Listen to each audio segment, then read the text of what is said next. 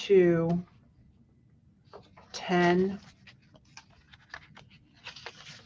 11, 16, 17, and 18 will be continued, it looks like. So you can, I'll do those first. I'm going to call those first, just to give you a heads up so it makes it easier for you, okay? Okay. Sorry, you're muted. I can't hear you, but.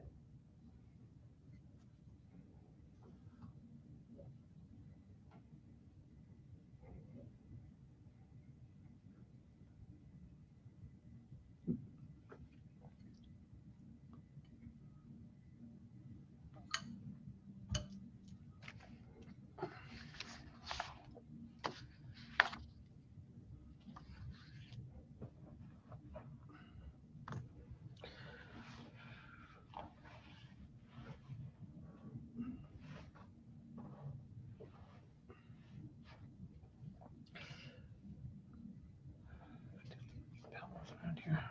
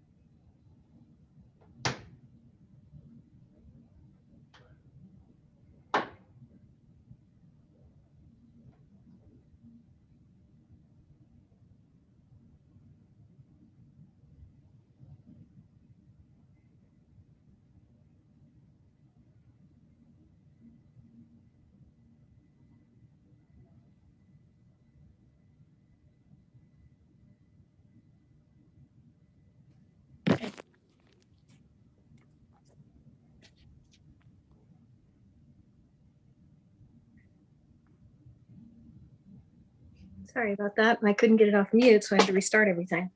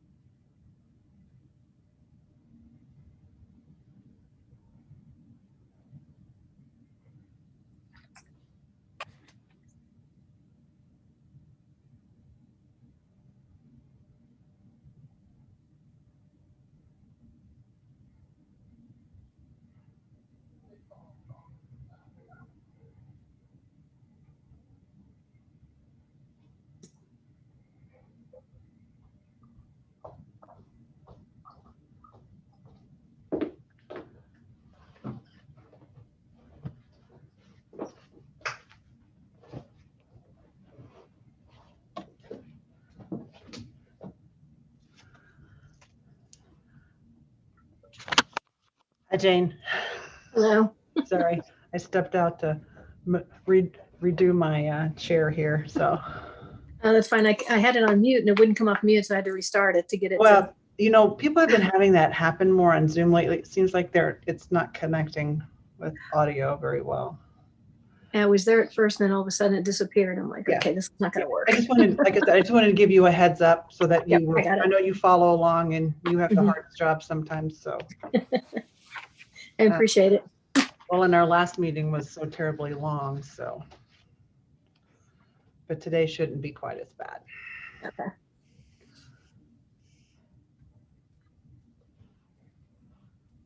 And there's Miss Randy.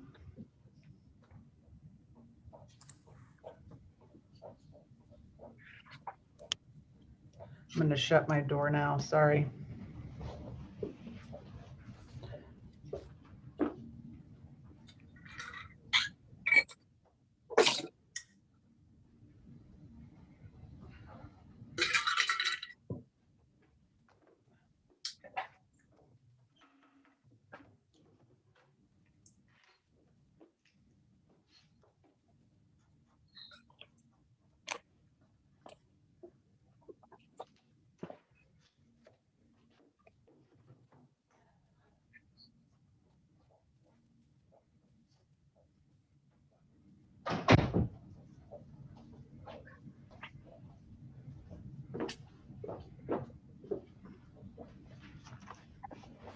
kind of hurt my back. I know. Oh, what'd you do?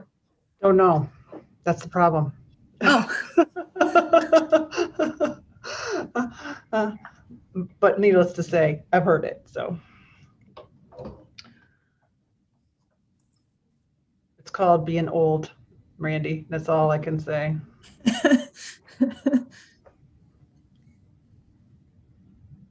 It does happen. It does. So if you guys see me stand up, just don't panic. My face goes away. noted. Because I don't have this, I don't have a standing desk, which after this, maybe I want one, so.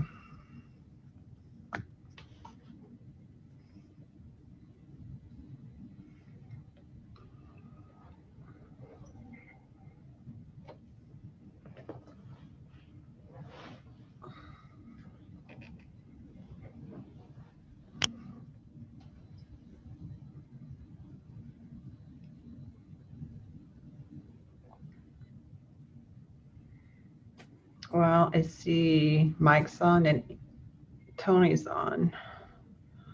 So we're just missing Tom and Mark and Tom.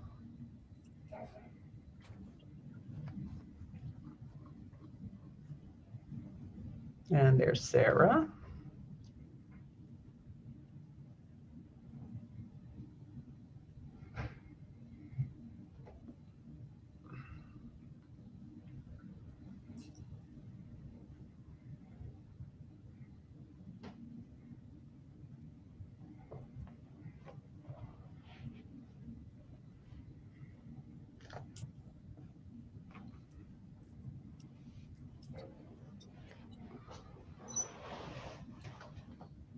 That doesn't work.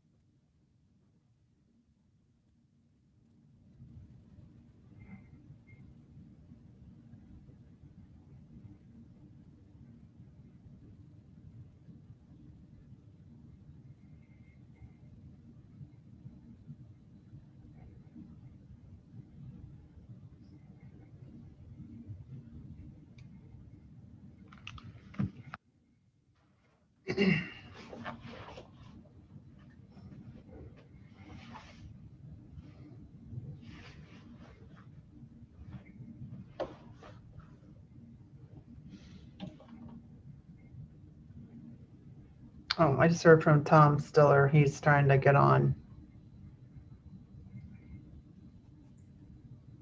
There's Mark.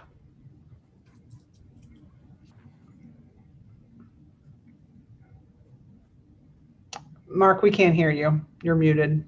Am I better now? Now we can hear you. We're just waiting for Stiller Okay. and from Yeah. other Tom. I have a birthday in the house There and he our is. daughter's going back at 5:30, so that's why I have to cut off at 4. Okay, well, that's all right. We have several continuances, Mark. I think you'll be Okay. fine. We have several. Just so the board all knows, I'm going to take those up first, and those are 1, 2, 10, 11, 16, 17, and 18. Good. And there's Tom Stiller. Have we heard from our other Tom? Is he going to make it today? I talked to him 2 or 3 days ago. He did not say he was not going to make it. Yeah, well, he sent me an email that I thought people had gotten it, that he might not make it today based on what's happening in his world, but we'll see. Okay. We'll give him a. Do we have?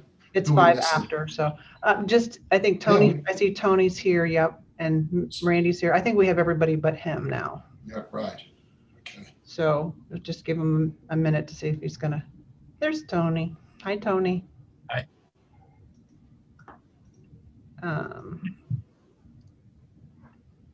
Yeah.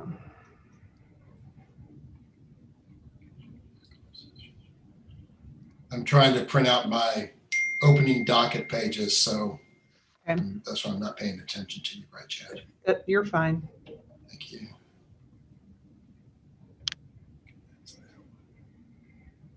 Uh-oh.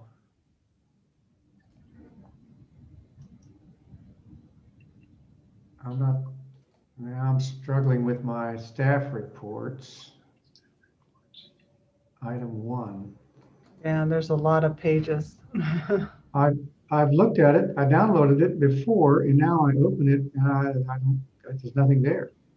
Oh,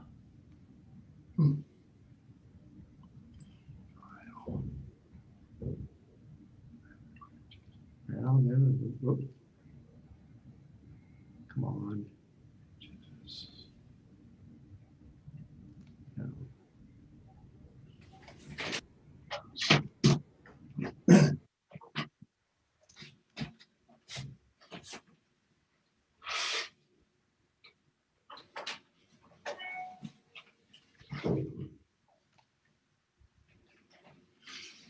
There they are. you get them? Okay. Yeah, everything's a wrestling match anymore. This Every- is, Well, we're gonna give Tom a few more minutes, but if not, we're gonna get started here. Because we have a quorum.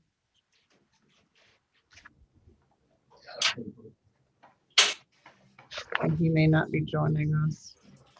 He is on a case that has a quorum on number 5, so it's trying to see if he was gonna make it.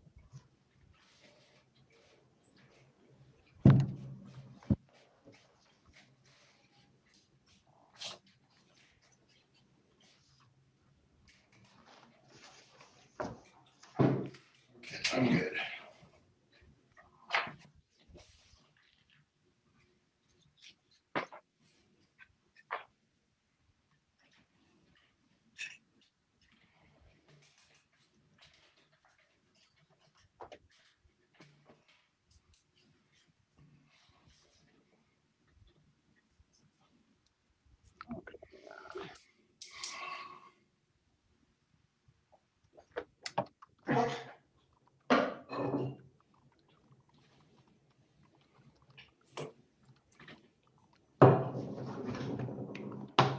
Well,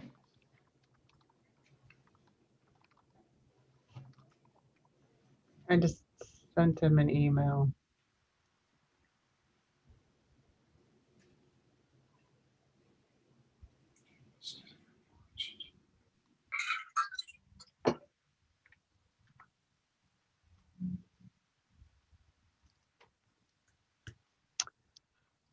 Okay. Joe, are you on? Are you ready to go?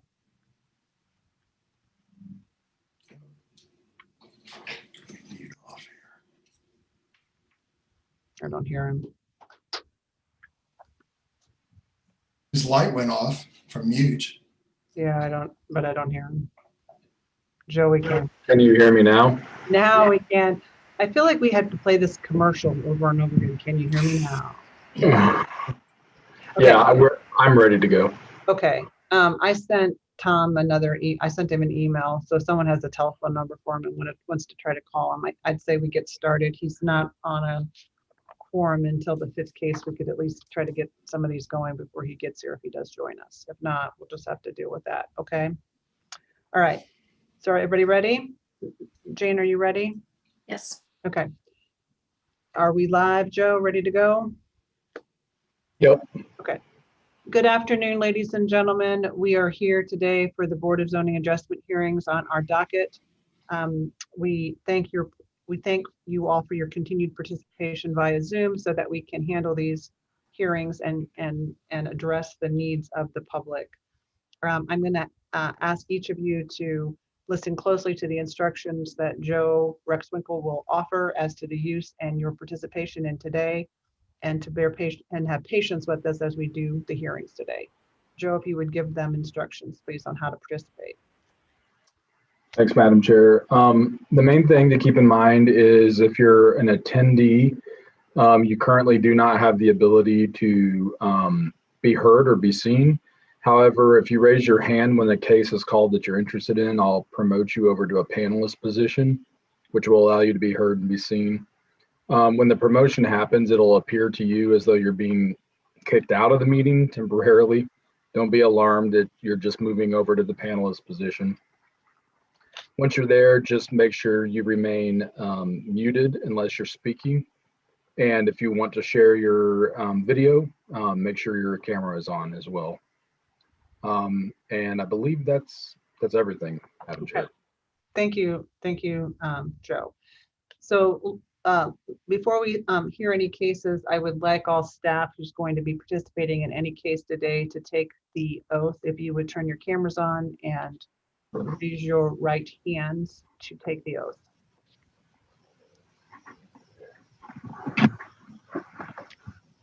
Is Shu, are you gonna take, are you? I don't joining? think I have cases, but I'll join. Okay, that's right. If you're not on, your little one's in the background. All right. Do you solemnly swear or affirm to tell the truth, the whole truth, and nothing but the truth? I do. I do. I do. Each of you, before you go away, state your name for Jane so she understands. I think she sees your names on screen, but just state your name for the records, please. Tim Brookhauser.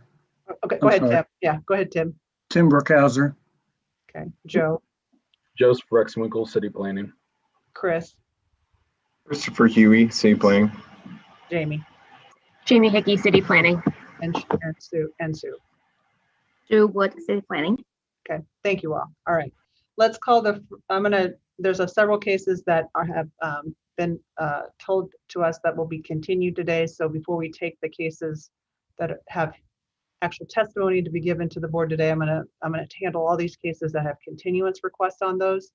The first one is docket number 1, case number 48.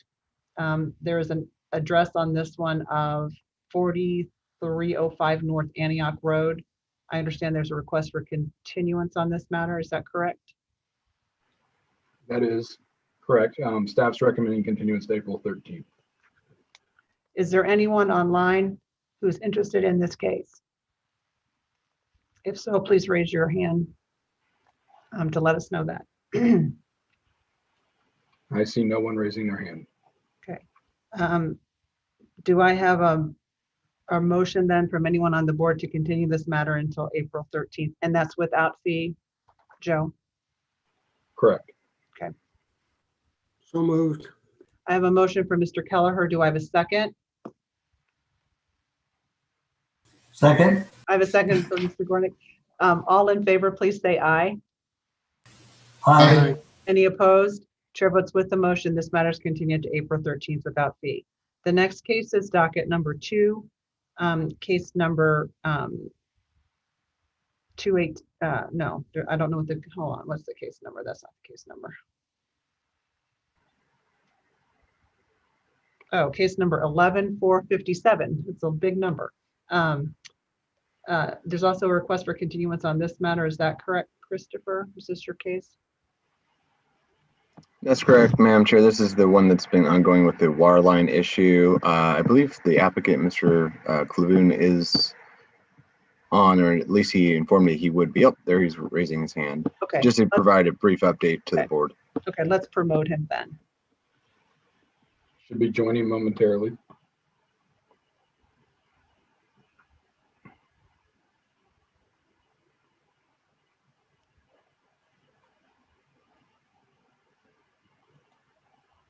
Mr. Colvin, can you hear me? I think you're on mute. If you could take yourself off mute, please.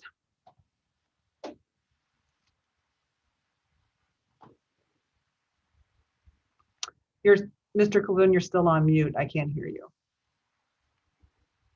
Now try. Nope, I still can't hear you. Is that any better? Now we can hear you. Okay, I had it on an auxiliary speaker. Okay, so Mr. Colvin, can I swear you in? Please, yes. Would you raise your right hand? Do you solemnly swear or affirm to tell the truth, the whole truth, and nothing but the truth? I do. Okay, go ahead. Why the continue, the Madam request? for- Chairwoman. Go ahead. Well, the problem is locating the sewer line to make the connection to. We're now, Mr. Hosel, in the process that the weather's improved to his fourth trench to try to locate it. The first time he used the map, the second and third times, the city was there, water department, and said they had located it. He trenched over to it, which is quite an undertaking. There's a lot of earth there, and it was not there. We've tried to implore the city that this was getting so expensive, and there's not a problem with the sewer line. They just want to have the manholes uncovered in case there ever is one. So he's in the process of the fourth trench now. That we've implored the city, they will support our rezoning, and this case will go away. But they still insist that he make the connection to the sewer line. So we're working on it now that the weather's improved. At this point, we've shifted just to find the line. It was previously we were trying to find the manhole. Now we're trying to find the line. We don't think, it's just very, very difficult. It was much more difficult than anyone thought when we started this, but to get the city's support. But the city is not inclined to remove that.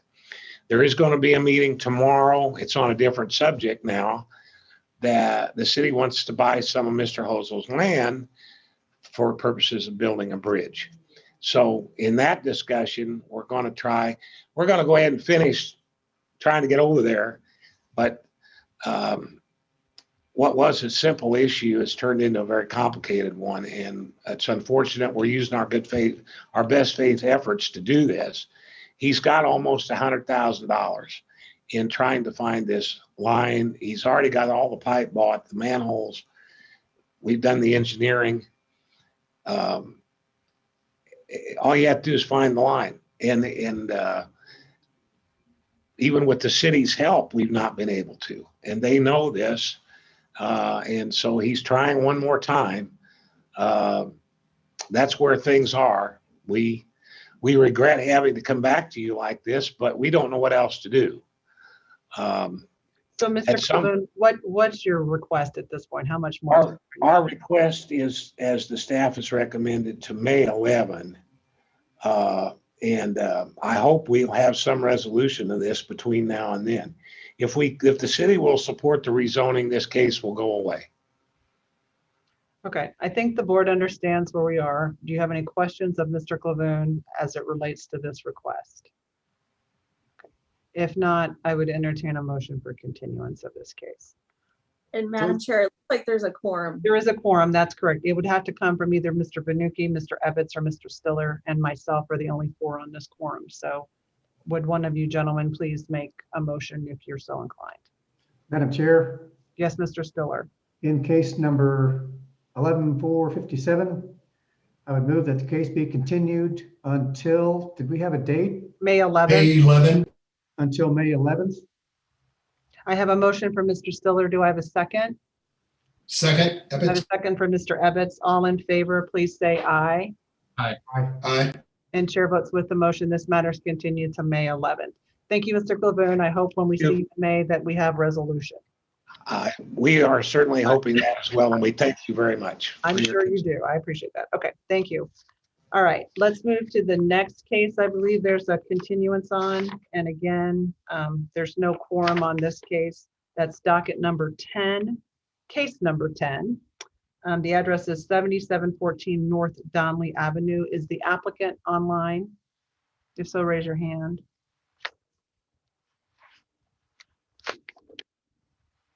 And who has this case on the staff? Jamie? I do, yes. This case is being continued. We were lacking sufficient documentation from the applicant. We have since received it. However, it was not in time to review for this hearing, so we do anticipate it being ready for the next hearing. Okay, so until April 13 is your request or your recommendation? Correct. And that's without fee? Correct. Okay. Anyone else online interested in this case? If not, I'd entertain a motion to continue this matter till the 13th of April without fee. So moved. I have a motion from Mr. Kelleher. Do I have a second? Second, Ebbets. I have a second from Mr. Ebbets. All in favor, please say aye.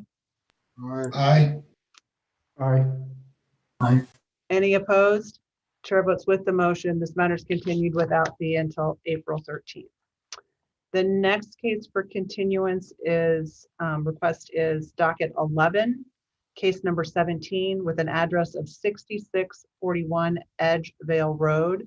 Is the applicant online? Please raise your hand. The applicant actually was not able to be present for this hearing, which is why they've requested the continuance. All right. I didn't know if Mr. Hodges was present because it looks like he's associated with the case. Okay. So what's the request, Jamie? 1 month continuance to April 13th. Okay. Do I have a motion from a board member? So moved. I have a motion from Mr. Kelleher. Do I have a second? Second. I have a second from Mr. Gorick. All in favor, please say aye. Aye. Any opposed? Chair votes with the motion. The request has been continued to April 13th. Then moving forward, the next one is docket 16, case number 14, with an address of 8300 North Green Hills Road. Is the applicant present? Jamie, is this your case again? It is. I do not see Ms. Jensen on the call.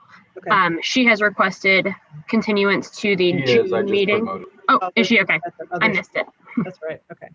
Ms. Jensen, can you turn your microphone on?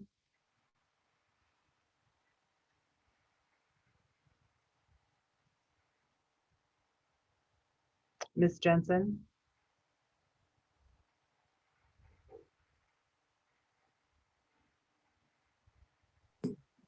Okay, yeah. She's coming. There she is. Nope, she disappeared. Well, I did. Ms. Jensen, as long as I can hear you, I understand this is just a continuing. Up there you are. There Okay. we go. Yeah. All right. Great. So what is your request on this matter for continuance? Yes, we request that we be continued to June 8th. We're exploring a rezoning of this property. So by June 8th, we should know, we should have filed a rezoning of this property by that date. Okay. Is there anyone online in support or opposition to this request for continuance? Please raise your hand.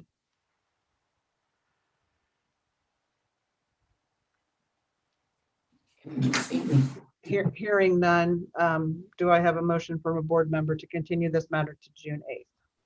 So moved. I have a motion from Mr. Kelleher. Do I have a second? Second, Ebbets. I have a second from Mr. Ebbets. All in favor, please say aye. Aye. Aye. Any opposition?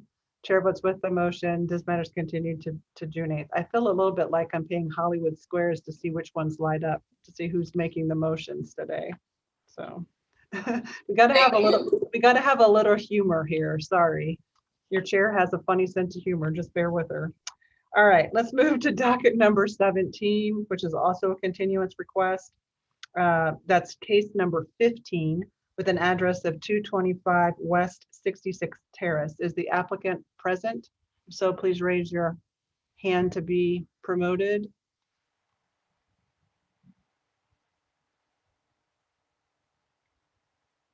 Jamie, is this your case again?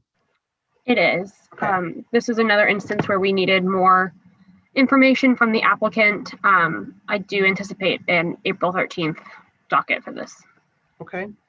Do I have a motion to continue this matter to April 13th? So moved. I have a motion for Mr. Kelleher. Do I have a second? Second. I have a second for Mr. Evans. All in favor, please say aye. Aye. Aye. Any opposed? Chair votes with the motion. This matter is continued to April 13th. Okay.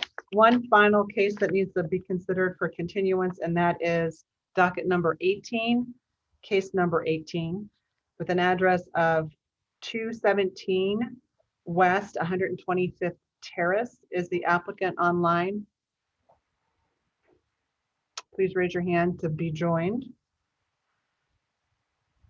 If not, Jamie, are you going to handle this one too? Yes. Okay.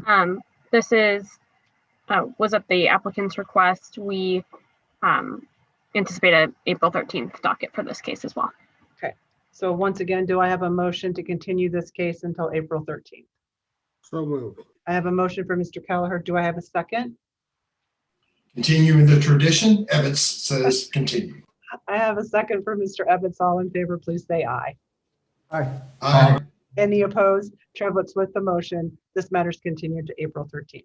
All right, let's go back to cases we have testimony to take today, and I believe that takes us back to docket number 3, case number 61, with an address of 8100 East US 40 Highway. Is the applicant present? If so, please raise your hand to be promoted.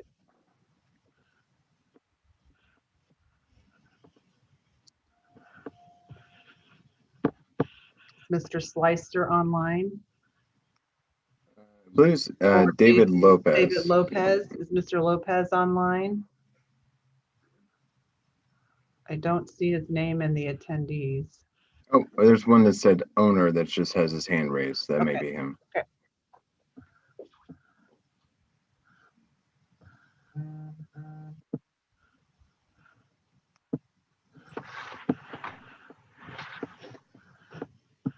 Hey guys, can you hear me? Yes, sir, we can. All And do you have a camera, sir, so we can swear you in? Yes, trying to get it loaded. Not sure why it's not doing it. Give me just a moment. That's okay. Let's see what we got here.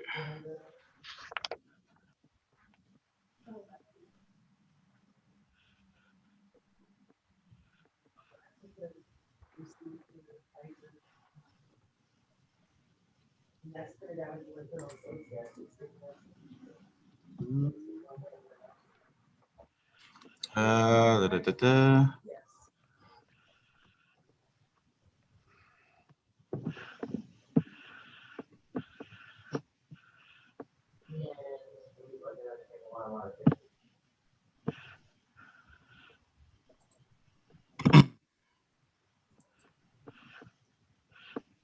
Oh, David, I think you almost had it there.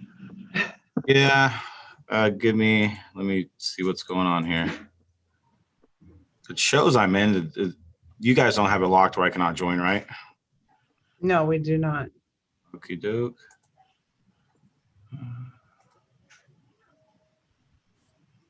Let's see if there's something I'm missing here in my settings.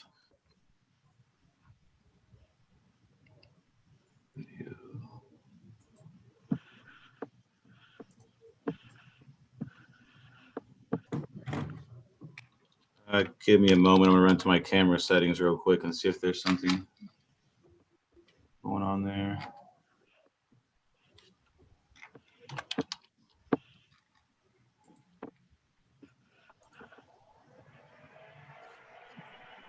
Sorry about this, guys.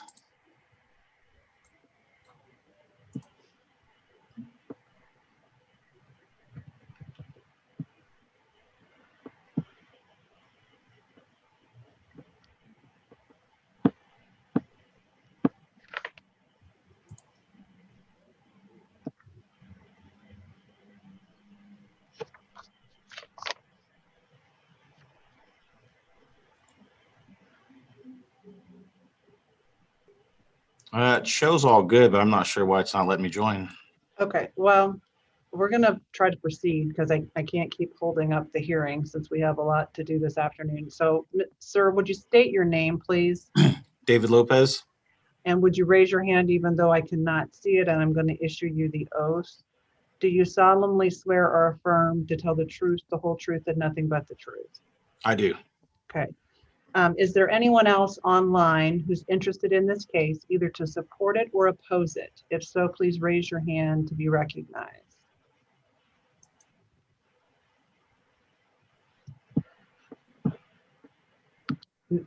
Madam Chair, I do not see any hands raised. Okay. Mr. Lopez, have you reviewed the staff report that was created as it relates to your request today? Yes. Okay. On the third page of that document, There is a list of administrative exhibits that number 1, it should be 1 through 10 because there's 2 7s. So the second 7 should be 8, the 8 should be 9, and 9 should be 10. Do you have any objection to my admitting those 10 exhibits for the board to consider this afternoon? I do not. Okay, those 10 exhibits will be admitted. We have a staff report, I mean, a PowerPoint, is that correct, Mr. Huey? Yeah. Yes. Mhm. Let's start there.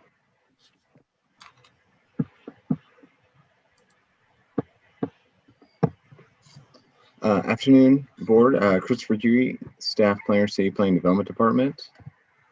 As kind of stated in the introduction, this is for a special use permit for automotive sales, locations at 8100 East US 40 Highway. Property is zone M1-5, which is a manufacturing district. The use specifically is for light equipment sales and rental outdoor, which in this category would generally permit automotive sales. The applicant has conducted the proper public engagement meeting requirements on February 2nd of this year. Here's the general site location of the property in question. And here's the site more specifically, pretty much directly at the northwest corner of US 40 Highway and I-435 Highway. So the existing roofing company will remain in operation at this particular location. Vehicle sales is more for accessory or secondary use to the primary business. There is an associated variance request within this special use permit that we'll get to momentarily throughout the presentation. In short, the special use permit is to allow the display and sale of 4 to 5 vehicles at any one time along the fringe of US 40 Highway. There are no planned changes to the interior of the building or exterior site by the applicant. There are a few conditions. Staff is requesting for some minor site improvements to kind of bring the site generally more in conformance with the current zoning code. This touches on 2 key areas. Along the US 40 Highway, staff's asking for a kind of a line of shrubbery to screen some of the parking lot and parked cars. This is more specifically called out in section 88.42505 of the zoning code. Additionally, staff's asking for a few either evergreen or deciduous trees planted along the east property line to screen the parking lot on site from I-435 Highway. Given the time of year, staff is agreeable to having a bit of a grace period for the applicant to get those, purchased and installed. So we're recommending these be installed no later than June 1st of this year. Now for the variance portion of this consideration, outdoor retail display typically requires a 20-foot setback from any property line. The current site has parking lot paved right up to the property line to the best of staff's knowledge and research. The applicant is proposing to display their 4 vehicles, 4 to 5 vehicles for sale along the front property line without the setback, given the existing site layout constraints and design of the area. This would result in a deviation of a variance of 20 feet from the city's code.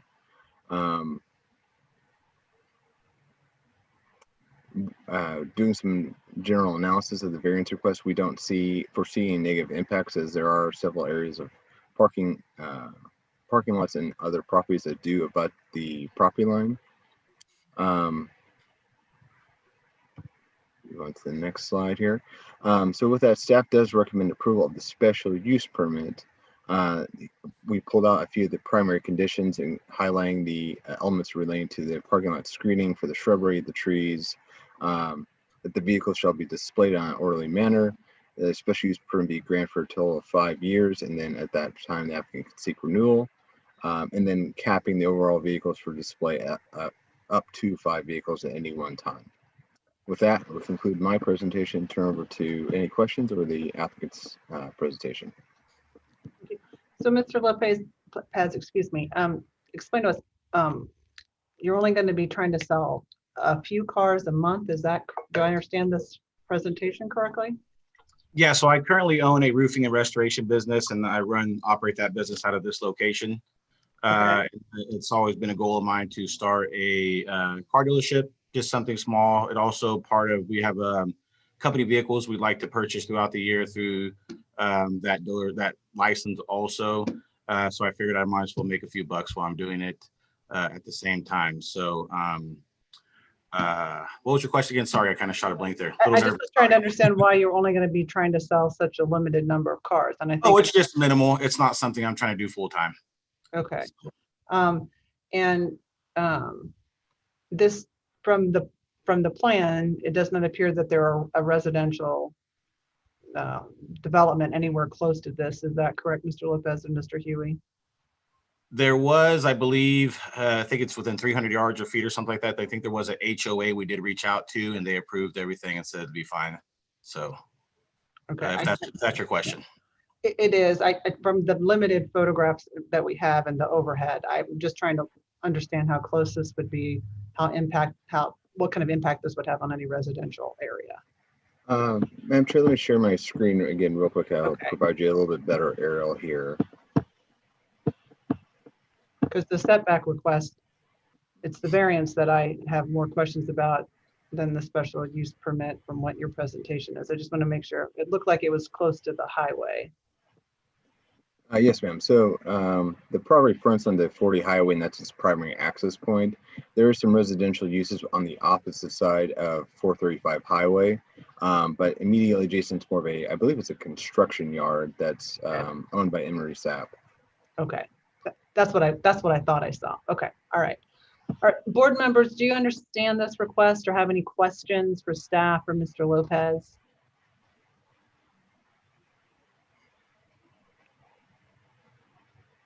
Hearing no questions, then I would entertain a motion.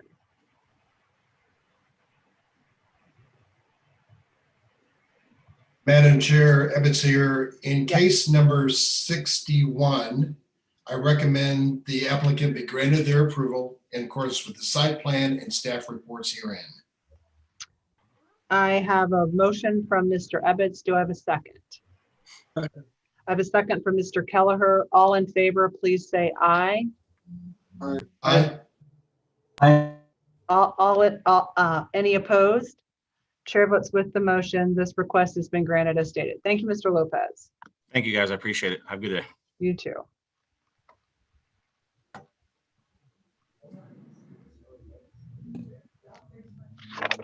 Okay, the next case is docket number 4, case number 107, with an address of 3741 Forest Avenue.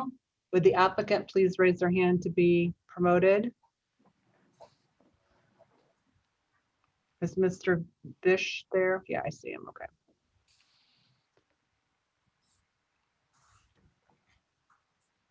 Mr. Bish, can you turn on your camera and on your Andrew microphone, please? There he is. Can you hear us, sir? Yes, I can hear you perfectly. And I can hear you too. Yeah, I had to make sure I hear you first. Okay, sir, can you state your name for the record, please? Jonathan Bish. Would you raise your hand to take the oath? Do you solemnly swear or affirm to tell the truth, the whole truth, and nothing but the truth? I do. Thank you. Is there anyone else online interested in this case? If you are, please raise your hands to be recognized. Ms. Jensen, I see you. Okay. So Ms. Jensen, would you identify yourself and those with you, and then I'll swear you all in after you identify yourselves so the court reporter can see who everyone is? Sure, I'll ask them to wave their hands as I introduce them to you. Okay. My name is Patricia Jensen with the Rouse Fretz Law Firm with offices located at 4510 Bellevue. Here today on behalf of Journey to New Life, who is the property owner at 3741 Forest. We were the property owner that was granted the CLN that is being appealed to you. To my immediate right is Georgia Walker. She is one of the founding members of Journey to New Life. At the very end of the table is Susie Rowling, and she works at Journey to New Life. The next person over here, lean forward a little bit, is Peggy Baker. She is the board member of Journey to New Life. And then the final person is Sister Rose McClarney. who is also one of the founding members of Journey to New Life.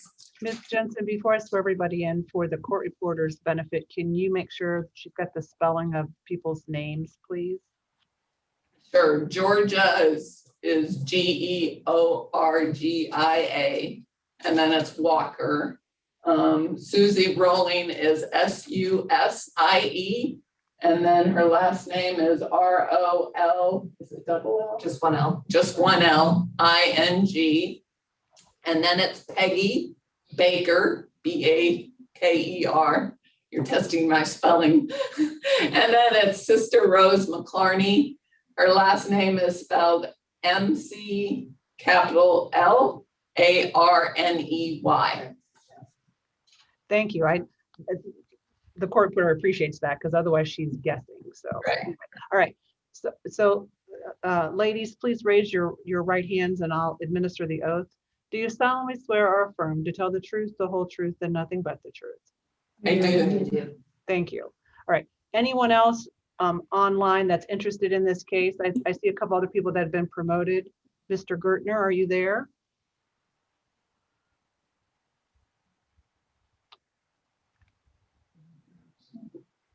I can't hear you, Mr. Gertner. Can you turn on your microphone?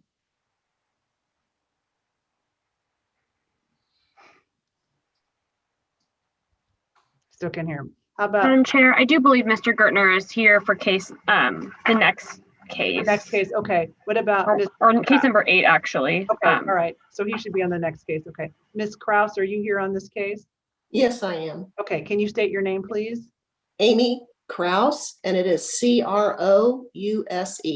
Perfect. Can you, would you raise your hand to be sworn? Yes, Do you solemnly swear or affirm to tell the truth, the whole truth, and nothing but the truth? I do. And are you here in support or opposition? I'm in support of the appeal. Okay, all right. We'll get to you in a minute then. Thank you. Ms. Baker, Allison Baker, are you here interested in this case?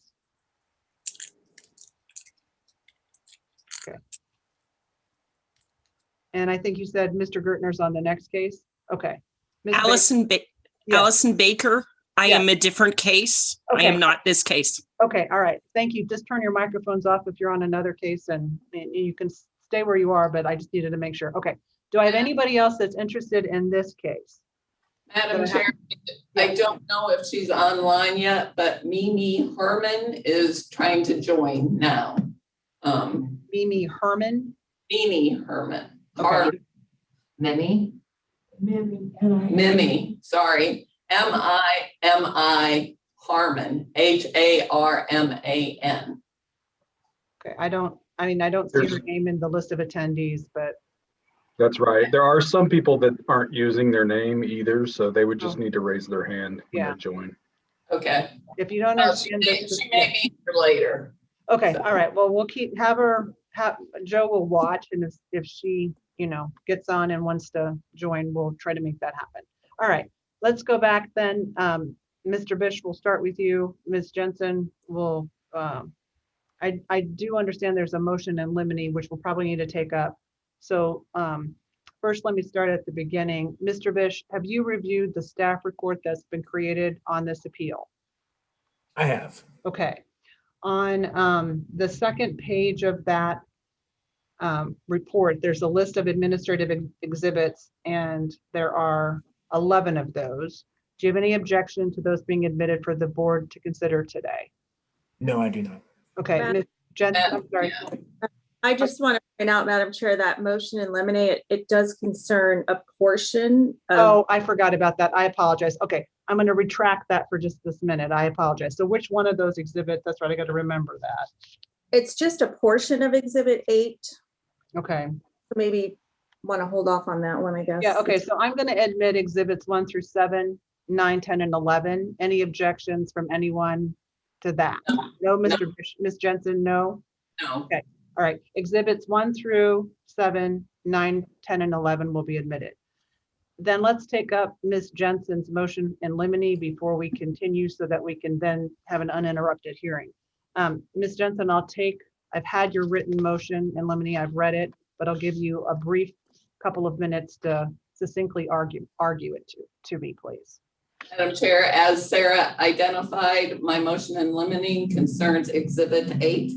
Those page numbers are not numbered, so I tried to describe it the best I could. The board's rules provide that irrelevant evidence may be excluded.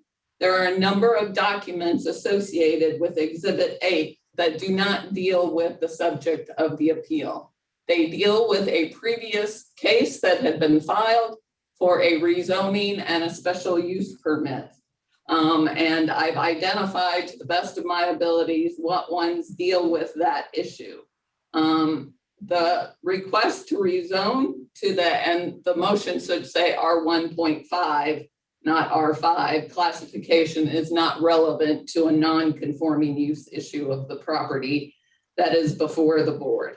There's 13 pages of the submittal labeled as Attachment A, which is an ordinance and a staff report downzoning property in the area.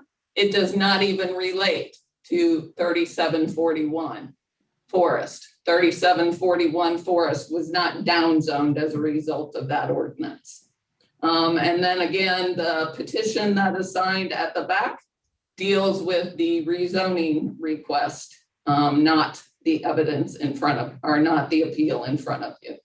And for those reasons, we request that you exclude those from the record. All right, thank you, Ms. Jensen. Mr. Bish, I'm going to let you have a response to that. Why legally should I allow this testimony in today?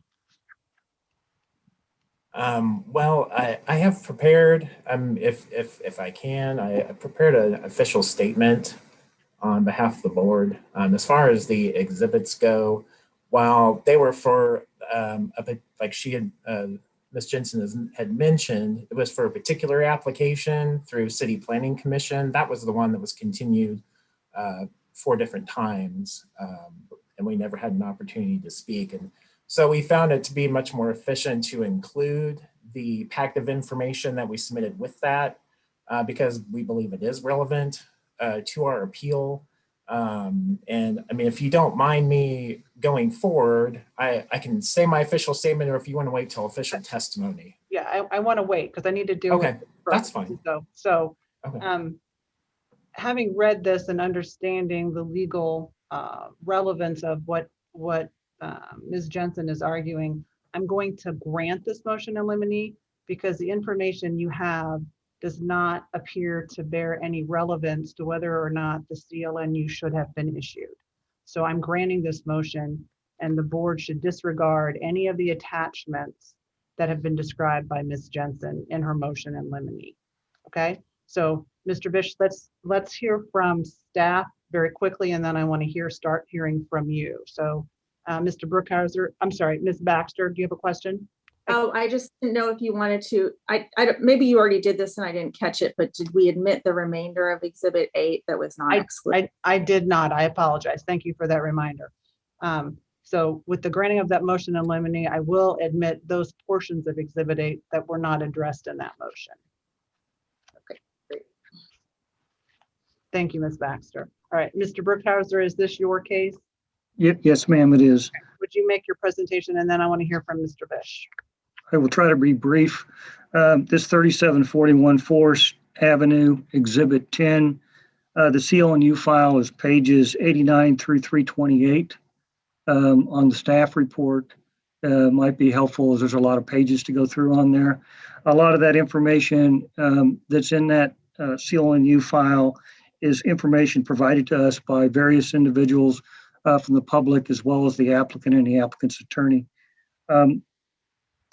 The CLNU was requested for group living, and group living wasn't defined in the zoning ordinance until January 1 of 2011. So there was no previous group living as we know it today. We went back and we looked at several zoning maps and tried to determine what the zoning was and how it affected this CLNU request. We looked at the 1951 map. We looked at the 1965 zoning maps, and both of those maps showed this as being an R2A, which is basically for duplexes, along with a lot of other uses that can be put into those. In 2011, it changed to R5, and group living under that R5 was first allowed in an R1.5. And as I said earlier, it's the current zoning is R5, so group living wouldn't be permitted without the CONU. In the 1959 zoning code, January 1 of 1959, it was under Chapter 65. And 65.041, which was dealing with R1, which is basically single family with a lot of other uses that are allowed, gave the BZA certain authority to grant conditional use permits, where when it moved from 65 into Chapter 80, there was conditional use permit sections in there for limited and for not having a limited time frame on it. And as today, we call it special uses. So anything that was allowed in R1 was allowed in R2. And because it was zoned R2, we looked at those requirements. As we did that, and as we asked for information, we were provided with a past Board of Zoning Adjustment case dated May 14th, 1963. That BZA case number was 4045-A. And the Board of Zoning Adjustment approved a conditional use to allow for the construction of a facility residence for the Sisters of Mount Scholastica. The BZA also approved the site and the floor plans as submitted to them for review at that time. Those plans were for 22 sleeping rooms.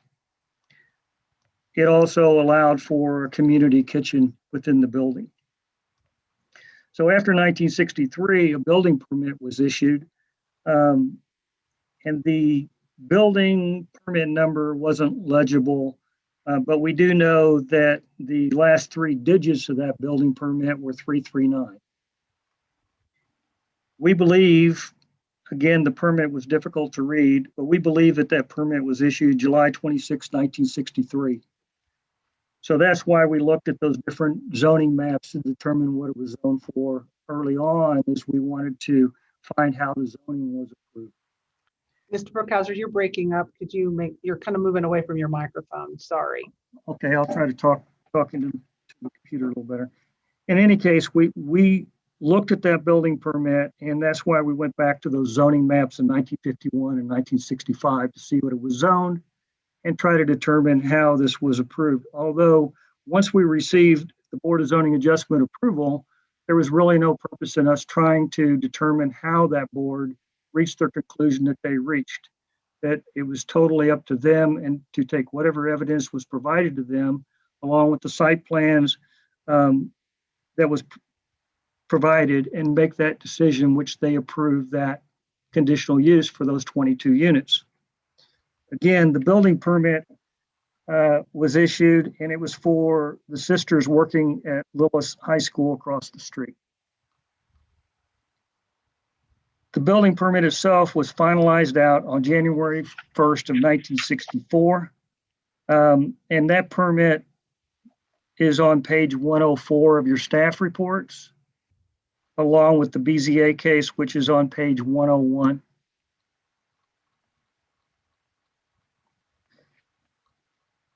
I think there is some information on that building permit plans that go from 102 through 110.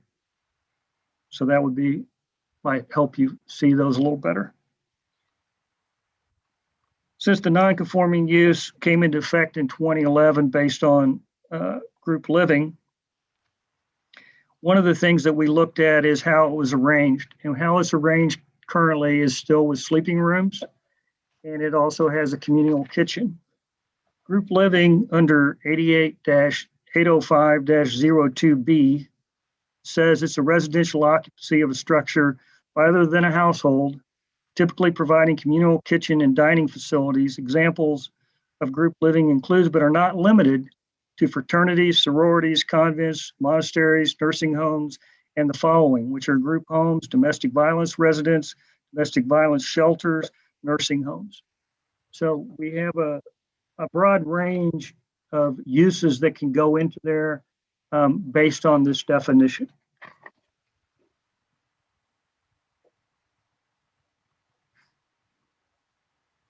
We also, just in short, the opposition tended to believe that this was a halfway house based on the tenants that were being put into this location. Although the clientele is different, we did look into that and we determined that the individuals that are living there are free to come and go as they please. They are not required to stay there by the judicial system or the criminal justice system, that they can leave anytime they choose.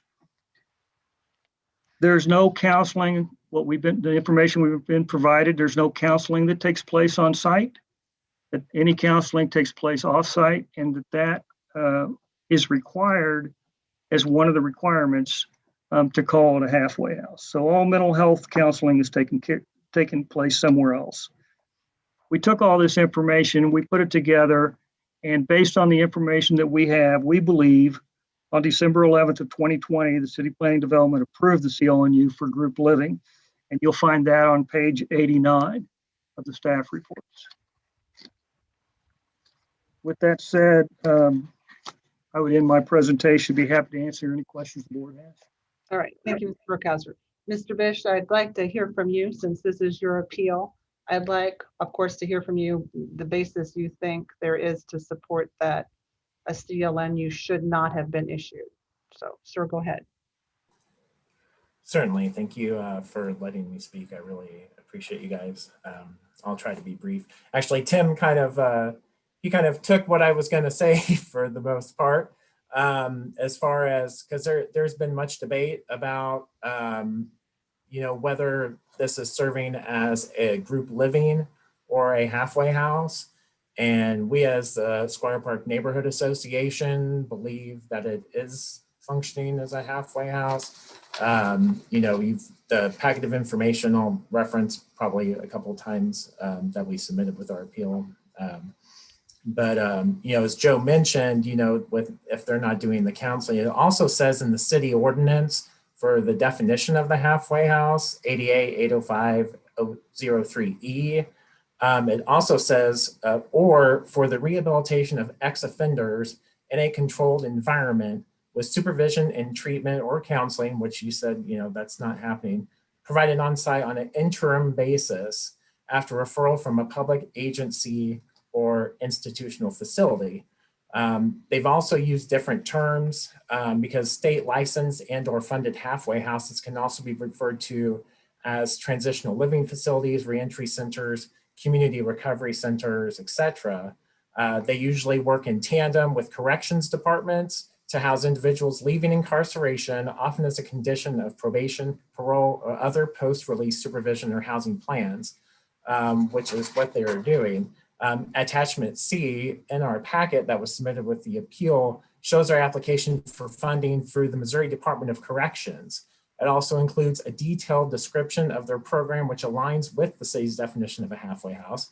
It states 90% of the women have been identified as having serious mental health and or substance abuse issues. It also mentions 16 residents and 2 certified peer specialists as staff. JTNL's Journey to Life's website has advertised this property as a halfway house since the summer of 2019, and I quote, "The residents will serve as a safe and welcoming home for women returning to the community after prison or other involvement in the justice system. The addition of Peace House to Journey to Life's residential housing program greatly expands the capacity to help this underserved population transition back to the community and prepare them for long-term stability," end quote. As also mentioned in a letter of support from Reconciliation Services in 2019 that was submitted as part of their application for the CLN from the Department of Corrections. The property in question is located directly across the street from De La Salle Education Center, a high school for at-risk youth. Per city ordinance 88-352-01-B, halfway houses cannot be located within 500 feet of a school. Halfway houses are also not allowed in residential neighborhoods per the Midtown Plaza Area Plan, as referenced during the review of our appeals packet on January 20th. Halfway houses are also prohibited by the Troost overlay, which provides zoning codes along Troost Avenue. De La Salle sits between Forest and Troost. Troost also serves as Squire Park's most western boundary. SBNA is also downzoned, as you know, per the city's suggestion, back in 2018 to prevent such types of housing.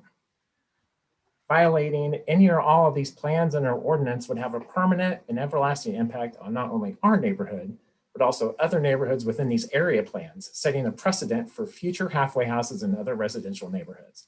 It would also completely negate all the efforts and hard work in neighborhoods along Truce who are trying to rebuild a diverse, vibrant, multicultural, and safe environment along Truce. So I can sit here and tell you about all the meetings that we had, the petition we circulated, which isn't being submitted, and the ultimate vote by neighbors to oppose this development. And I know there are several in the neighborhood who do not oppose and are in full support of a halfway house across the street from the school. And it's really easy to make emotional decisions. And we as residents in Squire Park believe collectively, and we do believe collectively in Journey to Life's mission. We believe in their mission. That's never been a question. We believe in helping individuals out of prison to start over for a better life. Halfway houses are indeed a critical component in the justice system, but they cannot be in a residential neighborhood across the street from the school, and it is much more than group living. With all that said, it's our ultimate request from the Squire Park Neighborhood Association that the board approve our appeal and deny JTNL their certificate of legal nonconforming use. And it is our hope that the city continues to do what's in the best interest of neighborhoods and its residents, and not what's in the best interest of developers and outside organizations. Thank you. Okay. I'm going to keep moving because we're going to probably ask a bunch of questions after I hear from everybody. Is there any questions right now that a board member has of Mr. Fish? Okay, then I'd like to hear next from Ms. Kraus, who I think is also here in support, and then Ms. Jensen, I'm going to hear from you next. Ms. Kraus, are you there? Yes, I am. Okay, and you're still under oath, so, and Yes. you're in support of this appeal, correct? Yes, I am. That is correct. Okay. One of the things that I would just like to comment on, because I know you don't want to hear repetition, is a comment based on what Mr. Brookhauser explained, that they had determined that individuals are able to come and go as they please. And according to a meeting that we requested with Journey to New Life in September 2019, we were told that during the first 30 days, the residents must be at dinner by 5:30 and in by 7 p.m. Their first 30 days are a deep dive into substance abuse mental health services, which we think is a good thing. After 30 days, residents must be in by 10 p.m. So from that description, it does not sound to me as if the residents are allowed to come and go as they please. Okay. And that was told you in September of 2019 at a meeting with, yes, with members of Journey to New Life. Yes. Okay. And do you have the names of those individuals? Yes. At the time, Starla, Starla, Wolf, WULF, Brennan, BRENNAN, who was counselor or social worker working with Journey to New Life. I'm not sure she's still with them, was the one who shared that information with us. The other comment that I would like to say is that when this facility was originally approved, there were nuns living there who were the teachers for Lillis School. And so I would argue that there is an actual difference in the group living that's being proposed now compared to how it was used in the past. Okay, Mr. Brookhauser, if in fact this is operating as a halfway house or some sort of facility that provides substance abuse counseling, would the seal on NU have been appropriate? If the counseling was taking place off-site and was not taking place at the residence. Tim, I can't hear you again. You have your hands in front of your face. Sorry. It's all right. If the counseling is taking place off-site and not at the location, then it would not be a halfway house. Okay, I wanted to make sure that I understood your presentation. Okay. And the information that I had was that the criminal justice system was not placing those people there and did not allow them to leave. So Anyone that was dealing with the criminal justice system was not controlling their movements. Okay. And how did you come to this information, Mr. Brookhauser? This was in discussions with Journey to New Life's attorney, Mr. Jensen. Okay. All right. All right. Ms. Jensen, let's hear from you. Thank you, Madam Chair, members of the board. Yes, Tim is correct. The women who choose to live at Journey to New Life Peace House, both the Peace House and the Journey House, live there voluntarily. They are not required to live there by the justice system. So I'll answer that first. I've got a PowerPoint presentation. Joe or Jamie, I sent it to them last Wednesday. Is it uploaded? Have we marked this as an exhibit? Yes, and first, sorry, thank you for reminding me of that. I've got a list of exhibits that were provided to both Joe and Jamie last Wednesday per your pandemic rules. And those are, we lettered them because we didn't know the numbers that you were gonna end with. So we sent an exhibit list of exhibits A through X. I'll briefly describe them so you can determine whether you can admit them. Some of them are duplicative of the city's CLN file. Exhibit A is the actual CLN application. Exhibit B is a statement of history and use that went along with the application. Exhibit C is an affidavit of Sister Esther Feynman in support of the application. And D is our compass submittal. E is the daily record notice. F is mailed notice. G is the approval letter from December 11th. H is the daily record notice of the approval of the CLN. I and J are deeds transferring the property to the Mount St. Scholastica. Exhibit K is the record of the Board of Zoning Adjustment from 1963. Exhibit L is the BZA approval letter from 1963. M is the stamped approved building plans that are dated September 10th, 1963. Exhibit N is the building permit dated January 8th, 1964. Exhibit O is the warranty deed transferring the property from Mount St. Scholastica to Journey to New Life in June of 2019. Exhibit P is the presentation. Exhibit Q is interior photos of 3741 Washington. Exhibit R is the BZA adjustment staff report for 2918 Tracy.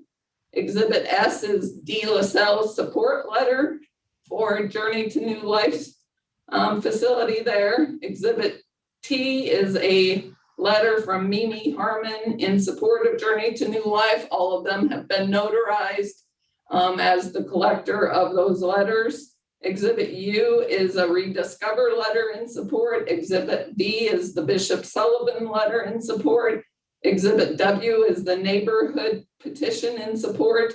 And Exhibit X is the email from myself to Tim Brookhauser when he asked us for some more clarification. All right, Mr. Bish, you've heard that description, and as chairperson, I have the obligation to look at these beforehand so that I can have an understanding. Since in the pandemic, I have to have a way to see these things. So I have an understanding of what they are. Do you have any objection to exhibits A through X? Okay, I'm going to admit exhibits A through X. Ms. Jensen, please present. Thank you. Joe, are you gonna, or Jamie, are you gonna upload the? Jamie was having a hard time finding it, and I forwarded it to her a few moments ago. So Yeah. It might take a minute or two to pull it up. Yeah, I haven't gotten it through yet. Give me one moment. I apologize. Well, if you want to allow me to share the screen, I've got it pulled up. You should have that ability. Go ahead. Let's let her do that so we can keep moving. We have several more cases to get through. Can you see that? No. That's a problem for me then. Let me get back to here. Sorry. Okay. Okay, now I think I got it. There, can you see that now? Yes, you did. Yes, that works. What I have is how I move you guys so I can see where I'm down. Oh, here, I'll just do it over here. Yeah. So as it's been identified, we represent Journey to New Life, and we are present requesting that the Board of Zoning Adjustment affirm the decision of the Director of City Planning and Development, which granted the CLN use for the group living use with 22 sleeping rooms in the common kitchen and living areas at 3741 Forest. I just want to give you a little background. I think it's important in this case because the Squire Park appeal all says we're a halfway house. We are not a halfway house. Both the Journey House and Peace House are simply that. They are places for women who are in Journey to New Life's program to live. It provides safe and secure housing to women who otherwise might not have safe and secure housing. So Journey to New Life has an office headquarters. We've highlighted that in yellow on this screen. And Journey to New Life's program, and it is a program that includes both men and women. It's just that the Peace House and the Journey House are for women only, not men to live there. So they provide food, clothing, transportation, employment, and job training skills and social services to women who were recently released from incarceration. As we identified, these women do not have to choose to live at the Journey House or the Peace House. They do that voluntarily. And as we will show you, no services are provided at these group living residences. It's just a place for women to live, eat, and sleep. The next slide. This identifies the Journey House, which is located at 2918 Tracy. And just as a reminder to all of you, you approved the special use permit because the property is zoned R1.5 back in 2015.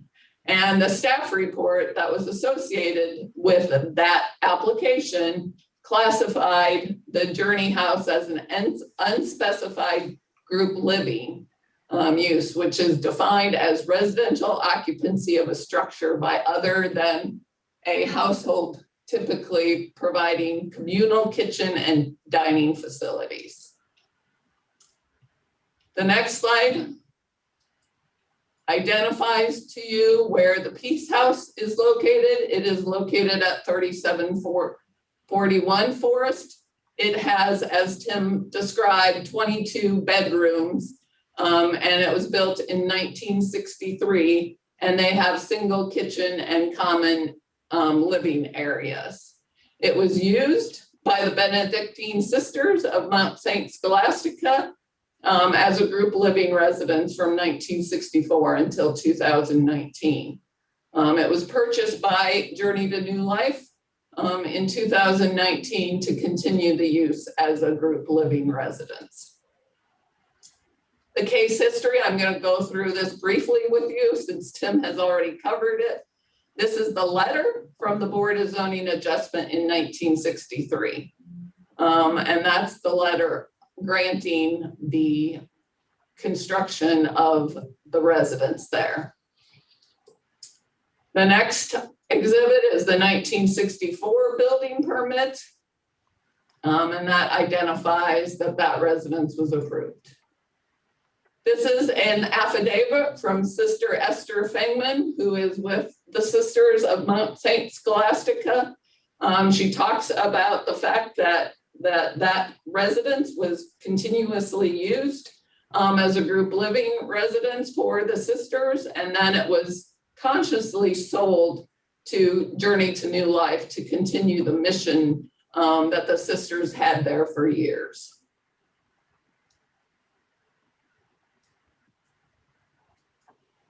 The next exhibit shows you the transition to the R5 zoning classification. As Tim identified, back in the 60s, this property was zoned R2A, and it transitioned with the new code to the R5 zoning district.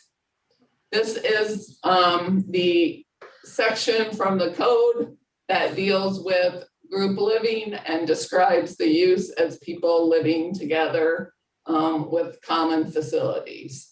Examples included but are not limited are group homes, domestic violence, residence and shelters, nursing homes, and convents and monasteries. If the proposed use does not fall under any of the identified example, then it may be classified as an unspecified group living use, which is what both staff and the board did when it granted the 2015 application of Journey to New Life for the Tracy property. This is a photo of the exterior of 3741 Forest. You can see the sleeping rooms both in the first and second floor. It was, as we stated, constructed as a residence to house up to 22 individuals. And it's important to note, and we'll show you in later exhibits, Journey to New Life does not offer or provide any on-site services. All services and programs are offered either at their headquarters or at other partner locations. Their partners are providing the mental health services as well as any substance abuse services. These are interior photos of 3741 Forest, and you can see that there are the 22 sleeping rooms. An example of the sleeping rooms is at the bottom left-hand corner of this picture. On top of that is the dining area, a common dining area. To the right of there is the kitchen, and then the bottom right-hand photo is the hallway leading to where the sleeping rooms are.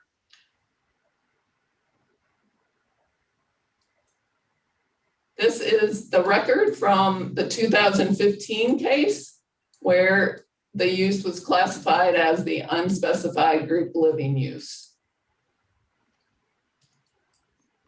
The next slide really deals with the public and civic use group and describes there's the halfway house definition. It is not a halfway house. There is no rehabilitation services or substance abuse treatment that is offered or provided on site.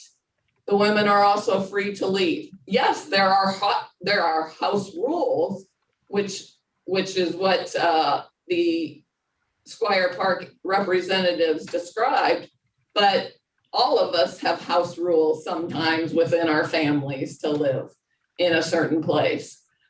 Any of the women, if they don't want to abide by the rules, are free to leave at any given time. The next slide is the December 11th letter from the Director of City Planning issued to Journey to New Life for Peace House. Here is the criteria for appeal of the issuance of the CLN. And section 88-575-08-B says, in acting on the appeal, the Board of Zoning Adjustment must grant to the administrative official's decision a presumption of correctness, placing the burden of persuasion of error on the appellant. This is the letter from Squire Park Neighborhood Association. And as I've identified, there are a number of documents which you have granted our motion that have nothing to do with the CLN issuance. I'll go quickly through the Journey to New Life partners and supporters. There are a number of partners that participate in the overall program that Journey to New Life provides to help women re-enter society. Those are listed there. They provide food. They provide a number of counseling services. Sorry, there's a fire truck going by our office right now. They provide counseling services and others. This is a photo that identifies all of the people who have signed petitions in support of the Journey to New Life Peace House. And then there are a number of letters that we've admitted that I will just flip through from the supporters, including De La Salle. Rediscover, these are all people who are helping provide services.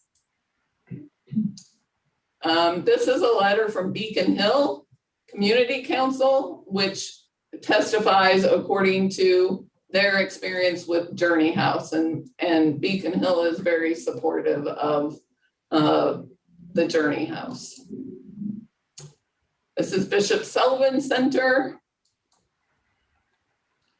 This is, if you recall, I just think you all should see the pictures of the before and after. If you recall, I was in front of you not that long ago with regards to an adjacent property, 17 are at 3801 Troost, where we had converted a car wash, and Lynn McIntosh was wanting to convert the building to allow something other than the car wash with offices. This is a picture of the before and after, and Ms. McIntosh, who also lives in the area, has signed 2 petitions in support of it. But I thought you would like, I believe that her conversion of that building at 3801 Troost is really beautiful. And if you recall, the big issue was the transparency of what we were doing there. Squire Park was in opposition at that point in time. This is a letter from Mimi Harmon. I believe she's online. She is and has 5 minutes. And she's got 5 minutes. So I will let her testify and then I'll summarize at the end. Right, you want to stop sharing your screen, Ms. Jensen? Sure. All right, Ms. Harmon, would you raise your hand to be sworn? Yes, Do you solemnly swear or affirm to tell the truth, the whole truth, and nothing but the truth? I do. Please state your full name for the record. Mimi Mildred Harmon. Okay, go ahead. What's your support? Well, I just wanted to let everybody know that although I appreciate and like Jonathan and Amy very much and our neighborhood association, they do not speak for the entire neighborhood.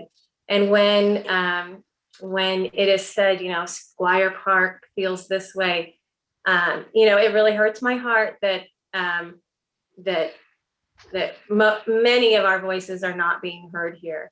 I moved into this neighborhood 21 years ago, where there were drug houses and abandoned houses, and we are raising 4 children, and we love this neighborhood, and it is a perfect place for Journey to New Life, which has been there a year and has had no problems, no issues.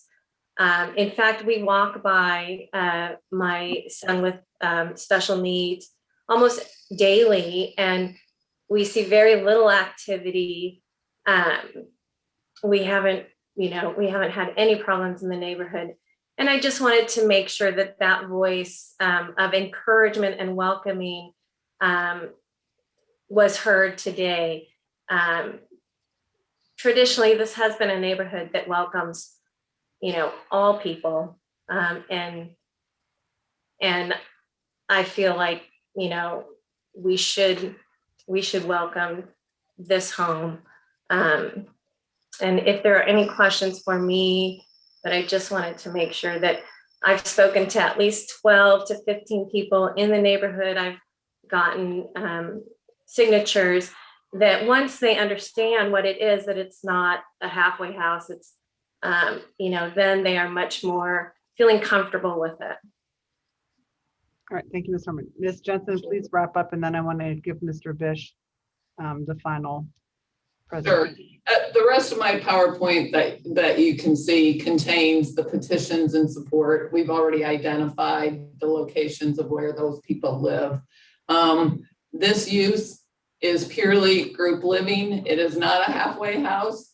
With all of the evidence that was admitted, that use was lawful when it was constructed per the Board of Zoning Adjustment record and the construction permits.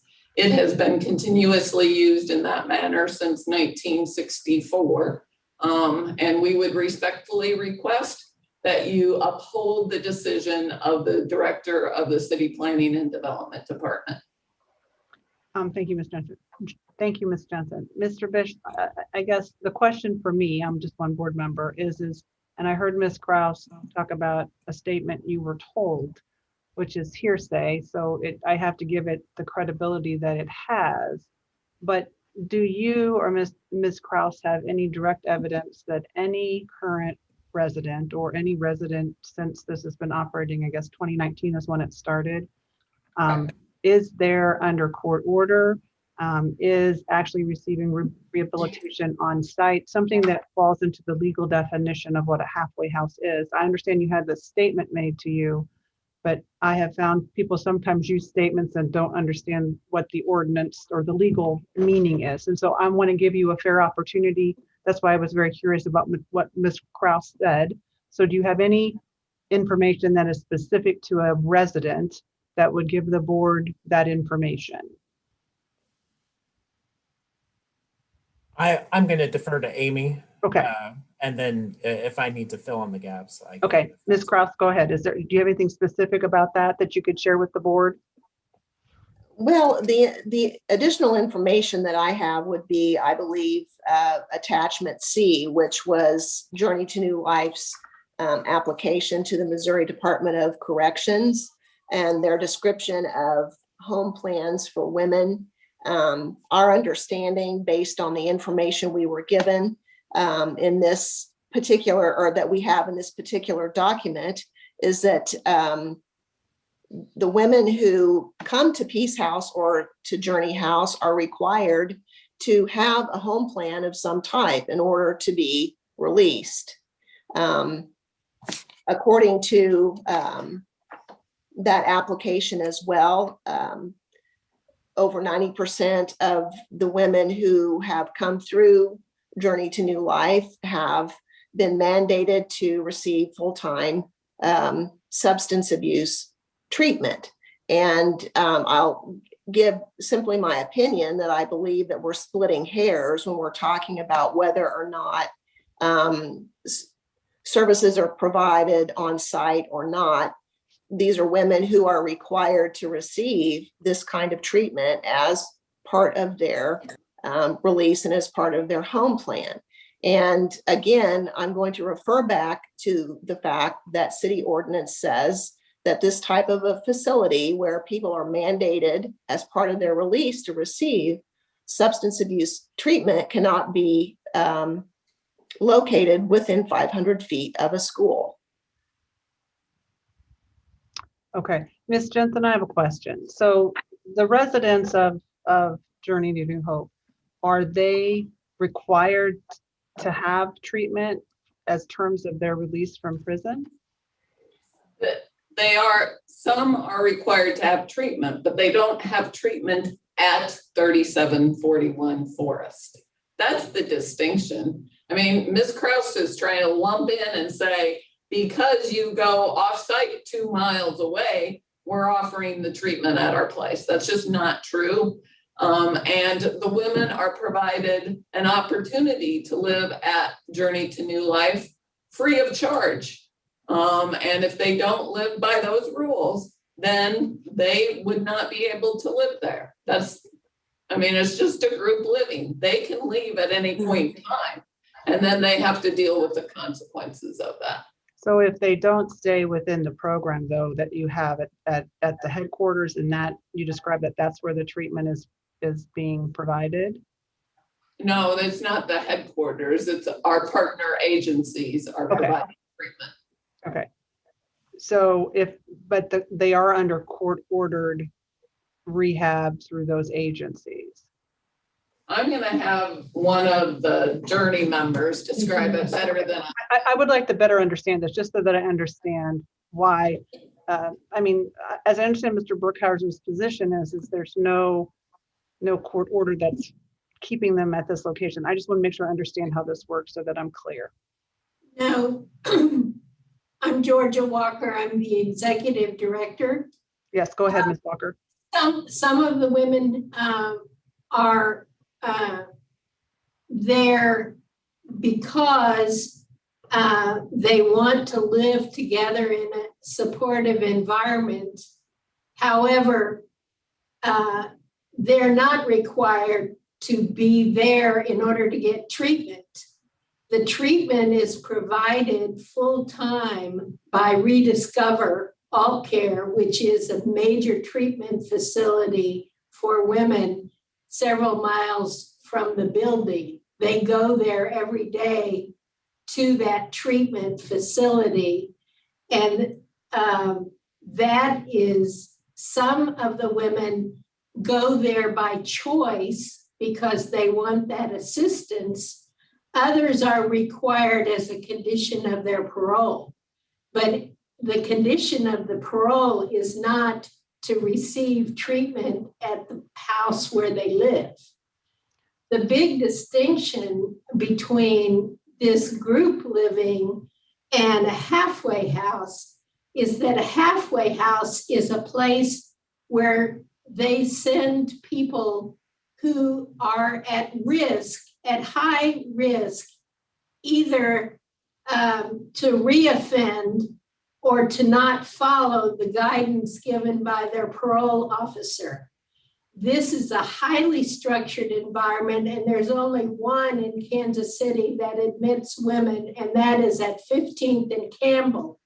It's a highly guarded facility. They cannot leave the building without the permission of their counselor, their parole officer. The parole officer is located in the building itself.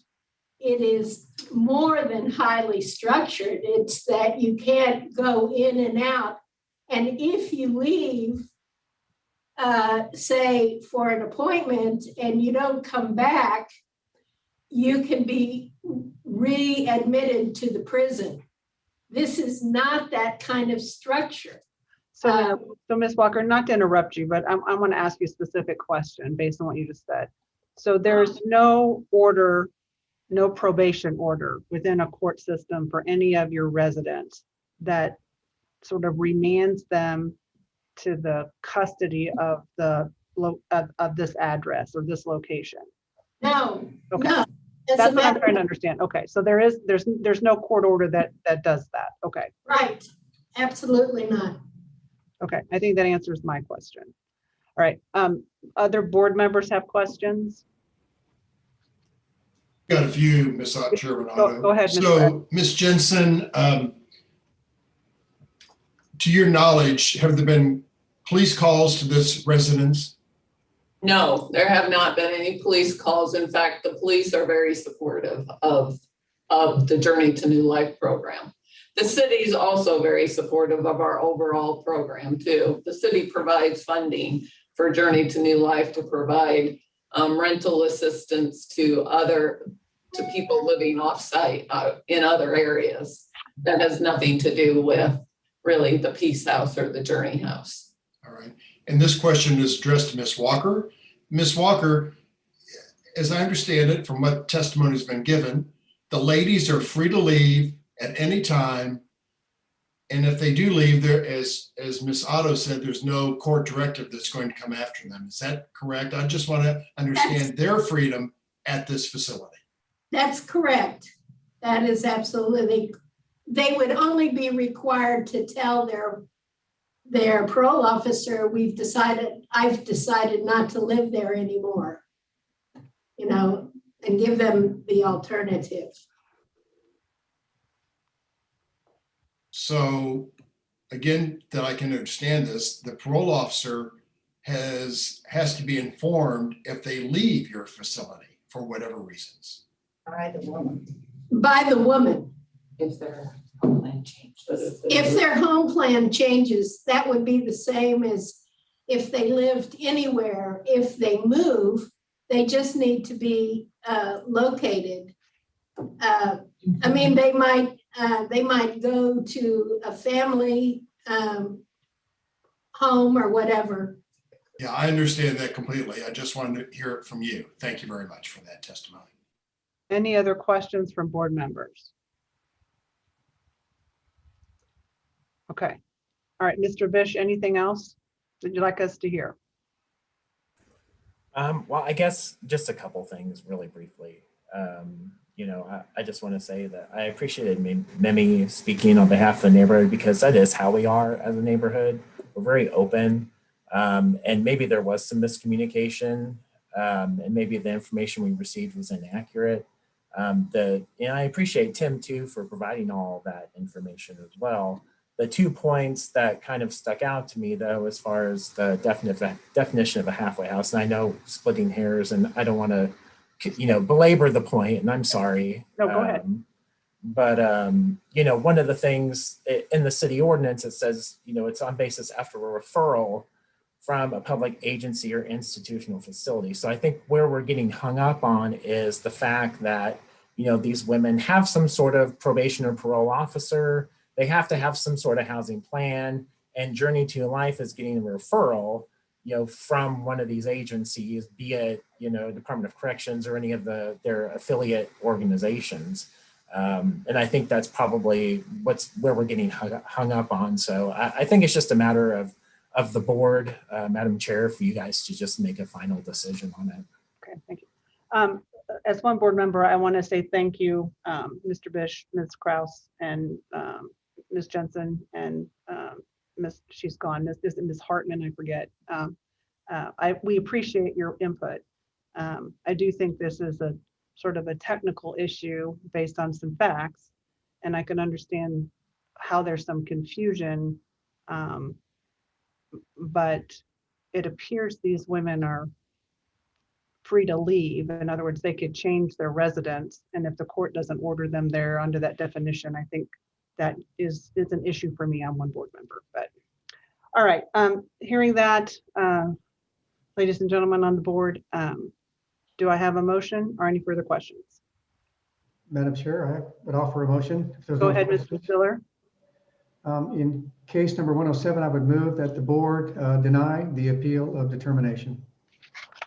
I have a motion from Mr. Stiller. Do I have a second? Second. I have a second from Mr. Kelleher. All in favor, please say aye. Aye. Aye.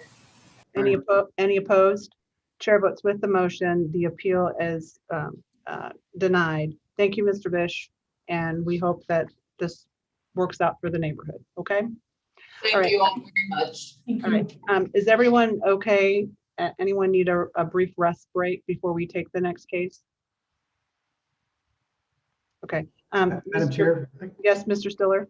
If there's someone else, yes, I could take a minute, but not if there's no one else that can do the same. I think we can take a minute. Let's just take a minute. And when we come back, Mr. Kelleher, you'll take this case because I'm not on the quorum. So. Yes, ma'am. Okay. We'll be back in just a few minutes, folks. Bear with us. Thank you.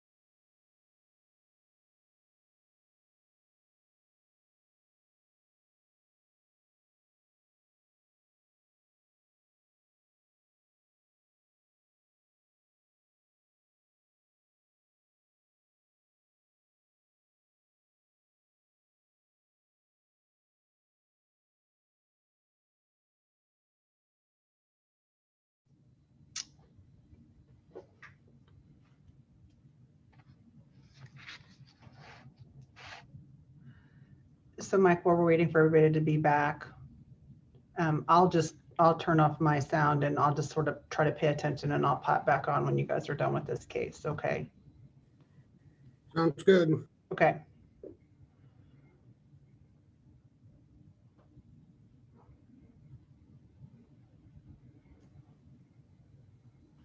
Had a small tsunami of phone calls, emails, and messages, all at crisis level, but it's okay now for the moment. Yeah.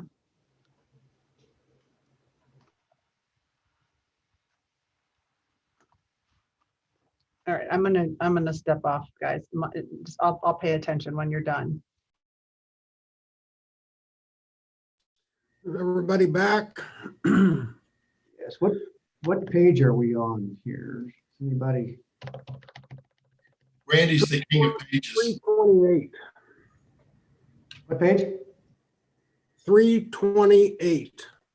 Mike's got it. 328? Yes. Correct. Okay, I'm scrolling as fast as I can go here. There's some confusion because the staff report has item number 15 listed, whereas it's really item number 5.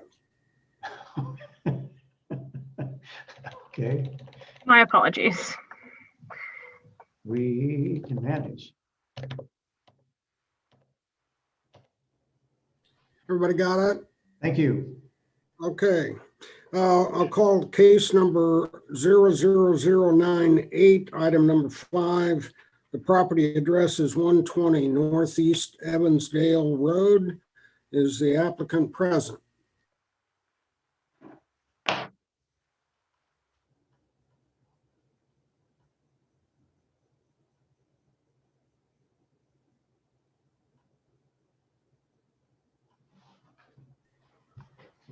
Is the applicant present in, I think it's Kathleen Warman? Mr. Chair, I don't see her on the line. Is anyone else interested in case number 0098 at 120 Northeast Evansdale Road online? A couple people raised their hand and I'm promoting them. Hi, yes, I am. And your name, please? Tiffany Miller. And are you in support or opposition? I'm in opposition. Okay, since I think our last hearing, I think we continued this case, did we not, to allow the neighbors and the applicant to discuss the matter and see if they could come up with some agreement or solution? Did That's that? correct. The applicant had requested the continuance to the March docket, and I have reached out to her to see if she's planning on attending. Okay.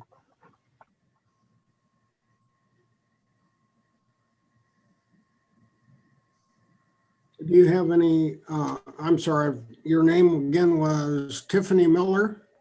Yes, sir. Do you have any opposition to the request for continuance? Yes, I do oppose a continuance because there's already been 2 already. And when we do these, myself and my neighbors have to miss work and sometimes for hours. So it is a hardship on us to have to miss work to keep doing the continuances. Did you have any contact with the applicant since the last meeting? And No, sir. Neither myself or also I see my neighbor Deborah is on. She lives across the street from the property. Neither of us have heard from her or any of the other neighbors that that I know. We haven't talked to her. okay. Jamie, have you heard anything back yet? Yes, I just got an email response from Ms. Warman. She is requesting to be continued to the April docket. Okay, so board members, what's your pleasure? Question, Ms. Hickey, was there any reason provided for? No, unfortunately, she just asked that she just requested to postpone. Okay. Why did we have the prior continuance, or did we have a prior continuance? Well, my memory is that there was a fair amount of opposition, testimony from several neighbors, and we encouraged the applicant and the neighbors to get together and see if they could resolve the opposition in effect. Is that fair statement, Jamie? That's correct. And then the applicant was unable to attend last month and requested continuance to this date. Okay. And that was granted. Mr. Chair, I'd offer a motion. Yes, sir. I would move in case number 98 that the board deny the application consistent with the staff report and site plan. I have a motion. Do I have a second?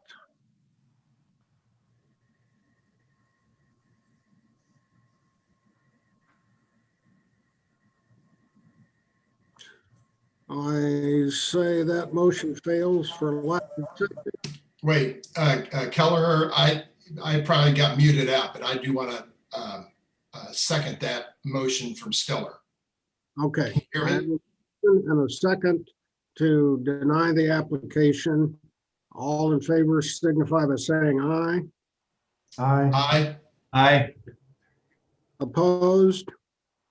The chair votes with the motion. The application is denied. Thank you all. Thank you for your time. You. Okay.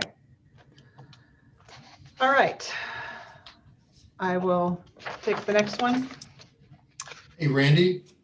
Randy, what page are we on? I could never find that case. 320. Number 6 should be on 332. Thank you.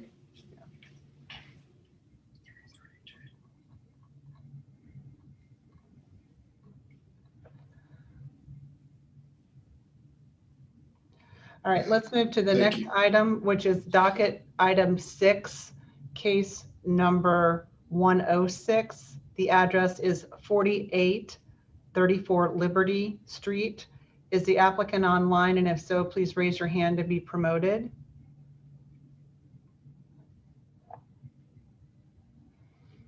And if there's anyone else online who's either interested in support or opposition of this request for variance, please also raise your hand to be promoted. Madam Chair, I promoted Lonnie Shanks and Hayden Stewart so far. Okay. Mr. Shanks, is it, I don't know if Hayden Stewart is male or female, I can't tell, so. Male. Male, okay.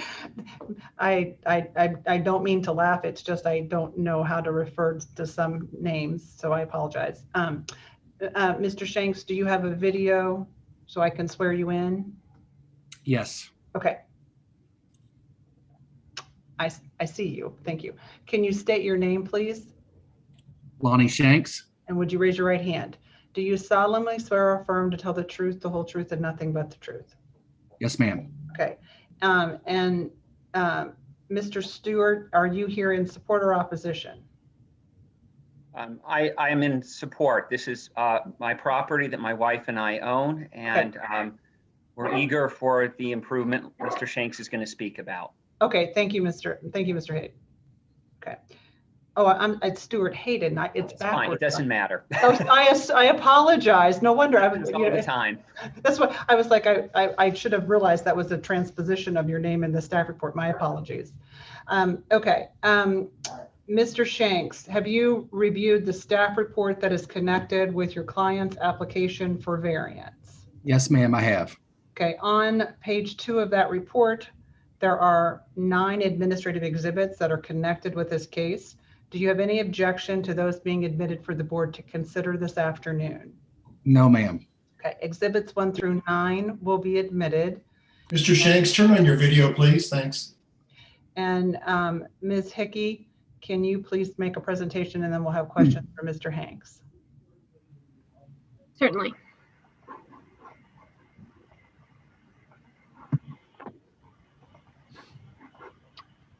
One moment. This gets going.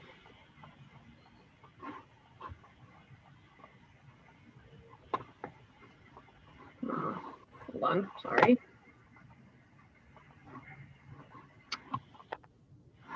Okay. That's an odd.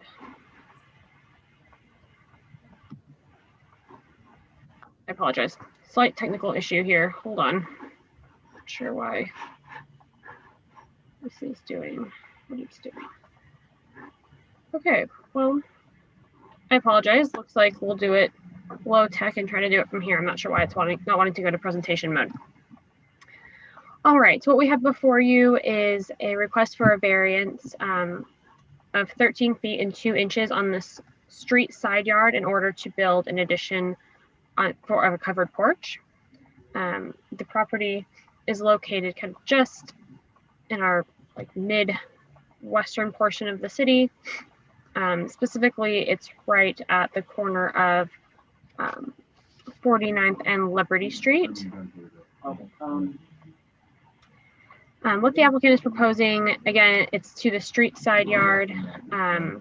The home is already legal non-conforming. It currently extends about 8 feet into the required street side yard setback. And so by extending the porch, the covered porch, they're just kind of expanding on the legal nonconformity at that location. You can see the proposed plans here. I believe it's a little hard to see on this. I apologize. However, it is this shaded portion here. They're proposing a covered structure kind of in the front corner of their home. And you can see the elevation of the structure there. With that, I'd be happy to answer any questions or let Mr. Shanks speak about the project. Okay, thank you, Jamie. Sure. Mr. Shanks, why should the board grant this variance? Well, it's an unsafe condition right now. It has an elevated sidewalk when you walk out the front door. And in the winter condition, when it snows and gets icy, they have issues coming out that door. There's a pretty good drop off there. So we'd like to provide them some cover so we can keep that sidewalk a little safer. And we think it adds to the interest of the building and helps the neighborhood. Do we have a photograph of the house from the street? We uploaded a video to Compass, so I think Jamie should have access to that video. Let me check. Sometimes video files have a hard time coming through. I didn't see it, but let me double check on that. One moment.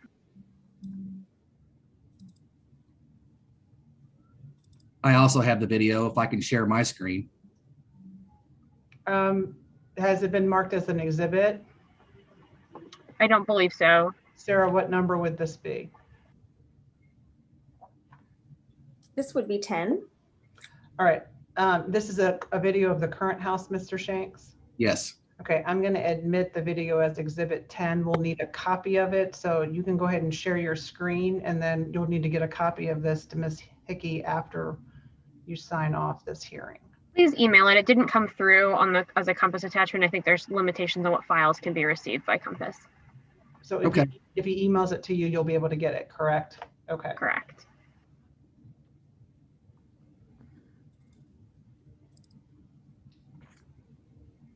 This is a video of my house at 4834 Liberty Street at the intersection of Liberty and 49th.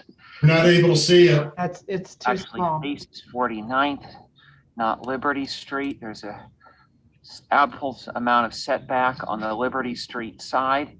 You will also see that from the corner, there's a set of stairs to the home's front door. Mr. Shanks, do you have a second Now, screen that the that video is walkway playing runs on? parallel Yeah, can you stop that? We 49th can't Street, see it, Mr. And Shanks. there's a set of Okay, stairs hold on just a near minute. the top, right in I'm not sure how to share it any different. I just hit share and clicked on it. Do I you need to have, do? do you just have a, do you happen to have a photograph of it? Yeah, I think so.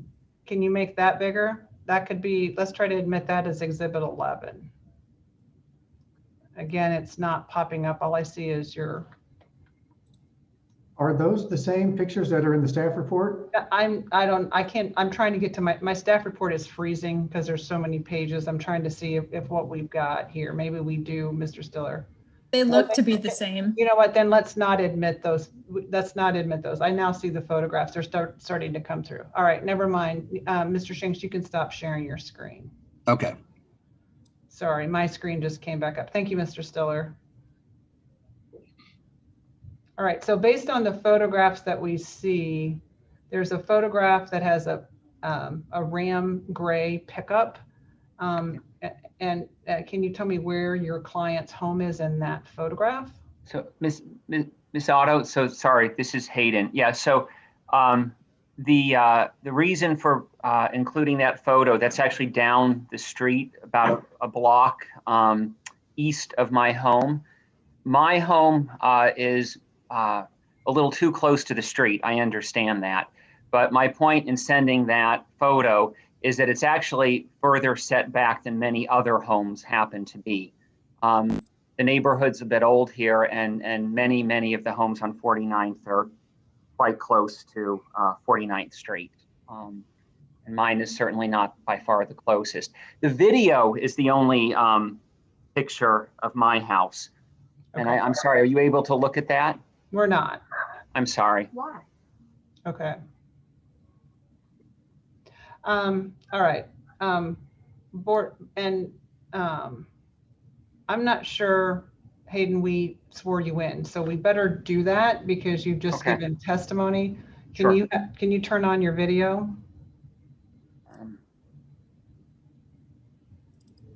Okay, will you raise your right hand? Yes. Do you solemnly swear or affirm to tell the truth, the whole truth, and nothing but the truth? Yes, I do. Okay, so explain to us what this elevated sidewalk looks like that you believe Sure. presents the need for this variance and Sure. this porch. Sure. So the home is at 4834 Liberty Street. As I said, it's the intersection of Liberty and 49th. It actually faces 49th. And there is a set of stairs that come up from the corner of Liberty and 49th that run parallel to 49th Street. And it's elevated. So if you actually looked at the front of the house, you would realize you're actually entering what's the second floor. Those stairs are, you're climbing literally a floor level as you go up. And as Mr. Shanks said, currently the platform in front of the front door is exposed to the rain, the snow, the ice. Immediately you open the door and those elements are going to come right on into the home. So the idea is we'd like to have something that simply covered the stairs and that platform in front of our front door. So when I step out, if it's been raining, snowing, etc., my wife and I, we don't just step into the rain or slip on the ice. We just want some coverage from the elements of the last segment of that walkway up to the house. Does that make sense? No, it does. And so under this proposal, how far will the edge of this porch be from the sidewalk? Still, Lonnie, it's still a good 13 feet or so, right? Yes, you're correct. Yeah. Okay. So there's more green space other than just the 15 feet of setback to the property line. There is, correct. Okay. All right. Board members, questions for the applicant or Mr. Shanks?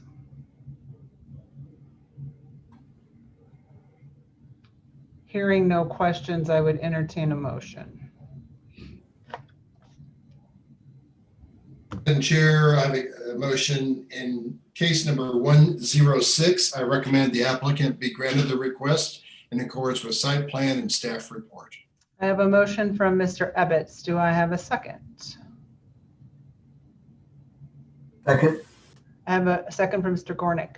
All in favor, please say aye. Aye. All opposed? Chair votes with the motion. The request has been granted. Thank you, gentlemen. Thank you, ma'am. Appreciate your help with the board. Thank you. Okay, let's move on to the next case, which is docket number 7, case number 110. The address is 1811 Washington Street. Would the applicant please raise their hand to be promoted?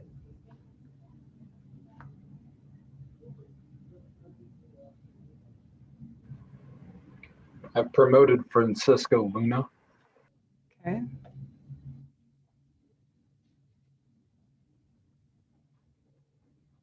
Mr. Luna, can you turn on your camera and your microphone, please? How's that? That's perfect. I can see and hear you. Okay. Would you state your name, please? Yeah, this is Francisco Luna. I'm the property owner. Okay. Would you raise your hand to be sworn in? Do you solemnly swear or affirm to tell the truth, the whole truth, and nothing but the truth? I do. Thank you. Is there anyone else online today that's interested in this case, either in support or opposition? If so, please raise your hand.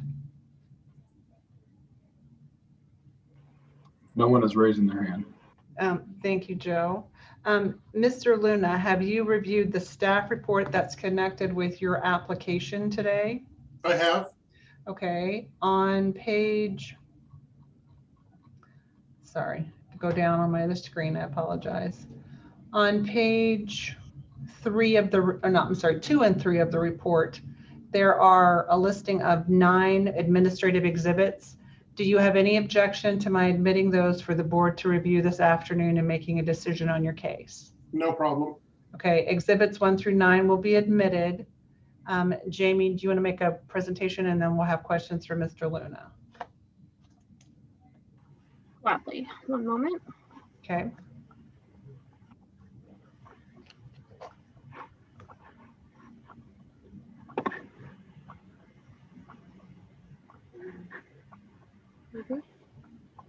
Oh, okay. Great. All right. What we have before you is a request for a side yard setback variance at 1811 Washington Street. This property is located on the west side of downtown. Specifically, it's on the east side of Washington, just south of 19th Street.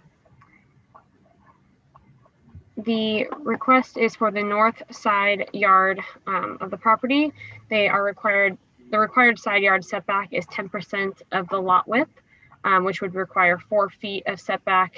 They are requesting a setback of 2 feet, so it's a 50% variance. This neighborhood has small, kind of narrow lots, as you can see from the aerial image here. So they are somewhat constrained with their building area. You can see here the proposed structure.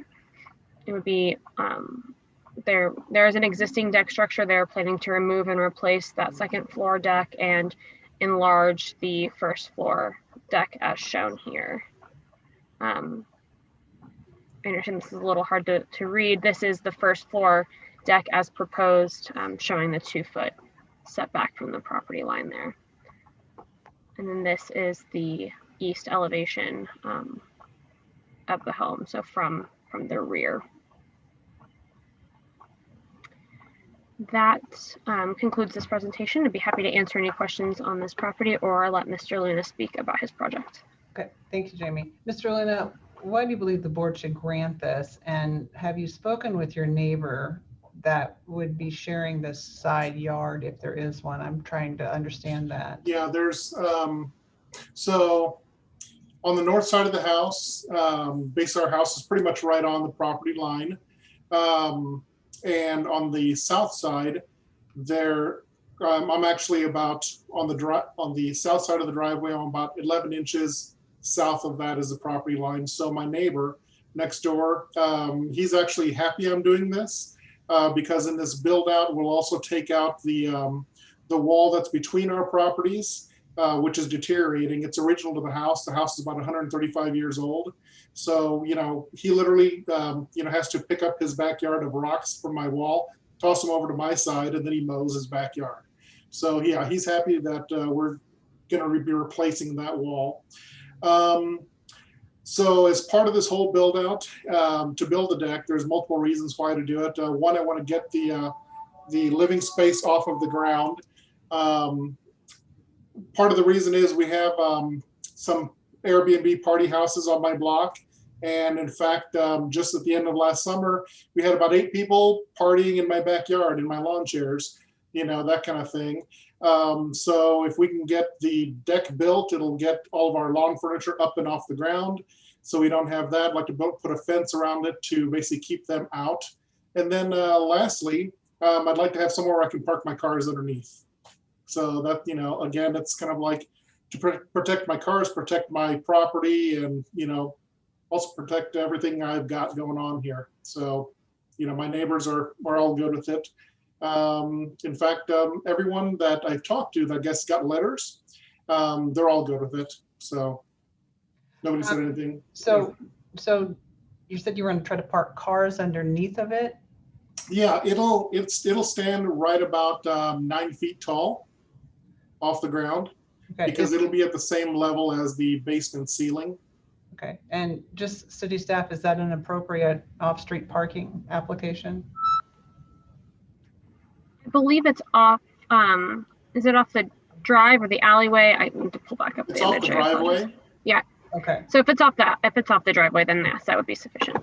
Okay, I just want to make sure when we hear these things, I want to make sure we're not approving something that's in violation of the ordinance. Yeah. And it should be noted, all cars should be parked on an improved surface, so no parking on grass or gravel or anything like that. Yeah, I have no grass, thank God. Okay, all right. So will it be gravelled or cement underneath of the deck? It'll be concrete. Okay. We're literally replacing all the concrete that's back there. All right. All right, board members, questions of the applicant or Ms. Hickey? I have one. Do we have a requirement for the amount of paving in a property? Because with this whole backyard paved plus the driveway, there's very little left that is not paved. Yes, I believe it's 40% maximum for paving. But this looks like it's more than 40% to me, based on the S3 drawing sheet. It looks dangerously close to 100%. Yeah, so on the S3 property sheet there, yeah, really like the only grass I literally have is that's in front of the house and a little side thing there by that circle turret. If you guys can see that, I don't know. What is currently there where you're proposing the new slab? Concrete. I'm just replacing the concrete that's there now.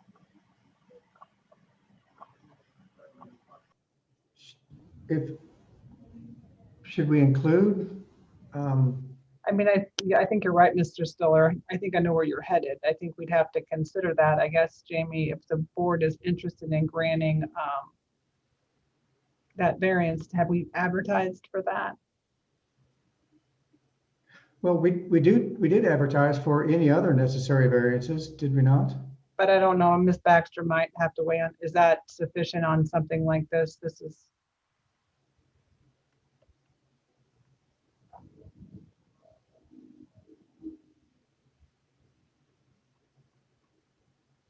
Trying to find the language for the advertising. Is that in your report, Jamie? I don't. Let me pull up the legal ad. Hold on one moment.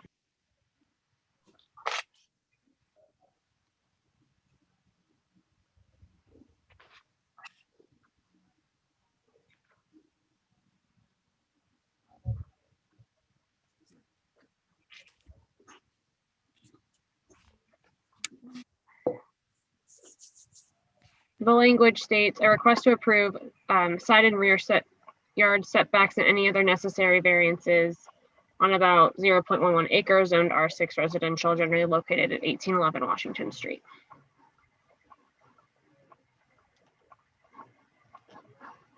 And this would be a significant variance, it sounds like, right? What would be needed? Do we know? Square footage wise, what would be required? No, I think right now it's an existing condition. It looks like I don't believe I have dimensions of how much of the yard is paved versus unpaved. So I think we need to continue it anyway, right? To get clarification on what exactly the variance would need to be. Is that accurate? Would it get us into an undesirable position if we approved the site plan as is and whatever the associated percentage variance would be if quantified? I wouldn't Jamie, recommend. Jamie, this is Joe. Jamie, what part of the code do you think limits it to 40%? That was, I'd have to look at, do we not have a limit on rear yard paving? Rear yard? I don't know. I don't know of one in the front yard or in the rear yard. We have one in the front. Maybe I'm conflating that. I apologize. If there's not a limitation, then I guess he would be fine. Is that a difference from the older zoning and development code as opposed to this newer one? I don't know off the top of my head what the old code said. I find it strange that we'd have a requirement for the front, but not the rear, or that they wouldn't be similar. Well, the policy behind it is parking cars in your front yard. The backyard is more hidden away from view. I think that the policy, I'm just from my time on the board. Right. And a limitation in the rear yard would be more challenging to implement because a lot of the narrower lots tend to be served by alleys anyway, where you would have that type of activity in the rear yard. So I don't know of a section. I'm not saying it doesn't exist, but I've never seen one and I don't know of this section. So unless someone else knows of one, I would say that it's fine. I'm looking through the 400 series and I don't see anything. That's where it would be, I think, in the code.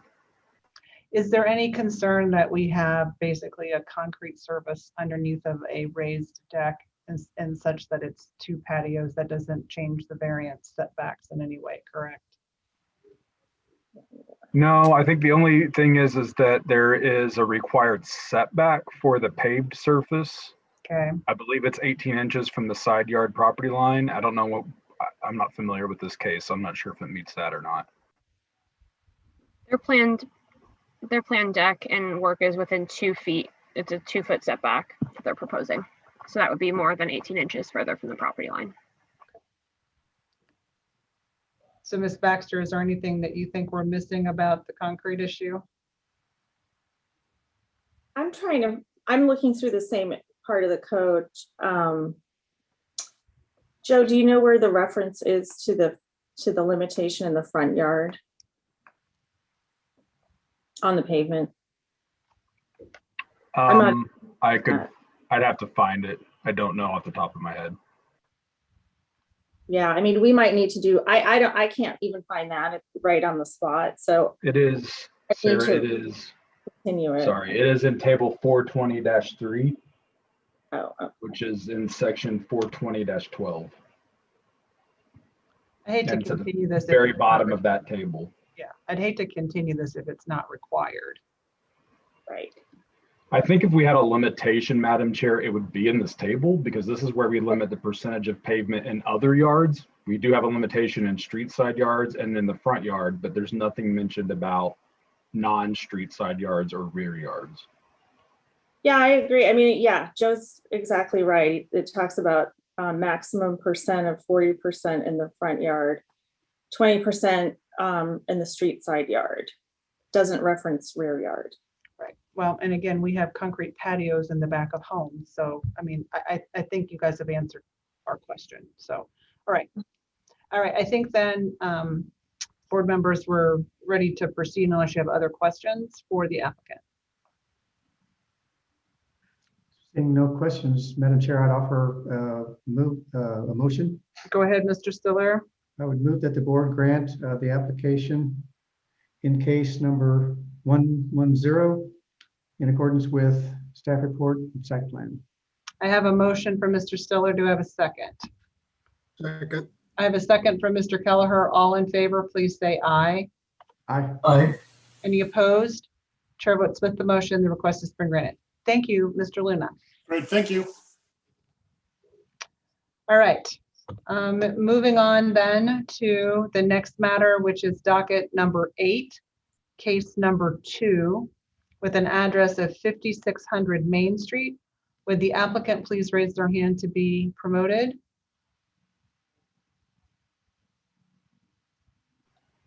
I promoted Becky Flores. Okay. And is there anyone else online interested in this case? Please raise your hand to be promoted.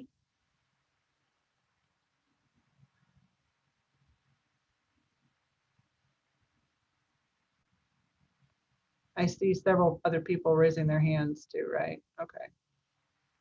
I don't see Ms. Flores online yet. Is she here?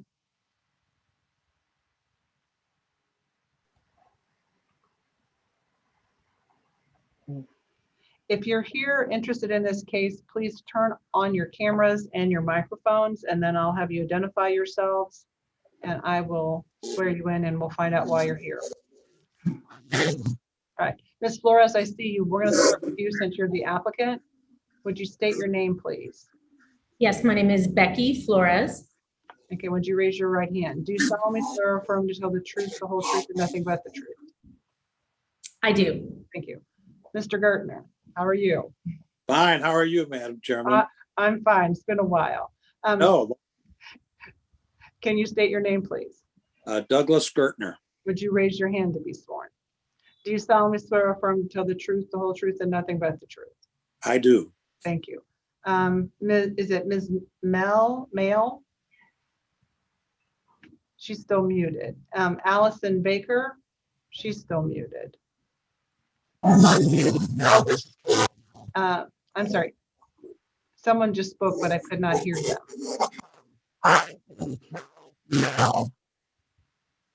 Is that Miss Mel? I can't hear you, Miss Mel. Your microphone is very garbled. That is Miss Mel, I believe. Okay, I can see her, but Miss Mel, I can't hear you. Can you speak again? Yeah, it's not coming through. Okay. Okay. Ms. Mel, I think you're having technical difficulties there. I'm sorry. Okay. And then I see someone with the name William. So are you? Yeah. William Hughes. Okay. And are you here in support or opposition? I'm opposition. Okay. And why don't I swear you in? Would you raise your hand? Do you solemnly swear or affirm to tell the truth, the whole truth, and nothing but the truth? I do. Okay. Mr. Gertner, are you here in opposition or support? I am here in opposition, and Ms. Mel is also here in opposition. Okay, well, let's hope we can get her to speak. Okay. Mr. Burgess, are you here on this case? I am Okay, are you in support or opposition? in opposition. Okay, I'm going to swear you in. State your name for the record, please. Mitch Burgess, Okay. Do you solemnly swear or affirm to tell the truth, the whole truth, and nothing but the truth? I do. Okay. And I still think I have Ms. Baker. I think she's interested in this case, but I can't hear her. I am not interested in this case, but my name was called. Okay, I'm sorry. All right, Ms. Baker, then you can ignore us. Thank you. All right. Ms. Mel, do you want to try one more time?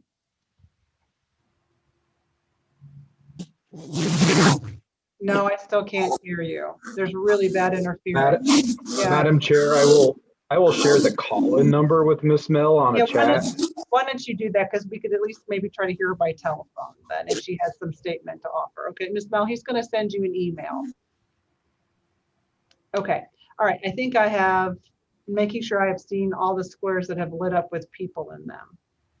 I think I have. If I've missed someone, please speak up. All right, Ms. Flores, Yes. have you reviewed the staff report connected with your application this afternoon? Would that have been emailed to me? It should have been available to you online, yes. Well, I'm on my case site. It's page 2, Ms. Flores. Yeah, I don't know that she's even found the report, Mr. Ebbets.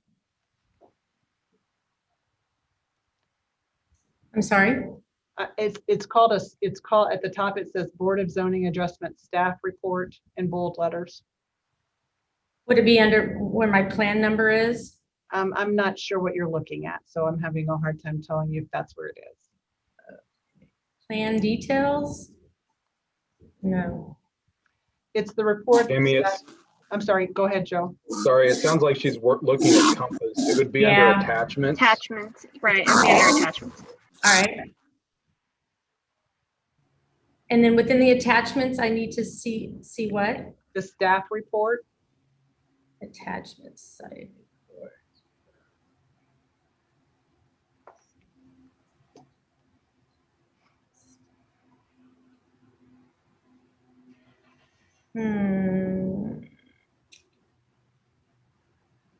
If it's labeled staff report, I don't see it. Jamie, can you help? Do you know what it's called? Yeah, it's labeled, I believe, 08 and then the case underscore the case number. CD, Okay. so, Zero, yes. and I can share it on the screen if that's easier for reference. I think she found it. Great. So Ms. Flores, it's on page 2. There's a list of 9 administrative exhibits, which are items connected to your case. Okay. Do you have any objection to my admitting those for the board to consider this afternoon? No, I trust Jamie got everything here. Okay. I will admit then exhibits 1 through 9. Jamie, please make your presentation. I'm sorry. Yes, Mr. Gertner? Chairman, just a point of clarification. Is the PowerPoint presentation at exhibit number 9, is that Ms. Hickey's presentation? Yes, it is. Yes, Mr. Gertner. Yes, Okay. it is. Yeah, and she's Thank going to share that now. Okay. So Ms. Hickey, you'll share that, and then we'll start with Ms. Flores, and then we'll hear from you folks that are all here in opposition. Okay? All right. So Jamie, go ahead. Sure. The aforementioned PowerPoint. One moment. Okay, what we have before you is a request for an accessory building to be used as storage for the school at 5600 Main Street. This site is in the Brookside area of Midtown. Specifically, it is on the west side of Main, south of 55th Street. This is the site of St. Teresa's Academy, private school located in the Brookside neighborhood. The applicant is requesting an accessory structure footprint area variance. 88-30502B requires a maximum footprint area of 200 square feet. This property is zoned residential. This is the residential requirement for accessory structures.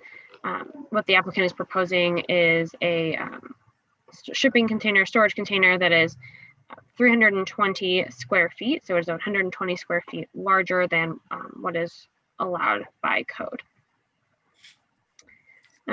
The applicant is proposing putting this storage container near the tennis courts, kind of the sports facility part of the campus. It is south of the track and field area and just north of the tennis courts, as is shown here on their site plan.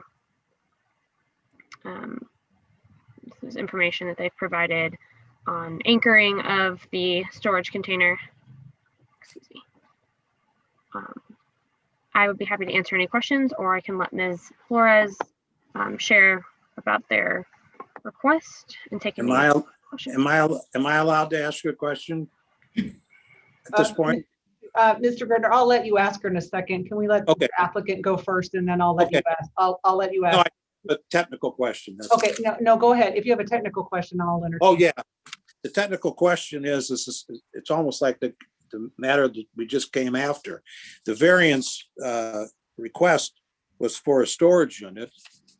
And in the report, we're dealing with a variance for the floor area of an accessory structure. In other words, you can't have the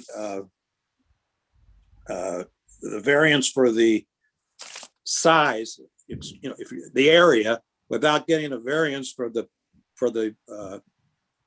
storage unit itself. So I think they're asking for 2 variances, not 1, if that makes sense. Okay, we'll address that then. Thank you Okay. for your point of clarification. All Just right, a little confusing, that's all. all right. Jamie, can you clarify for the board what the variance is today? Sure, it's for the floor area. So in the residential zoning district, you are permitted to have an accessory structure. You are allowed to have an accessory structure that is up to 200 square feet. This is larger than that. So that is what they are seeking a variance from, is the size requirement. Okay, so they don't have any other accessory structures that would have already consumed some part of that 200 feet allowed? They have additional buildings that have gone through the special use permit process as part of their campus, but this is an accessory structure. Okay. So Okay, thank you. All right, Ms. Flores, why do you believe this board should grant you a square footage variance for this accessory structure? Sure. Well, okay, so I started this job as the campus operations director, and I went outside and looked at that area. There are some pictures attached. It's messy. There's turf laying out. There's a softball fence that's under a large tarp. There's a couple other boxes. It just doesn't look very good, and I like to organize things, and I was trying to think of an economical way to bring in some storage. We have an accessory structure. It's a Connex box sitting out at Kissick on their yard. And for me, it was going to be able to store and get these items out of sight, as I think they look bad. I think it looks bad having this stuff sitting out like it is. So I thought, well, let me see about getting a structure. And so then I applied for a variance. So this is just sort of a metal shipping container, is that what it is? I believe so, yeah. But I was, and I've talked to Mr. Gertner a couple times about this. I mean, I want to make it look nice as possible. I'm going to paint it. I will even shield it, especially from the west side, as that's the closest, and that's his view. So yeah, essentially, I just want to clean up this area. I think it's an improvement, and so I'm seeking this variance. And so it would only be housing storage of items, is that? Of track and field items, the things that are sitting out there right now. There's rolled up turf. Those pictures are on the attachment. I don't know, Jamie. No, we see those. I'm going through those. I think the other board members can see those as well. Okay. Yeah. Ms. Flores, Mark Evans here. How tall will this structure be? Well, it's like an 8 by 40 container. So 8 foot wide, 40 foot long, but what's the height? Oh, I thought it was just 8 foot. I thought it was 8 by 8 by 40. And my other question is on the site plan, and I'll show it here in just a second. There's a bunch of orange circles. Oh, What are yeah. those orange Okay. circles? Sir, please just note the yellow circle. That's the location. The red was a previous photo I used for tent locations earlier this summer. So just that yellow square is where I want to put the container. Thank you, Ms. Flores. Sure. And the elevation view that we see, yeah, it doesn't have heights on it. Well, no, maybe it does. It looks like it's 34. I'm sorry, it's 42 by 10 is what your site plan says. That's why I'm confused when you said 8. Oh, gosh. Okay, well, Kissick provided me that description, and it's in his yard. So maybe that's the more accurate description. So you think it's 8 by what, by 40? Well, did you just say 10? Let me look. It says 10 feet by 42 feet, but it Oh, I doesn't, think- but I okay. have, yeah, I don't have a height on it either. Yeah. My understanding is it's 8 foot tall. Okay. All right. Do you have any neighbors that are supportive of this, Ms. Flores? Oh, gosh. No, I mean, I didn't reach out to my neighbors. They reached out to me. Okay. Okay. All right.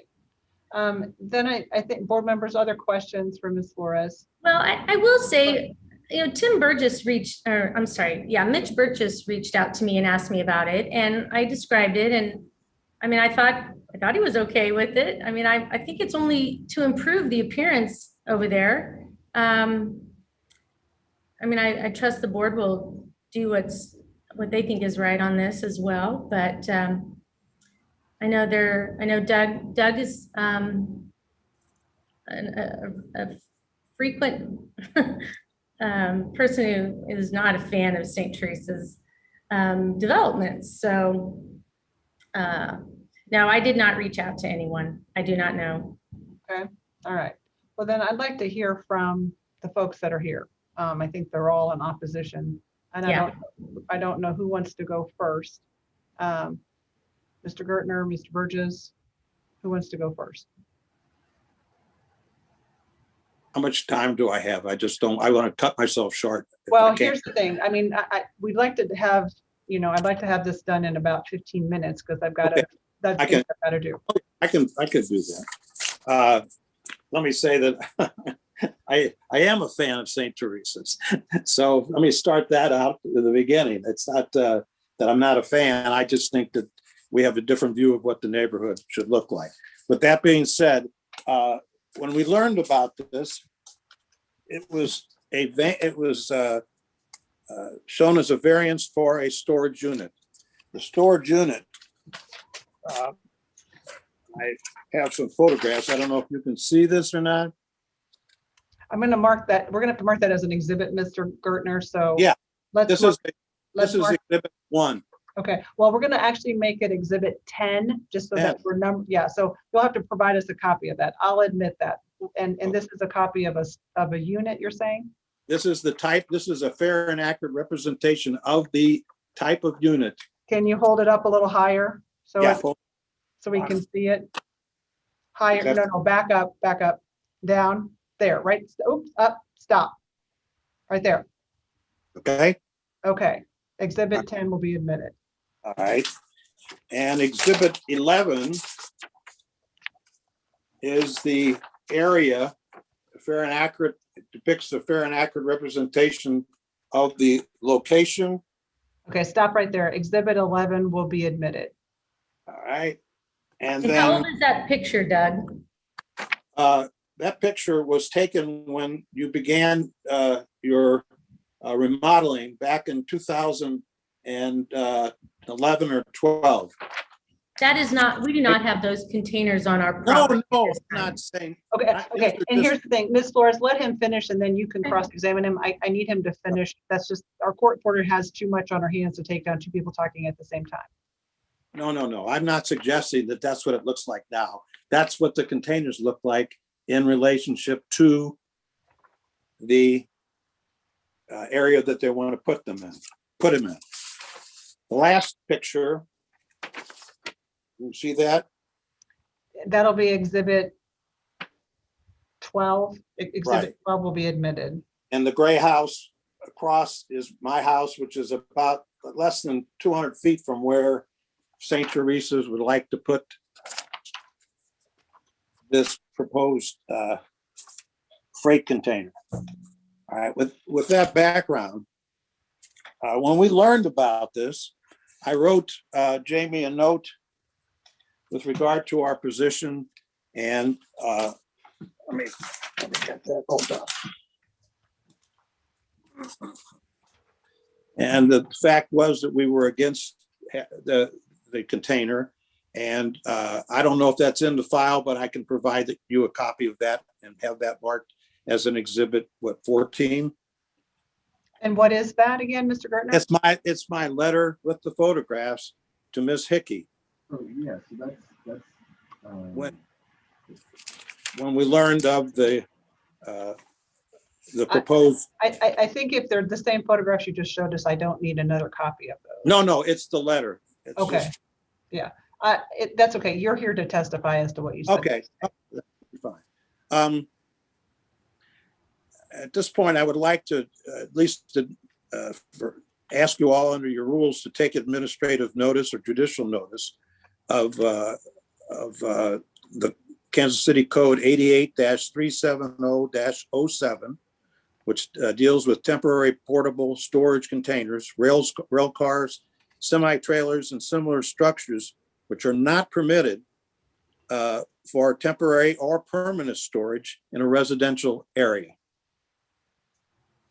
I also would ask you to take notice of 88-305-01 at SEC, which talk about accessory use structures and clearly demonstrate that this is not an accessory structure. Since you can't have permanent storage on the property in a container, obviously the area, and that was what I was talking about before, is not relevant if you follow the rationale. I would also ask for notice of judicial or administrative notice of 56-113, which is accessory structure requirements. And it's clear from what we've been presented here, this is not an accessory structure. It has no foundation. It has no footings. It's concrete slab with a freight container sitting on top of it. And I would also ask that you take administrative notice of a Missouri Law Review article, which discusses Missouri law, but I believe that your ordinances have indicated what is not proper in that regard. So I can provide that with you later on. St. Teresa's is located in a residentially zoned R6 district, so it's subject to all residential zoning requirements and restrictions. My home is, as I indicated in the picture, is 5532 Westover, and it's in the same R6 district, which is located in countryside that's been designated an historical district. 88-370-07 is another ordinance or another code ordinance that we need to take judicial notice of, which deals with rail cars, semi-trailers, and similar structures may not be used for temporary or permanent storage in a R6 residential area. So under the code, this container, this shipping container, would not be allowed even with a variance. You can't, I mean, there's no variance for something that isn't allowed. So in any event, it's an eyesore, it's an obstruction to the beautiful neighborhood that we live in. And the variance request is either, whether it be in size or area, it is not permitted under the Kansas City Code. I'm concerned that if this is allowed, what's to prevent St. Teresa's from coming back and putting another storage unit in there and storing more things? The problem, I'm sorry that they have trouble with storage, but that doesn't make their property, it may make their property look better, but it certainly doesn't do very much for the neighbors in the neighborhood. So I would also add that, and finally, that the factors that have been, that no factors under Missouri law have been met with regard to any one of these issues dealing with the variation in its size. They haven't proved, she hasn't given us any evidence of why they need that. It also changes, it does change the neighborhood's characteristics aesthetically, and it can be obviated by St. Teresa's putting the stuff in their inside of their buildings. It doesn't pass, simply stated, it doesn't pass Missouri criteria by any substantial evidence criteria and review.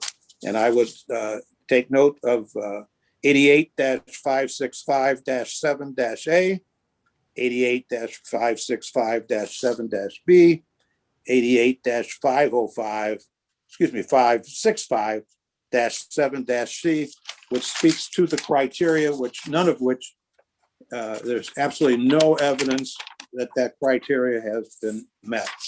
So all that being said, I think, the bottom line for all of us here is that this container, this trash container, this rail car, whatever you want to call it, is not allowed in residential areas, and a variance would not be proper, either with regards to its size or its use.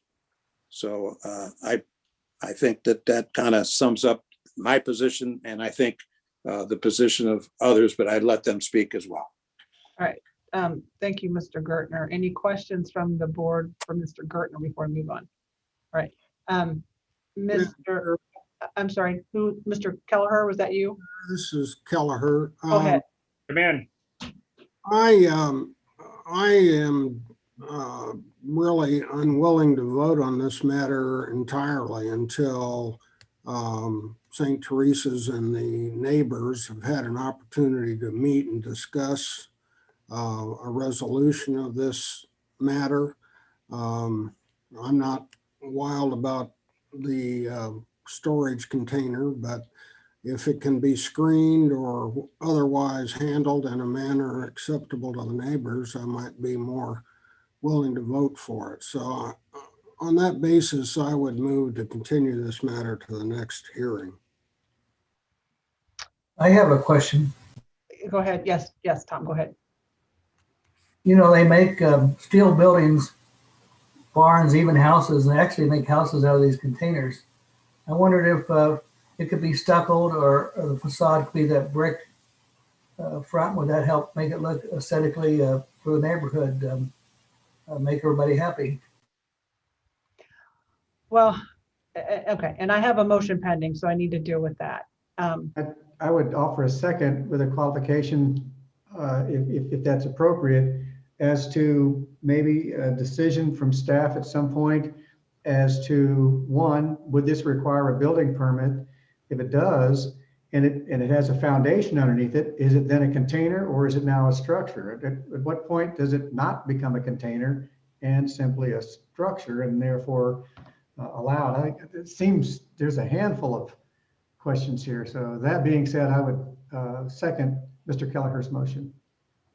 Okay, I have a motion and a second. And before I take a vote on that, to the folks that are here today, I will just say this. I am concerned that there's not been a great meeting between people, and I appreciate the opposition. And I'm one board member, and I'm more in line with some comments Mr. Kelleher has said, that I am concerned that this is a shipping container, and if it does meet some legal issues.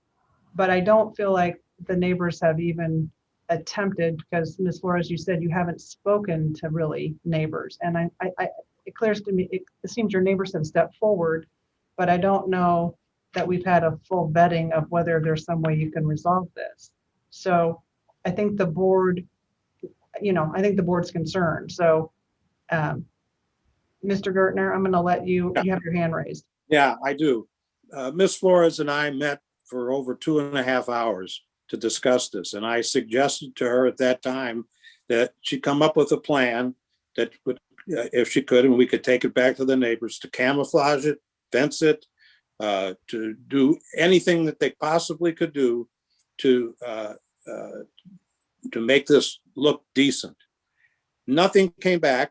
And as a matter of fact, the Ms. Hickey's report, she asked them that originally it wasn't approved, and it was requested that they come back with some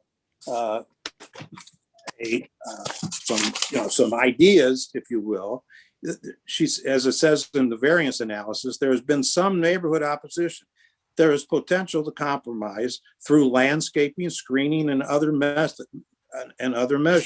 And I made that attempt. So it's not like, we haven't tried.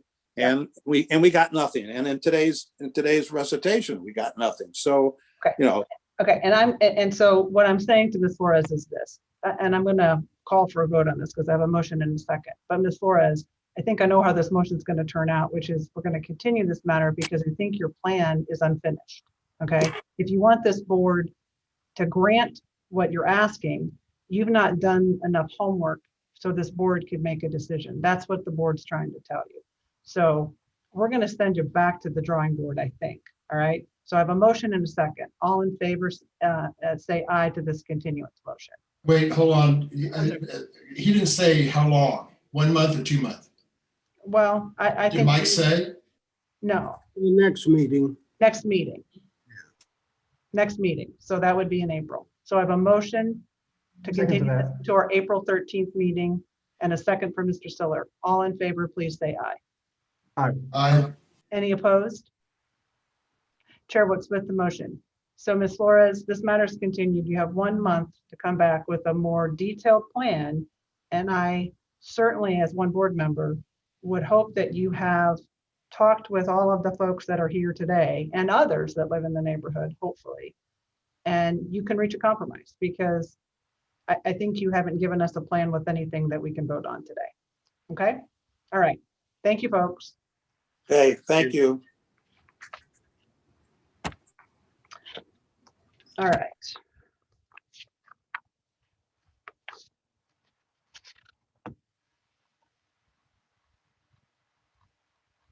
Okay, let's move to the next case, which is docket number 9, case number 8. The address is 6910 Warnell Road. Is the applicant online?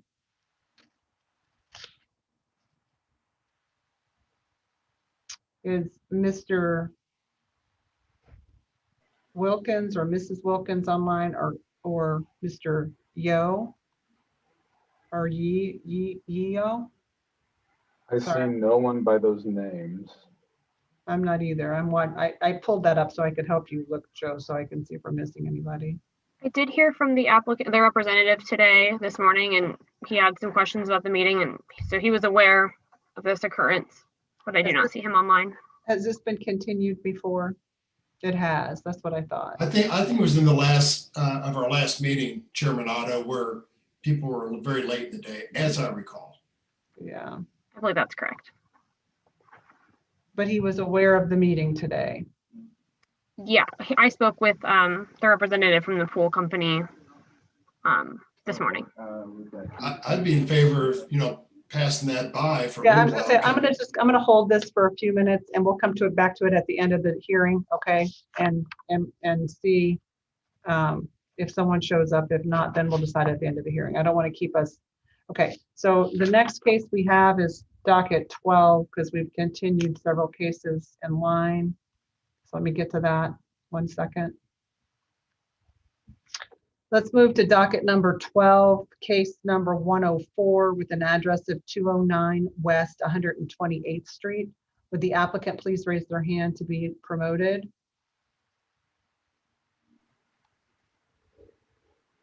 I just promoted someone named Tony Zink. And I don't see anyone else raising their hand. Okay, whoever was added as Tony Zink, could you please turn on your camera and, okay, and your microphone? Hello. Hello, could you state your name, please? Tony Zink. And would you raise your hand to be sworn? Do you solemnly swear to tell the truth, the whole truth, and nothing but the truth? I do.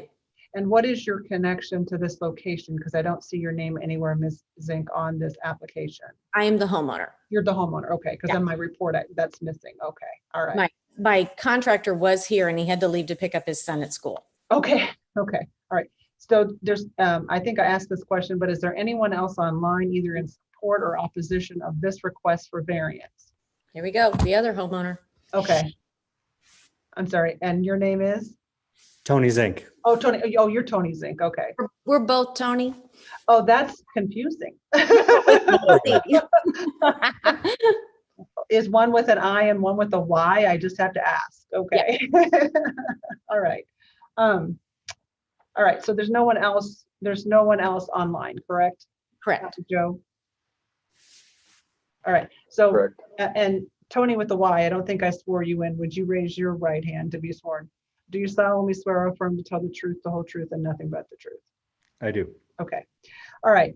Folks, have you reviewed the staff report that has been created as it relates to your request for a variance? No, I believe that was sent to our contractor, but we understand the evidence that was submitted. Okay, so you don't have any objection to my admitting the 9 administrative exhibits, which are documents connected to your application? No. No. Objection. Administrative exhibits 1 through 9 will be admitted, and I think Ms. Hickey will make a presentation based on this. So go ahead, Jamie, when you're ready. Sure.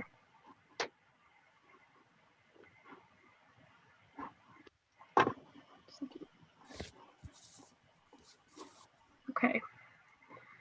What we have before you is a request for a side yard setback variance in order to locate kind of a pool or spa in the side yard of a home at 6910 Warnell Road. Jamie, can I stop you? This is the wrong address. We're 209. Oh, I'm sorry. That was the one that was continued. I apologize. I did not move forward. My mistake. Sorry, it's been a long afternoon.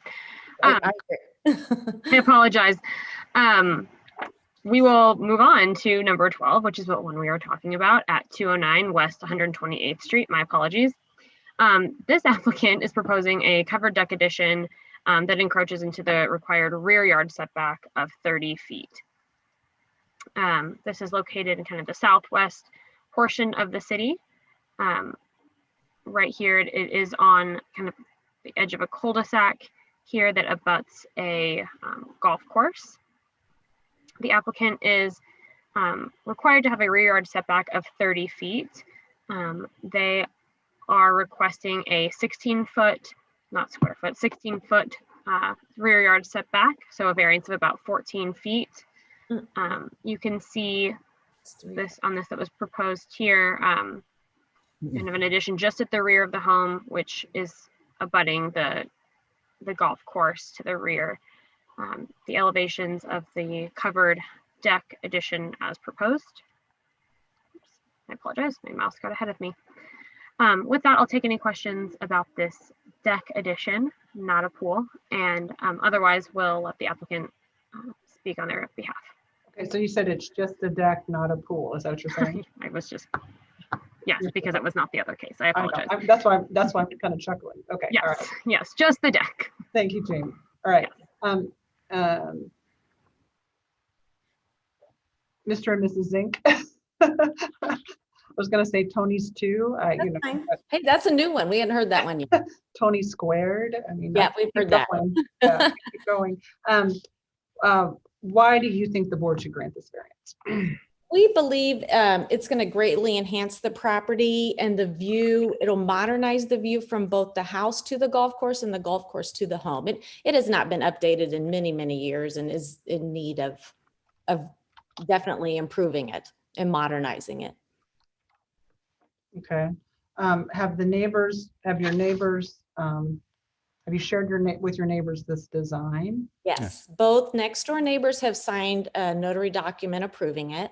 And then we've spoken to several neighbors beyond what was required to submit to you all.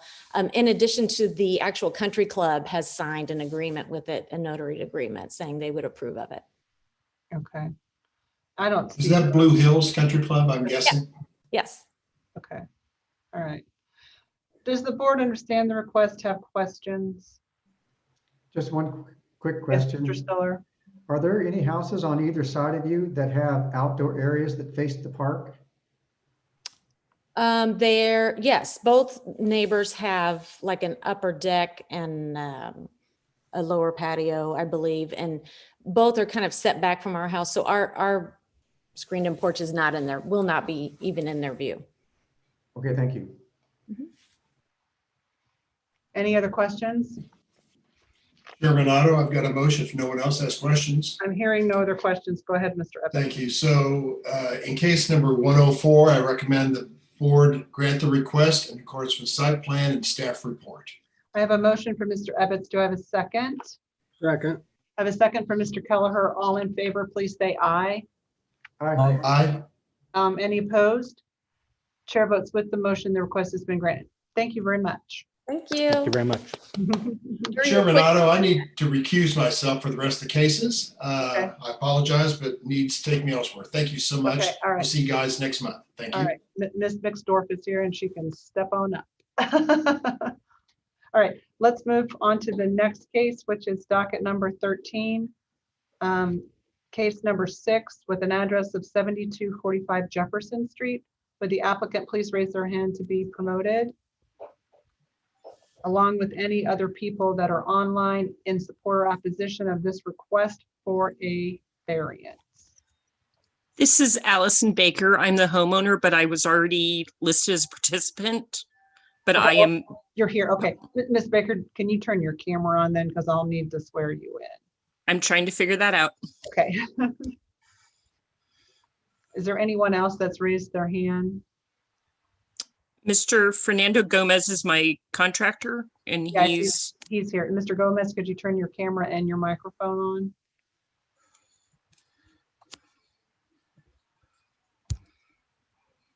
I see him, but I can't. I mean, I see a box for him, Ms. Baker. Up there he is. Okay, Mr. Gomez, your camera, your microphone is still off.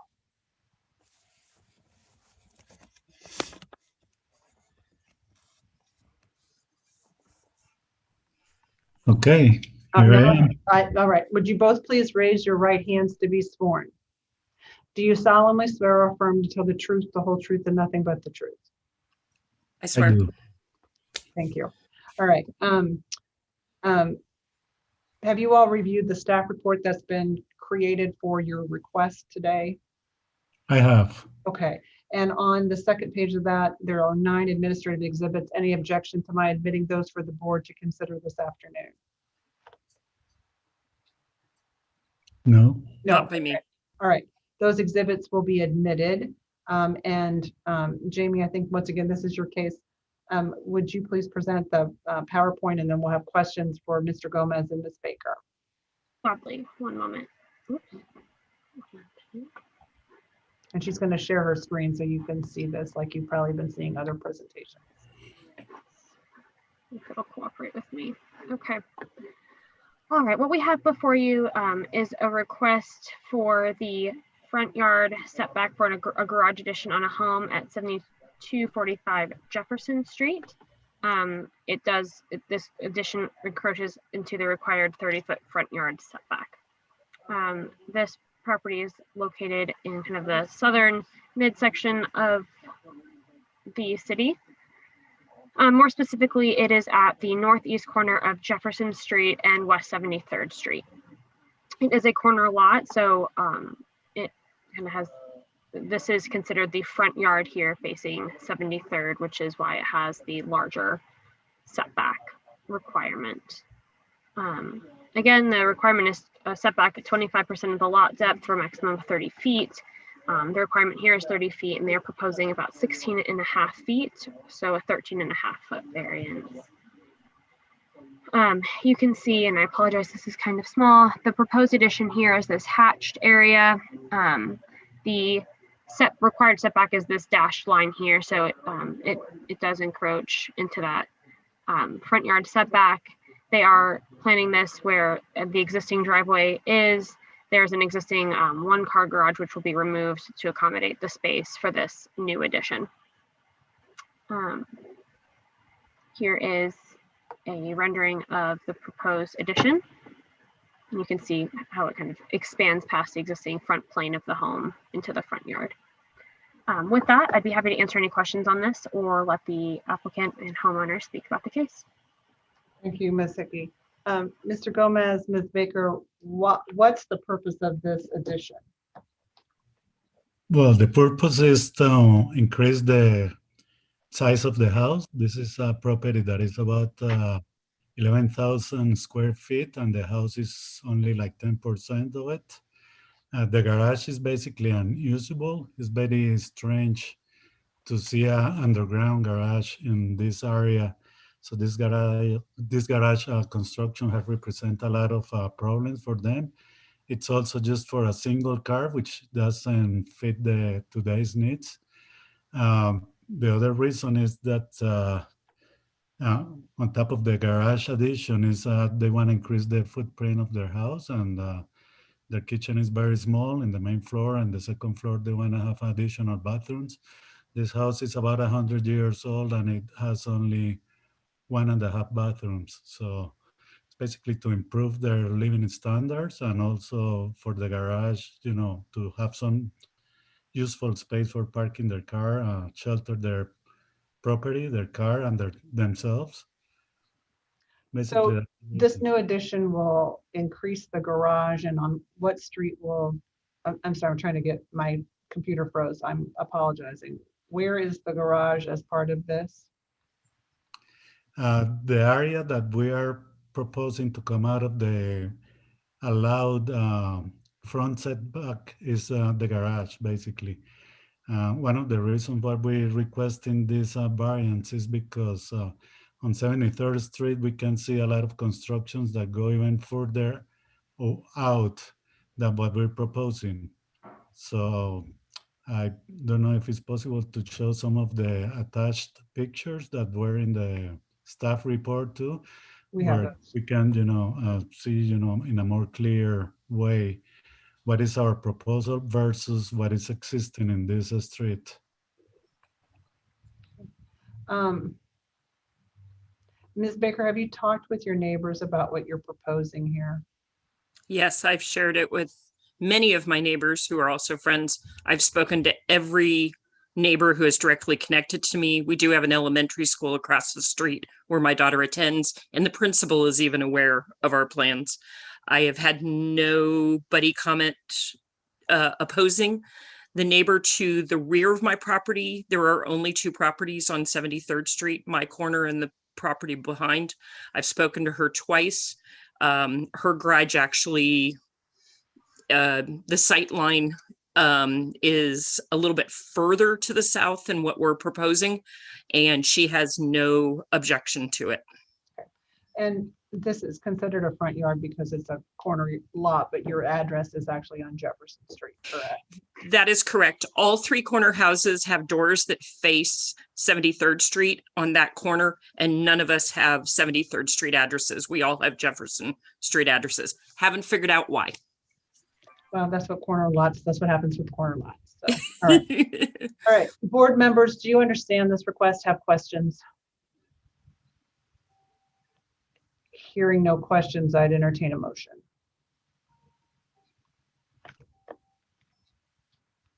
Madam Chair, in case number 6, item number 13, I move that the application be granted in accordance with staff report and site plan. I have a motion from Mr. Kelleher. Do I have a second? Do I have a second from Mr. Gordy? All in favor, please say aye. Aye. Aye. Any opposed? Chair votes with the motion. The request has been granted. Thank you. Thank you, ladies and gentlemen. Have a great day. Okay. Moving on then to docket 14, case number 9, with an address of 1205 East 37th Street. Would the applicant please raise their hand to be promoted?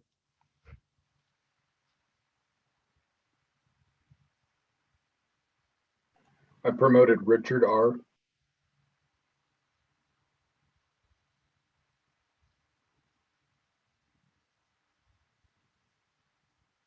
I have it. Oh, okay. Sir, if you're Richard Redding, I assume you are, please turn on your microphone and your camera, please.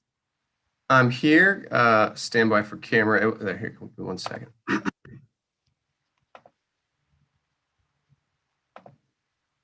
Okay. Okay, I can see you. Can you state your name, please? Richard Redding. And would you raise your right hand to be sworn in? Do you solemnly swear to or affirm to tell the truth, the whole truth, and nothing but the truth? I do. Thank you. Is there anyone else online interested in this case for the height of a fence? No one's raising their hand? All right. Mr. Redding, is that, have you reviewed the staff report connected with this application? I have not. Okay.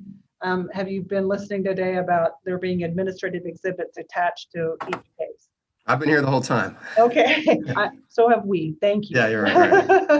Do you have any objection to the admission of 10 administrative exhibits that are documents connected to your application?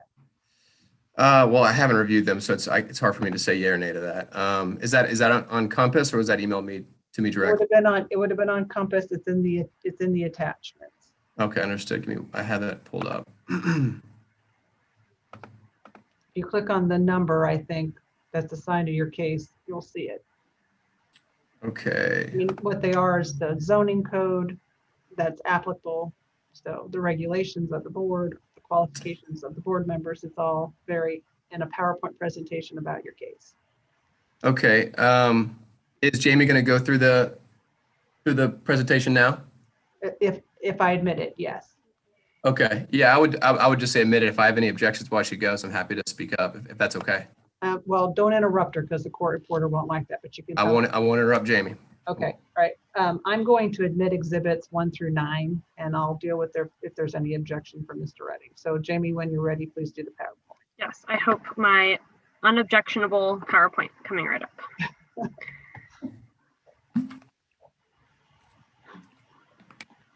All right. What we have before you is a request for a special exception for. It looks like Sarah's trying to talk. Sorry. I apologize, I was muted, but I was just wanting to clarify, did we have 10 exhibits? Did I?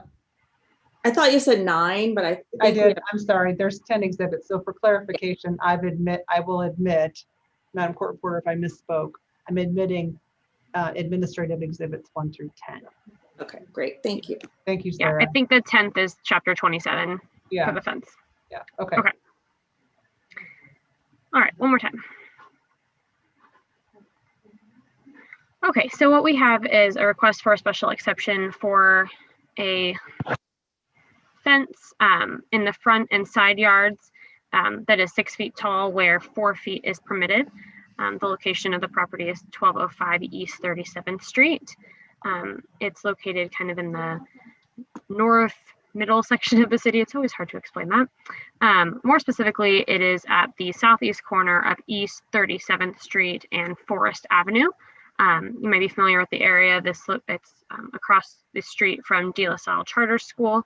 It is the property that has the home as well as the adjacent lot that the applicant is seeking to fence in.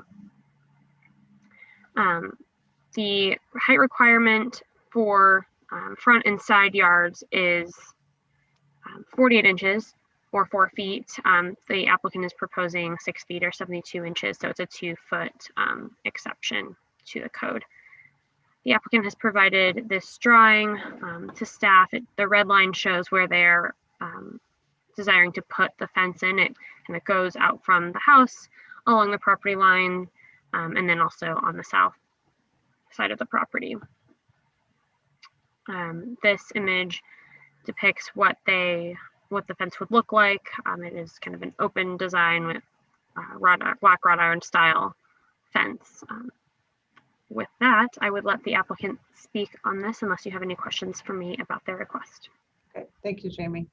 Mr. Redding, why do you need the extra 2 feet?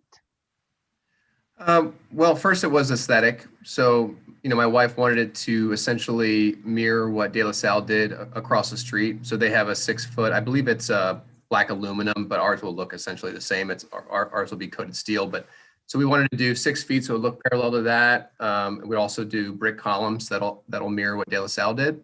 We thought on each corner of the street it would look lovely. So from an aesthetic standpoint, that was the reason. But also, I have 4 boys between 9 and 3, and one of the main reasons why we bought this house was because of the lot next door, so that they could play. And being on 37th Street, there's an apartment building directly across the street on 37th, and all the vehicles park on each side of the street. And so there's always that fear of our kids getting out. Now, would a 4-foot fence keep them in? My younger ones for sure, but 6 feet gives me more comfort from any intruders coming in from the outside or my children from the inside. Have you had any crime in and around your home? I have, well, yes, I've had two bicycles were two what seemed to be juveniles, and two separate occasions tried to steal my children's bicycles. That happened twice. We had a grill that was taken off our front porch.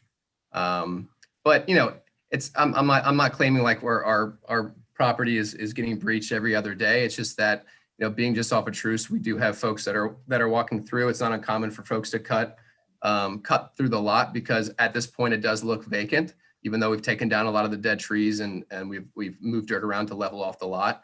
But with a fence, we would feel secure. It'll make the whole property kind of look as one. And then it also, again, gives us peace of mind that our children are safe and playing. So is De La Salle across the street from you? Yeah, so if you walk at our front door, they're directly across the street to the west. Okay, across Forest. Across Forest, Okay, correct. I'm gonna make sure, okay, all right. Yeah. All right, and on this diagram that you have presented, that you have the red is where you want the fence. And then there's yellow, that's just the city's diagram, right? Correct. Yeah, that's off the parcel viewer. Okay, Yes, all right. yes, ma'am.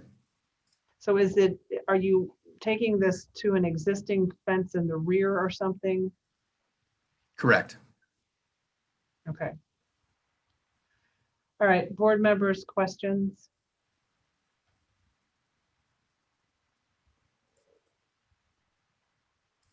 If not, I'd entertain a motion.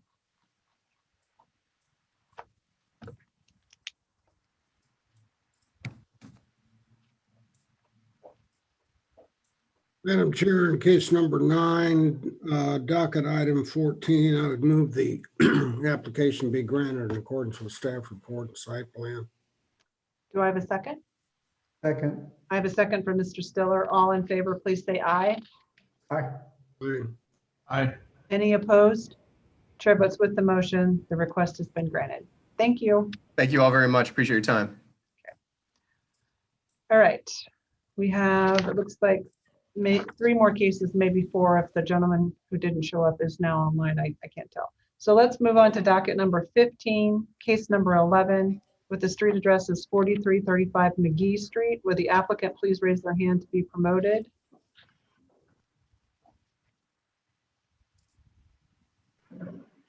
Is Dallas No one is. Truex here? Anybody from Swim Things Inc.? Okay, Is let's, this the same pool company as the other one, Jamie? maybe. I'm just gonna go back and look on that was number 9, right? Different person. I don't recall if it's the same company. No, it's a different one. It's a different company. So, all right, let's keep going then. So we're gonna hold 15. Let's move then to docket 9, item 19. Case number 21 with an address of 10,001 North Laurel Avenue. Would the applicant please raise their hand to be promoted?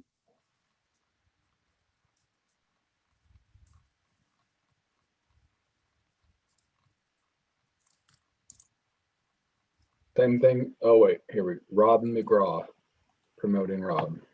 Okay.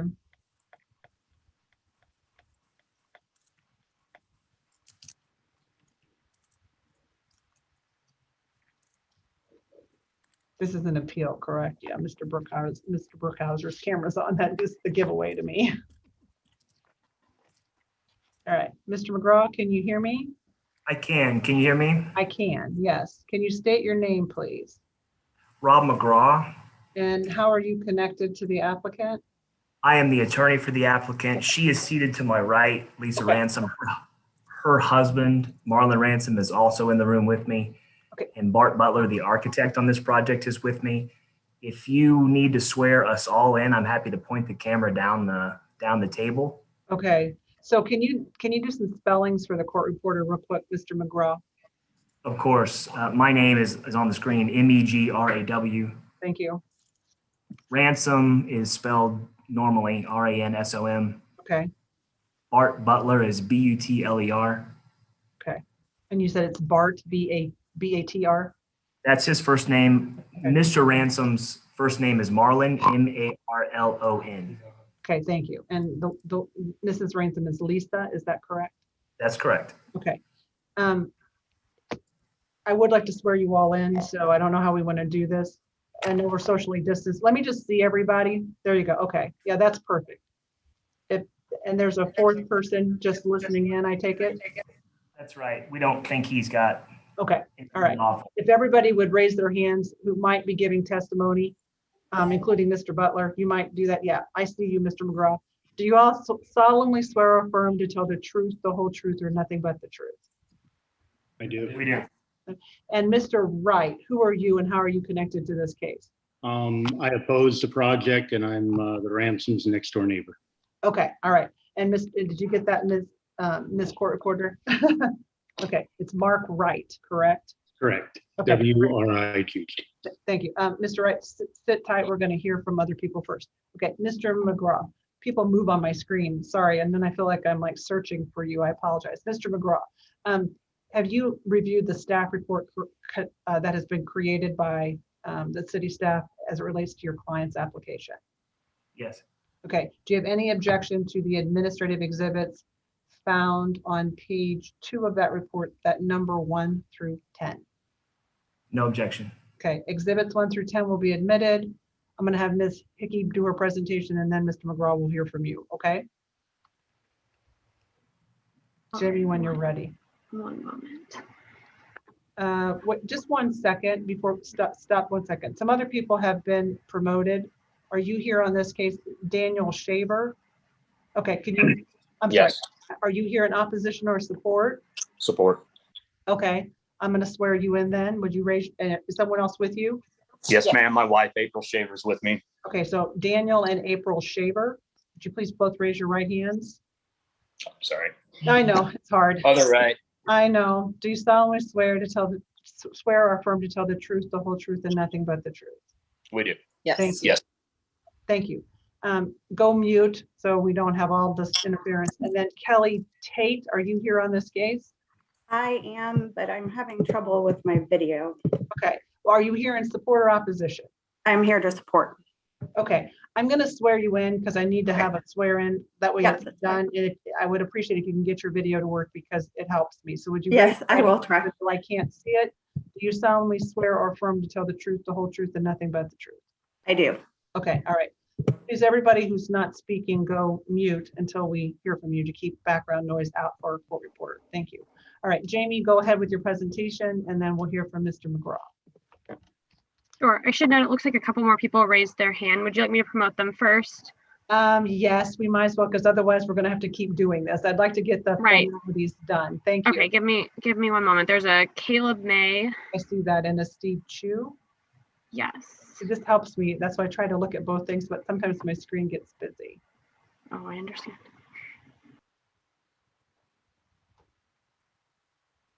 Okay, Mr. Chu, can you hear me? Mr. May, can you hear me? Good afternoon, I can hear you. Okay, and Mr. Chu, could you state your name for the record? My name is Steve Chu. My last name is spelled C-H-U. And are you here in support or opposition? I'm here in support of my neighbor. Okay, would you raise your hand to be sworn? Do you solemnly swear or affirm to tell the truth, the whole truth, and nothing but the truth? Yes, I do. Okay, thank you. Go mute for now. Mr. May, can you turn on your microphone? Yes, I can. Can you state your name, please? Caleb May. And are you here in support or opposition? Support. Okay, would you raise your hand to take the oath? Do you solemnly swear or affirm to tell the truth, the whole truth, and nothing but the truth? I do. Okay, thank you. Please, again, go mute. All right, anybody else that we've missed? Please speak up. All right, thank you very much. All right, Jamie, I think we're now prepared to hear from you. Go ahead. All right, I think we're good. Okay. All right. What we have before you is an appeal of determination for a home occupation that was found to be in violation of Ordinance 88-30504 regarding home occupations at 10001 North Laurel Avenue. The subject property is located in kind of the far northeast section of the city. More specifically, it's kind of on this just west of Northeast Cookingham Drive on this kind of bump out cul-de-sac of Northeast 100th Street. There was a request or a violation reported to city staff. And on December 29th, 2020, staff inspected the site. There's a single family residence. There's a complaint of a hair salon that was operating at the residence. Staff did find that the hair salon was open and found that the garage had been remodeled to accommodate the business. Staff then reviewed permits and found only a permit issued for the door and the windows. The other mechanical, electrical, and plumbing work to have been done without permits. Staff found the owner to be in violation of 88-305-04 D5, which states the following: a dwelling unit may be used for one or more home occupations subject to compliance with the following minimum standards. Subsection 5 is there may be no internal or external structural alterations or construction, nor the installation of any equipment that would change the residential character of the property upon which the home occupation is located. Examples of such prohibited alterations include construction of parking lots, paving of required setbacks, and the addition of commercial-like exterior lighting. These are, and I apologize for their size, these are included in the staff report. These are the plans that were submitted by the applicant showing the changes that were made to the garage at the subject property. There is a salon space as shown, a small bathroom, and then a utility closet here. These are exterior images of the home showing the main portion of the garage and then this third garage bay where the work was done. And then the exterior door that was added to the garage. I'd be happy to take any questions, and I know Tim has more to share, and I will let everyone else speak on behalf of this project. Okay, well, let's hear from Mr. Brookhauser first. I want to hear the city's evidence of this, Mr. McGraw, before we hear from you. And I think you would want to hear that as well, so you know how to respond to it. So Mr. Brookhauser, please share with the board your investigation to reach this finding. Madam Chair, members of the board, as Jamie said, on the 29th of 12/29 of 2020, we did an investigation on the property, and we found on the west side of what was a garage, a third garage, there had been a door and 2 windows installed. Inside, we found that there was a half bath, a water closet, and a sink, if you will, lighting and outlets that were installed, a hair basin for washing basin, and a separation wall between the other 2 garages to the east had been put in. When we did further research, we found that there had been a permit taken out. The permit was only for a door and 2 windows on the west side, and that was taken out on August 8th of 2020. It was very clear that at that time that it was for garage space. There was no discussion that this was going to be turned into a business type occupancy. So after the inspection was done, the investigator did more research and looked at the home occupation rules. And I believe page 416 in your staff report lays out the home occupation rules. And I will go to number 4. No separate entrance from the outside of the building may be added to the residential building for the sole use of the home occupation. We believe that's what the permit was taken out for. It also goes, number 5, as Jamie spoke to, that there may be no internal or external structural alterations or construction or the installation of any equipment that would change the residential character of the property upon which the home occupation is located. Examples of such prohibited alterations include construction of parking lots, paving of required setbacks, and the addition of commercial-like exterior lighting. Based on those home occupation rules, the inspector sent a notice of violation dated January 15th of 2021 is when it was mailed. And beauty shops, salons are called out as personal improvement services in the code. And in this case, it was in a district zone 7.5, which is residential.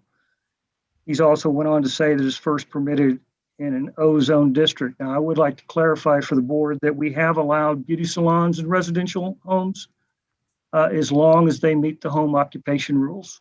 And in this case, we don't believe that they did.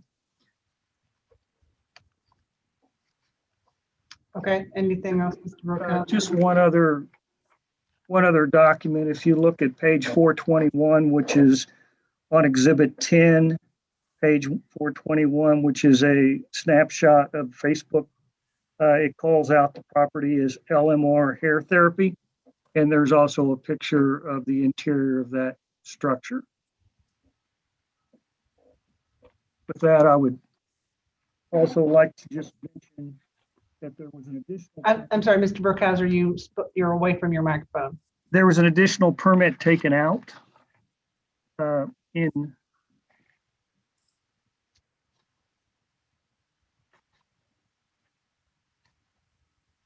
I think it's marked as Exhibit A. It was taken out in January of 2021. And that's where your layout, your plans to show the interior of that property. And I think that was submitted by the applicant. And that was after it was constructed? Yes, ma'am. And both of those permits have been voided at this point based on the home occupation complaint and investigation. Okay. Anything else? No, ma'am.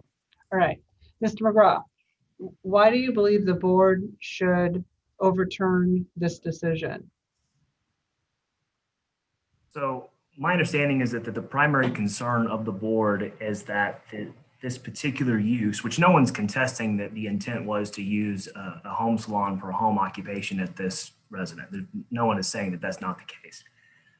But the additions that my clients have made to the property in no way change the residential aesthetic or character of the neighborhood, which, as I understand, is the board's primary concern with these uses.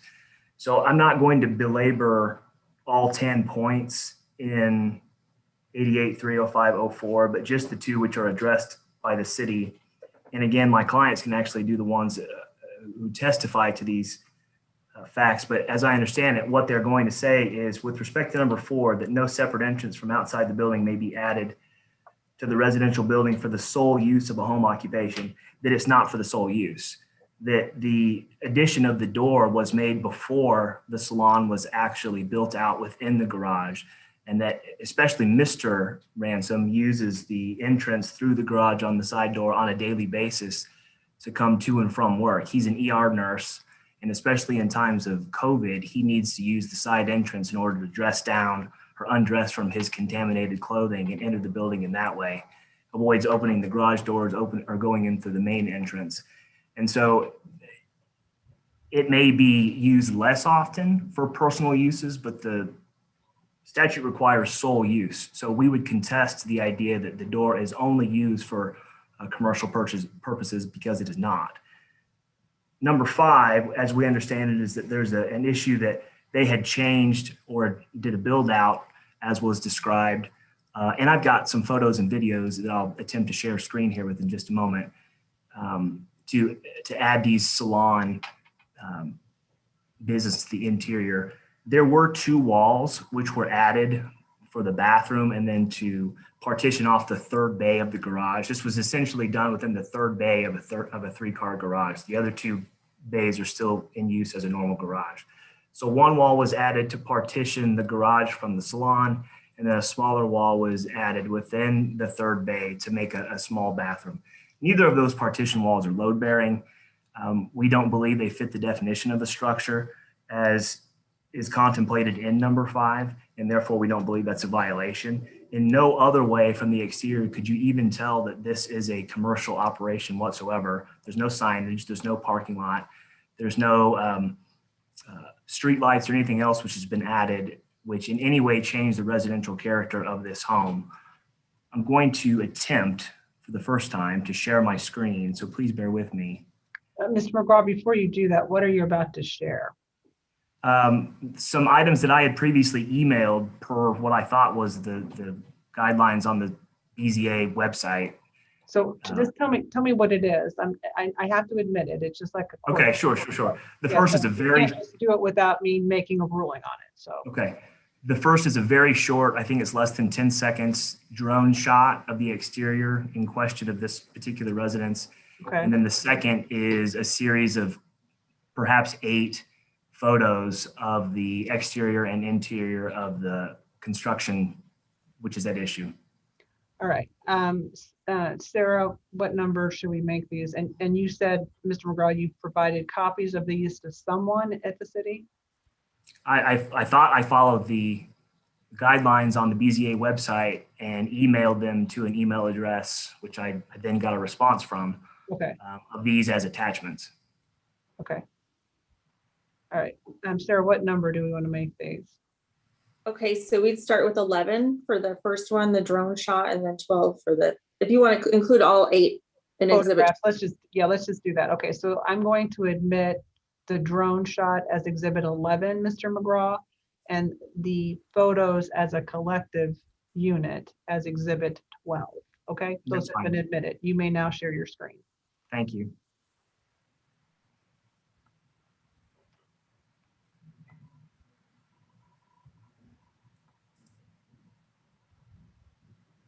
Can you see that? It's really dark. It's shadowed. I'm gonna press play and see if that helps at all. We can sort of see it. That's better. The corner area in question, you can see there's a small outset of concrete, which is a sidewalk essentially that enters the door, which was added. And then the 2 windows at issue are next to the door, as you can see above the tree. In my opinion, this in no way changes the residential character of this particular piece of property.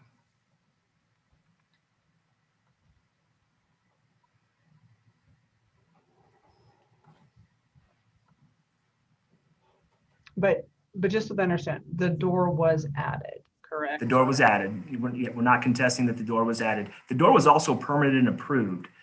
I believe Mr. Brookhauser, I'm sorry if I'm mispronouncing that, stated that that was permitted and approved prior to the remainder of the work, which followed that. And we're not disputing again that I think it was the manufacturing, mechanical, and perhaps plumbing. Those permits need to be corrected retroactively if possible and approved, and we're certainly willing to do that. Can you see the videos, the photos I'm sharing now? Yeah, go ahead. This wall is a wall which was added, which again is non-load bearing. This door is the entrance to the salon. This door is just a closet for supplies. This is the bathroom. This is the project looking from the other side of the garage. That's again the exterior shot. This is the other wall which was added, which is just a partition for the bathroom purposes. And this is the wall from the inside, which was added. Here's the exterior door and the 2 windows, which were subject of the August permit, which again was approved. And another shot of the salon and the bathroom, and a shot of the exterior, still of the exterior. Mr. McGraw, on the inside of this, can you still gain access to this space, the garage door? Yes, the door that you're looking at actually goes to the other 2 bays of the garage. No, I'm talking about the overhead garage door from the outside. Can you still? No, that garage does not function anymore. You don't use the 3rd garage. Because it's in other words, there's a wall built across it, correct? That's correct. The tracks have been taken off and everything. It's inoperable. Okay. All right. Go ahead. I believe those are all the photos I have.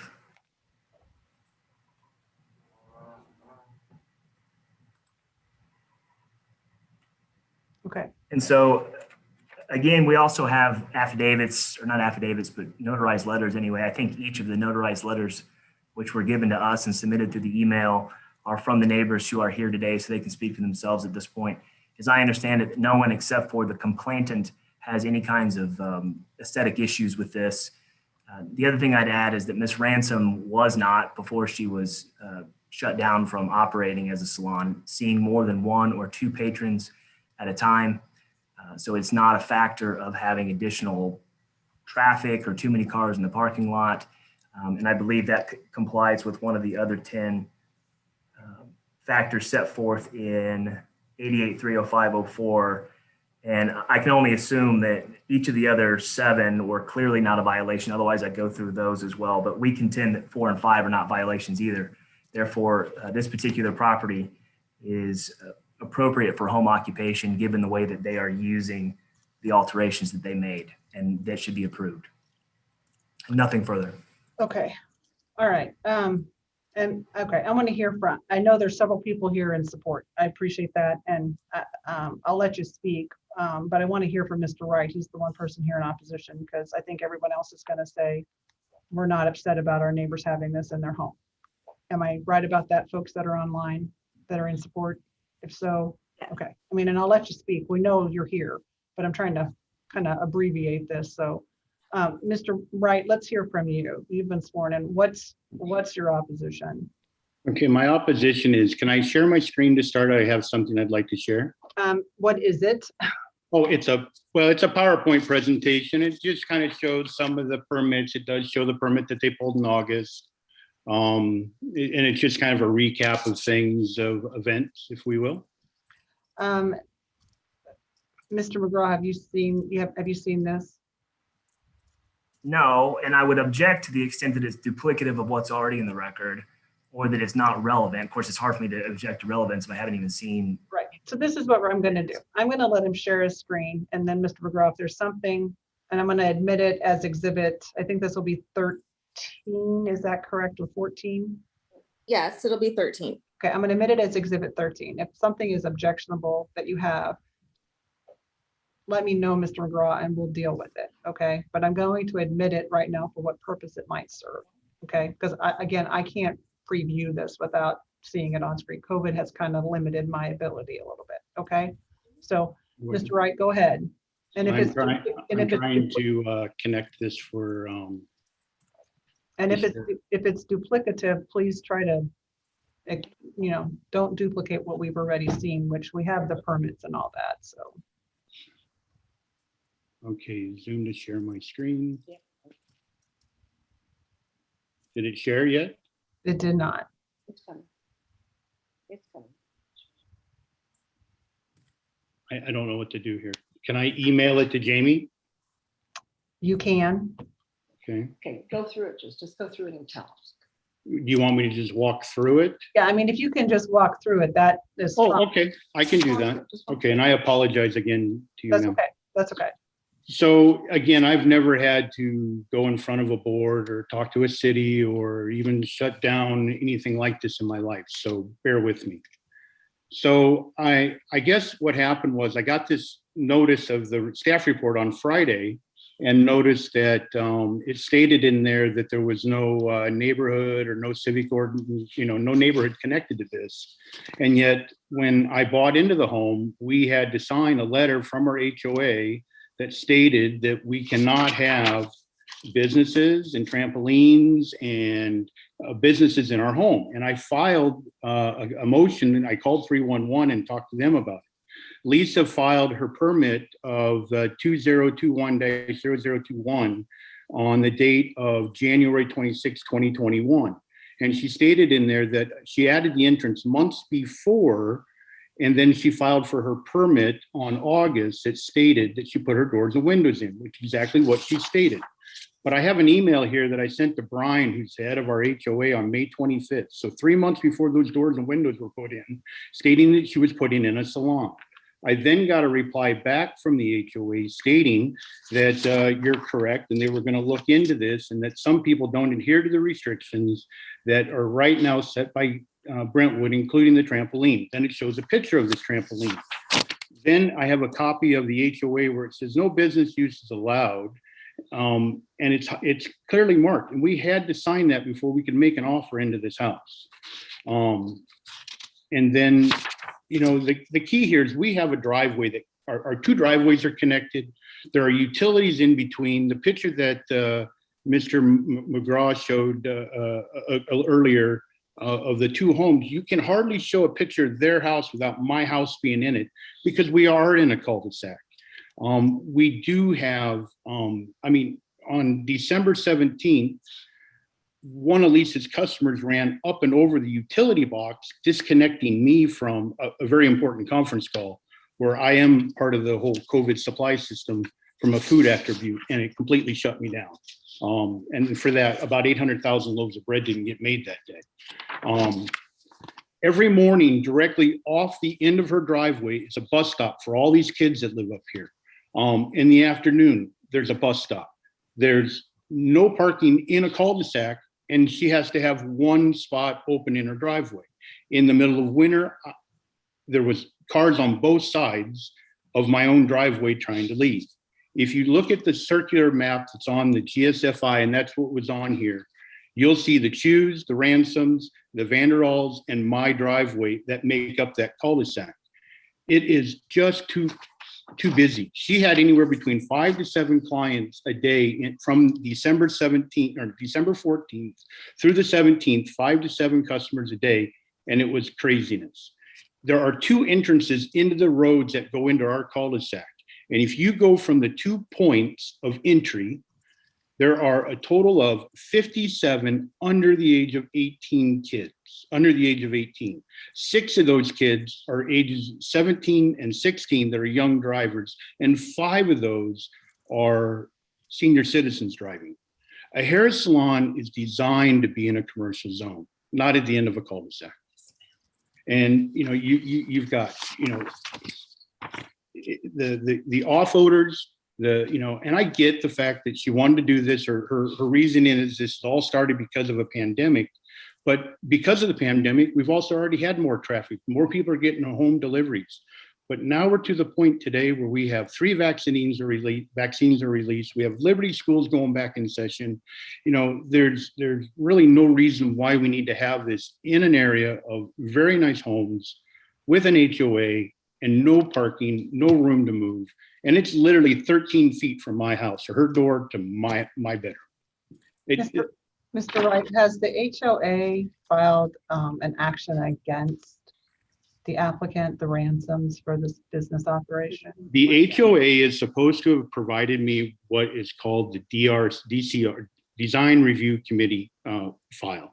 That was never done. What I was told by the president of CAM and Associates, that she was going to have 1 to 2 clients a day. And that was the same message I got from her mother, 1 to 2 clients a day. And my answer has always been no, the HOA will not allow a business. But for some reason, that happened. So you're saying the HOA approved her use of? I don't know. I don't know. I've never seen any document that they signed off and approved it. Mr. McGraw, do you know the answer to that question? I do. And first and foremost, we're obviously not talking about what the HOA rules are here. We're talking about. No, what I the know, lease but this are. board is always curious if that's an issue. Understood. And yes, the HOA is aware of it. I was in the process of pulling up the ARC review request and approval that my client submitted to the HOA. I'm happy to pull that up and share a screen if you'd like to see the approval form, but they're aware and even references the business. So there's no one's trying to hide anything. The HOA has been informed. The HOA has already given their approval. So I don't see why that would be an issue. But if no one's trying to hide anything, and we had a permit pulled for doors and windows, and 3 months later we had a salon, but yet I've got an email 3 months prior to even the doors and windows being put in about a salon, there was misinformation that was given about this permit. Okay. All right, gentlemen, I think, Mr. Wright, is there anything else? Okay. Oh, All ma'am, right. thank you. All right. And Ms. McGraw, you're going to go last, but I want to ask a couple questions. To the people that are here in support, because I think everybody else is online in support, does anyone feel strongly that they need to make a separate statement other than we support Ms. Ransom? Yeah, I'd like to share a few Go words. ahead. Yes, Mr. Shaver, go ahead. Thank you. I initially, whenever this was expressed, it was due to the pandemic, like what was notified and indicated. I had expressed a little bit of concern about the traffic. I had thought that, along the lines of what has been said, that there would be excessive traffic. It would be a nuisance. I've got a neighbor down the road that throws parties and has more cars in his house than this on a regular basis. And I work from home. I have been grounded for some time and not traveling, and I'm here 24/7. So is my wife. And it's, I live directly across the street. I just have to say that, to take into consideration that I disagree with the traffic flow. Okay. But that's all I have. Thank you, Mr. Shaver. Anyone else want to speak? Yes, and it's Kelly Tate, and I'm sorry, I tried everything to get my video to work and it would not work. I also, some of the children that he's talking about, I have children that are in driving age. I also have a child that is 4. They are in that cul-de-sac very often. There is absolutely nothing that I felt about Lisa's business that was impacting them in any way or putting them in any danger. I also work from home, and I did not see any additional traffic during the time that Lisa was, or while she was in business. And I also wanted to testify about them putting the door in. Marlon had to live in our camper in the beginning of COVID in his driveway so that he could initially protect his family. They did put that door in also to assist with the fact that he does need to take off his clothes to go into his home because of COVID. And so I feel strongly about them using that door in that way, because I did see them have to struggle through the COVID part of it.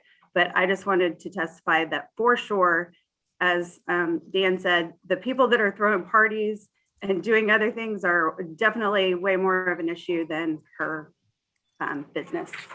All right. Anybody else on the sports side that wants to speak? Okay. All right. Mr. McGraw, anything else you want to add?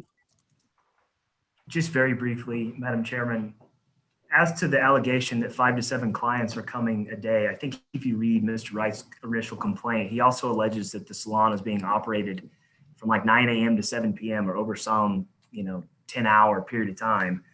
5 to 7 clients in a 10-hour period of time is not an inordinate amount of traffic. And if you look at number 3 of the guidelines, 88-30504, is that no more than 2 clients shall be present at any time. I believe there are only 2 chairs in this place. 1 chair, I'm sorry. She can only handle 2 clients at a single time. So 5 to 7 clients in a 10-hour period of time is not a crazy amount of traffic. And it complies with the very guidelines which are at issue in this hearing. So I don't see that to be an issue. Ms. Ransom has children herself, so that concern is obviously not enough for her not to operate the traffic concern. And then I guess I'd say finally, this is maybe 400 square feet of like a 3,500 square foot house. So this is just a very small addition that they've added in order to try to come up to, in both of their jobs, come up to speed with how things are done, just the way that we're doing on this Zoom meeting. This is how you do business during a pandemic. I think it complies with the ARC, not only the ARC within the HOA, but the BZA regulations 1 through 10. And we believe that this should be approved as a permissible home business in these particular zones, R7.5 and I think a bit of it's in R6. And as to the permit issues, we're more than willing to address those retroactively and get those brought up to speed. I don't have anything else. Thank you. Okay, board members have questions? Yes, Mike Keller. I have a question for Tim. At the close of your statements, Tim, you said that you didn't think that the circumstances merited a home occupation. Is that for the reason of the 2 items that are highlighted in the report, paragraphs 4 and 5 of the ordinance, or something else? In my opinion, is when they put in the wall separating the garage and separated and made a complete separate space of the single family dwelling, that it created its own area. And as Mr. McGraw said, it's not a bearing wall, but it is a wall that was constructed. So in our opinion, once that you separated that off and made its own space, that it became something more than a single family dwelling. Thank you. All right. Other questions from board members? Sorry, I apologize for standing up. I've had a back injury, so I'm getting a little stiff from sitting in the same chair all afternoon. I apologize to everyone online. I guess hearing other questions, I'm one board member. My concern, I am concerned about the separate entrance. I've heard the testimony about Mr. Ransom entering, and for that purpose, I think that that entry is going to be temporary as COVID goes away.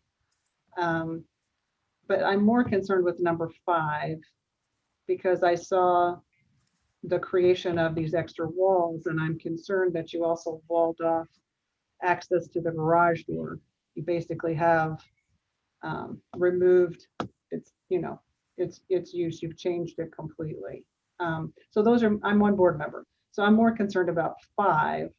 I'm concerned about 4, but I'm more concerned about 5. So we'll just see what the board wants to do here. Any other questions? I have a question. Sorry. I'm sorry, that was Tony. Sorry, thank you. Sorry, my squares have moved. Well, I've been pretty quiet, so I'm probably in the lower. You have been quiet. That's okay. I wonder whether council has, for the applicant or for the appellant has any thoughts about the list of examples that are provided in the code for what types of construction can be considered non-residential. It says internal and external changes to the property, but then the code lists some examples of what would qualify as being non-residential in character, and that means parking lots and things like that. I just want to get the appellant's position on that. Mr. McGraw, do you understand Mr. Banuki's question? I think so. And to the extent that the issues from the city are not contained, especially within exhibits 1 through 10, I haven't done any outside preparation as to the rest of the city code. I know that there are specific examples given at the bottom of paragraph 5 in the ordinance at issue.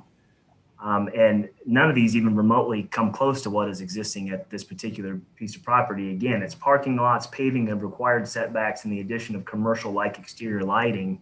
There's not even a sign on the outside that indicates that there's any kind of business being run in this particular property. So I guess to answer your question directly, outside of what I believe the issues contained in the city's violation, no, I have not prepared for anything other than essentially items 4 and 5, because those are contained in the complaint by the city. Thank you. I'm just one board member, but it's pretty close. But given our review, which is that we consider the city staff's decision to be correct, given a presumption of correctness, I think I had the same issues I think that the chairwoman has with the number 5. All right. Any other questions or comments from board members? Madam Chairman. Madam Chair, Gordy. I'm sorry. Did you have a question, Mr. Kelleher? No, I just have a comment. It seems to me that if the city is going to allow home occupations, that this is minimally invasive of any of those approaches.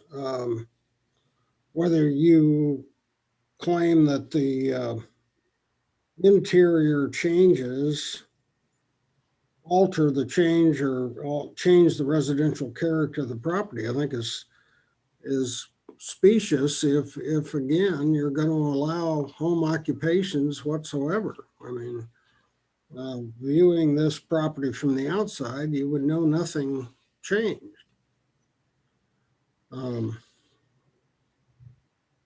Just my comment. Thank you. And did I hear from did somebody else have a comment? I'm sorry. Madam Chairman. Yes, go ahead. It's probably a total different off the wall, but when they have a business like this at home, do they have to have a business license and the health department inspections? Yes, they do. They do? Okay. You have to have a business license. I'm not sure about health department inspection. And we do have such a license, Madam Chairperson. I could share that with you as well. And it even references this address as the business address. So again, there's been no attempt to hide that this was the intent. Okay. All right. Any other comments from board members? Then I would entertain a motion.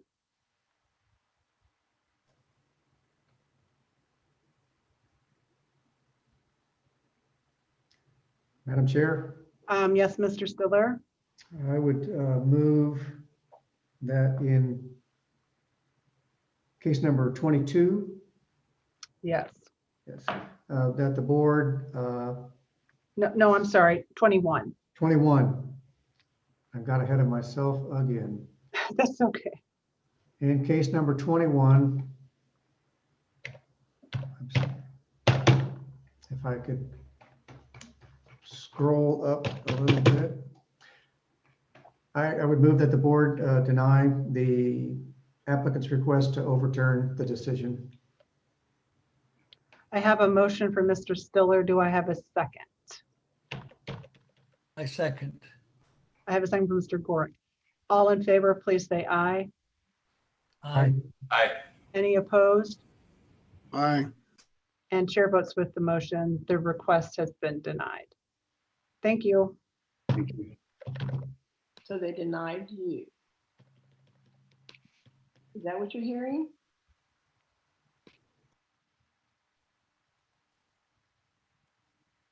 Okay, let's move to the next case, which is docket number 20. Case number 22, Mr. Stiller's favorite number. And a street address of 600 West 58th Street. Would the applicant please raise your hand to be promoted?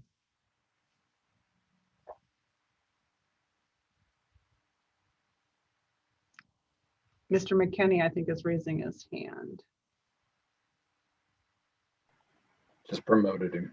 Okay. Mr. McKinney, can you turn on your camera and your microphone, please? There Hopefully he you is. can see and hear me now. I can. Can you state your name, sir? Steve McKinney. And would you raise your right hand to be sworn? Do you solemnly swear or affirm to tell the truth, the whole truth, and nothing but the truth? I do. Thank you. Is there anyone else online interested in this case? If so, please raise your hand. Okay, someone else is raising their hand. I don't know who that is. EKA, I've just promoted them. Okay. That's probably the homeowner, Elise Alexander. Okay, let's see if Yes. it is. Okay. And ma'am, could you turn on your camera and your microphone, please? Oh, there she is. Can you turn your microphone? Yes. Okay. Can you state your name, ma'am? Elise Alexander. Okay. And how's Elise spelled? Elise. And is Alexander spelled? Alexander. Okay. Would you raise your right hand? Do you solemnly swear or affirm to tell the truth, the whole truth, and nothing but the truth? I do. Okay. Folks, have you reviewed the staff report that's connected with your application today? Yes, we have. Okay.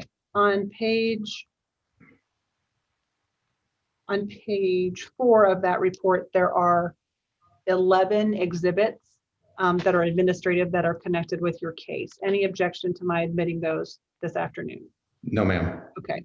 Exhibits 1 through 11 will be admitted. And Jamie, if you would go ahead, please, with your presentation. I know you probably have children coming home soon, so let's try to finish this for you. Yes, they are, I believe, at home. I will be there as soon as possible. All right, one moment. All right, what we have before you is a request for a special exception for a 6-foot privacy fence along the street side yard of a corner lot at 600 West 58th Street. The subject property is in the Midtown area of the city. More specifically, it is at the northwest corner of West 58th Street and Pennsylvania Avenue. The Chapter 27 requires that all front and side yard fences be no taller than 4 feet. The applicant is proposing a 6-foot fence, which is a variance of 2 feet, or a special exception request of 2 feet, excuse me. I apologize. This is a little bit small. I'm having issues getting into presentation mode, so forgive the background here, but they are proposing the fencing where these arrows are pointing. You can see that here, along here. This is maybe a little bit clearer. So they are proposing along Pennsylvania Avenue and in the front. So that concludes my presentation. Try to keep this brief and let the applicant speak on their behalf. All right. Yeah, Mr. McKinney, Ms. Alexander, explain to us why you need the extra height and what type of fence is this you're proposing? We're going to go from a wrought iron fence that's currently in place. It's 5 foot tall. We're not changing where the fence is located at. We're just changing the height of the fence, and we're seeking privacy. Pennsylvania is a well-known route for things like 5K runs, marathons, cycling races, things like that. And given how close the sidewalk is to the fencing also, it's going to allow security, privacy, and safety for not only the homeowner, but people who are passing by as well. Does Pennsylvania dead end into Loose Park? Yes, ma'am, it does. So the photograph we see that's been a part of the staff report that we see, so where we see the black wrought iron fence to the side of the house, that's what you're wanting to replace with a wooden, and what type of wooden fence? How, describe the construction for us. I think one of your exhibits shows. Oh, okay, I see it. Thank you. Okay, so so again, providing privacy. They do have several dogs, and they like to run up to the fence and greet people passing by, but also at the same time, you know, again, for the pet safety for people coming by too. If a child were to stick their arm through or anything like that, it would be in protection of them, prevent any liabilities. There have been some recent break-ins to the vehicles at that house too. So again, safety, security, things like that. It does allow direct access view into the living room. Plus, the reason that we even brought this fencing design into place is that we are currently changing the backyard landscaping, adding some turf and plants and things like that. So the homeowner does want some privacy to be able to sit, with them being that close to the backyard, they do want some privacy to be able to enjoy their outdoor area. Ms. Alexander, have you talked with your neighbors about this change? I'm sorry, you're on mute. Every neighbor that I've talked to has been in favor of it.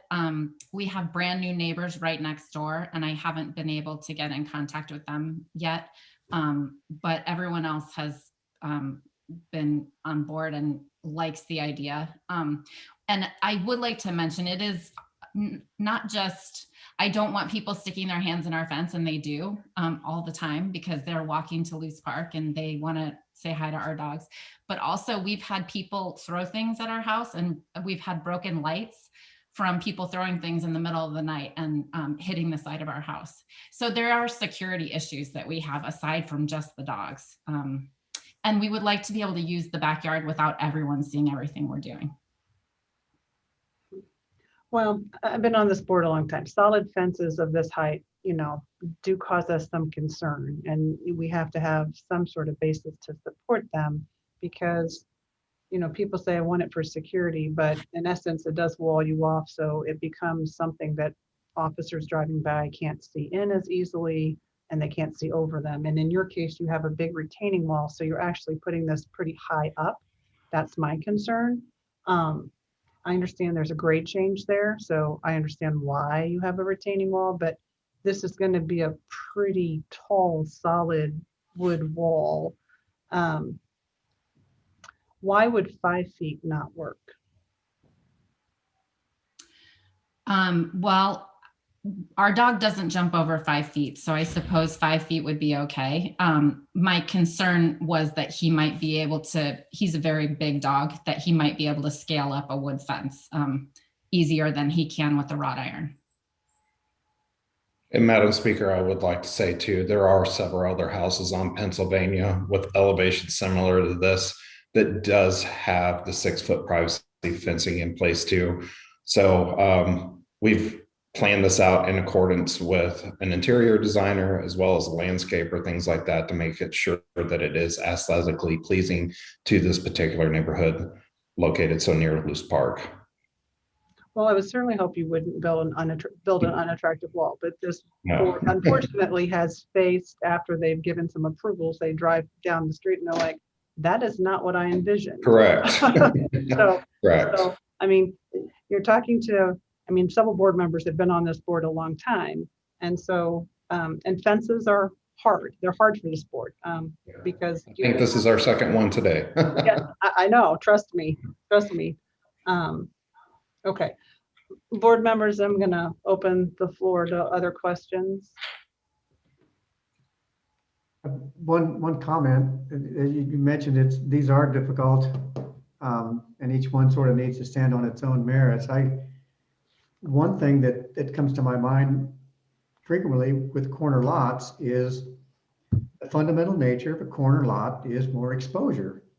There's an aesthetic that goes with a corner lot as well, but it's exposure. So, I'm always concerned about, well, if one gets a corner lot and then wants to work against it with a big barrier to remove that feature of the lot, it leads me into the area like it's sort of a self-imposed hardship, in that if that was an issue for someone, maybe a corner lot wasn't the best choice. And each time we do approve something like this, we set another precedent for large solid walls on top of retaining walls. Yeah, I mean, the other case, and these do need to stand on their own, right? So the other case was a wrought iron fence. So this fence probably had an exception, granted, but it's wrought iron and you can see through it. So it's less imposing. And so, I guess a question I have, and I know you've landscaped this, but you can also take a wrought iron fence and landscape it with plantings to also obscure, and give privacy. There are other ways to do that. And so this board has to consider all of that. And we have considered that as well. We have also taken the fact that they are investing money into plantings, landscaping, things like that are going to go up against the fence regardless. But with the animals still wanting to meet and greet people, we're worried that that's going to end up leading to the deterioration of those plants prematurely.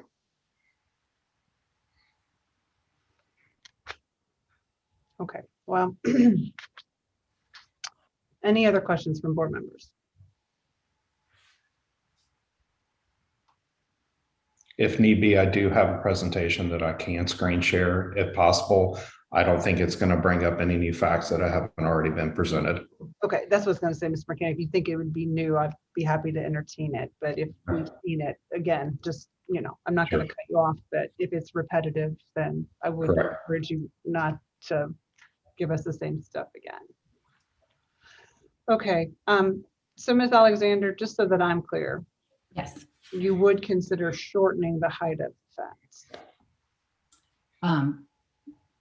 I couldn't go to 4 feet. That wouldn't work for us, but 5 feet I think would possibly be doable. And what's sitting on there now is 5 feet. Is that correct, Mr. McKinney? I thought it was 6 feet, but I'm sure you've measured, Steve. That is correct. It is 5 feet. Whereas current code, I think on a corner lot allows for 4 foot of privacy fence. Correct. Yeah, correct. Because it's considered in the front yard. And we're cognizant of it's just when you change it to such a solid fence. Okay, well, we'll see what the board wants to do. Okay. All right. Any other comments or questions? All right, then I would entertain a motion.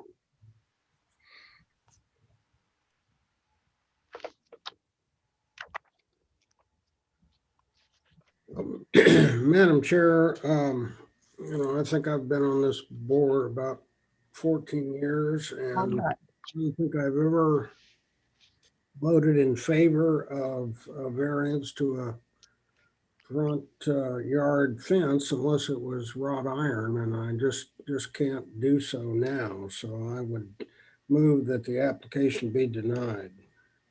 Okay, I have a motion from Mr. Kelleher. Do I have a second? Second. I have a second from Mr. Vanucci. All in favor, please say aye. Aye. Any opposed? And chair votes with the motion.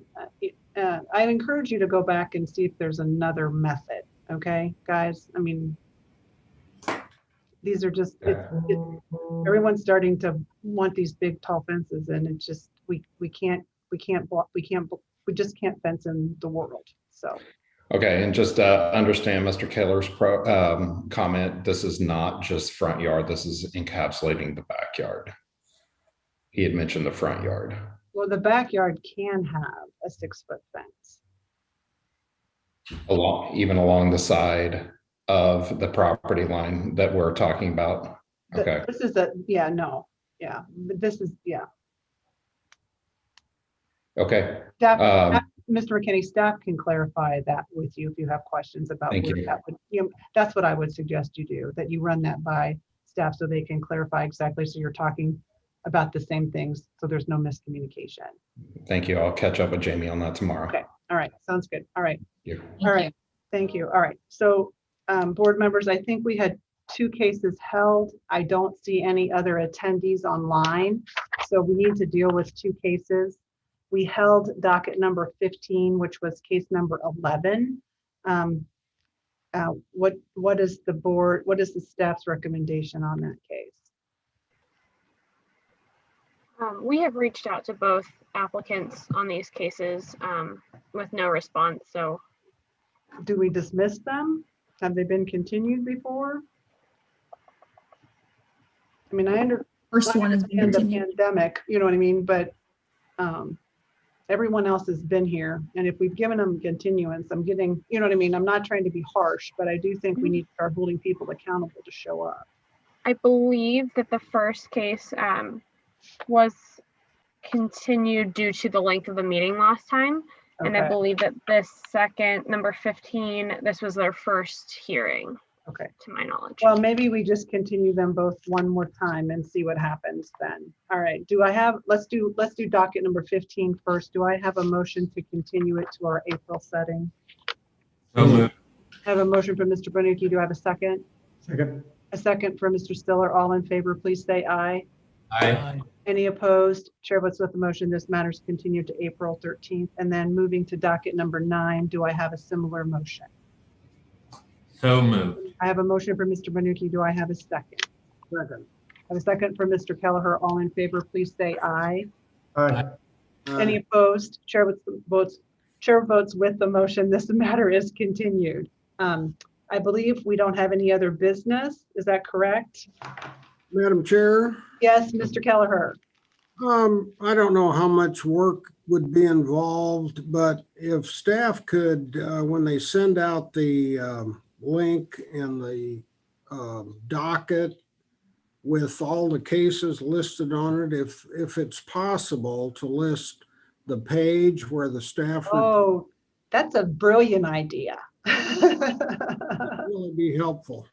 You know what, could you do that on the docket sheet that has, the names of the cases? Is that what you're saying, Mike? If you could put the page number now that it's all, could you do that? Is that too much work, Jamie and Joe? We can do either that, or we can actually make like the case number or the docket number like a link that you click on and it takes you right to that page. Either and way. That's how they already are. These already have bookmarks. Yeah. Oh, they do? Okay. I can't get mine. That's how I do it every time. There's a little bookmark tab on the software I use. So I can hit item 6 and it takes me straight to page 332, which is how do you get that, Randy? Well, you have to download the PDF and open it in Adobe. Oh, and I'm not in the secret is revealed. Yeah. I use Bluebeam, but same thing. Okay. I don't think you can access the bookmarks if you're viewing it in the browser. I didn't even know you could open it in Adobe, so that's, you know what I mean. So Mike, I don't know if Mike, can As do that. smart as you kids. I know, they're so smart. I know. You're making Mike and I feel really old today. Thanks. Hold but on here. yeah, I know. So funny. Anyway, so if We can do the page numbers next time, if you Madam don't Chair. mind, it might help some of us that I'm going to try the Adobe thing. Thanks for the heads up, guys. I'll see if I can figure that out. But I was having problems today with my, Jane, you can go off the record. So we're done. Anyway, yeah, so that sounds great. All right. Thanks you guys. I know we've been having some long meetings, but I do need to get up and stretch again. So anyway, Steve.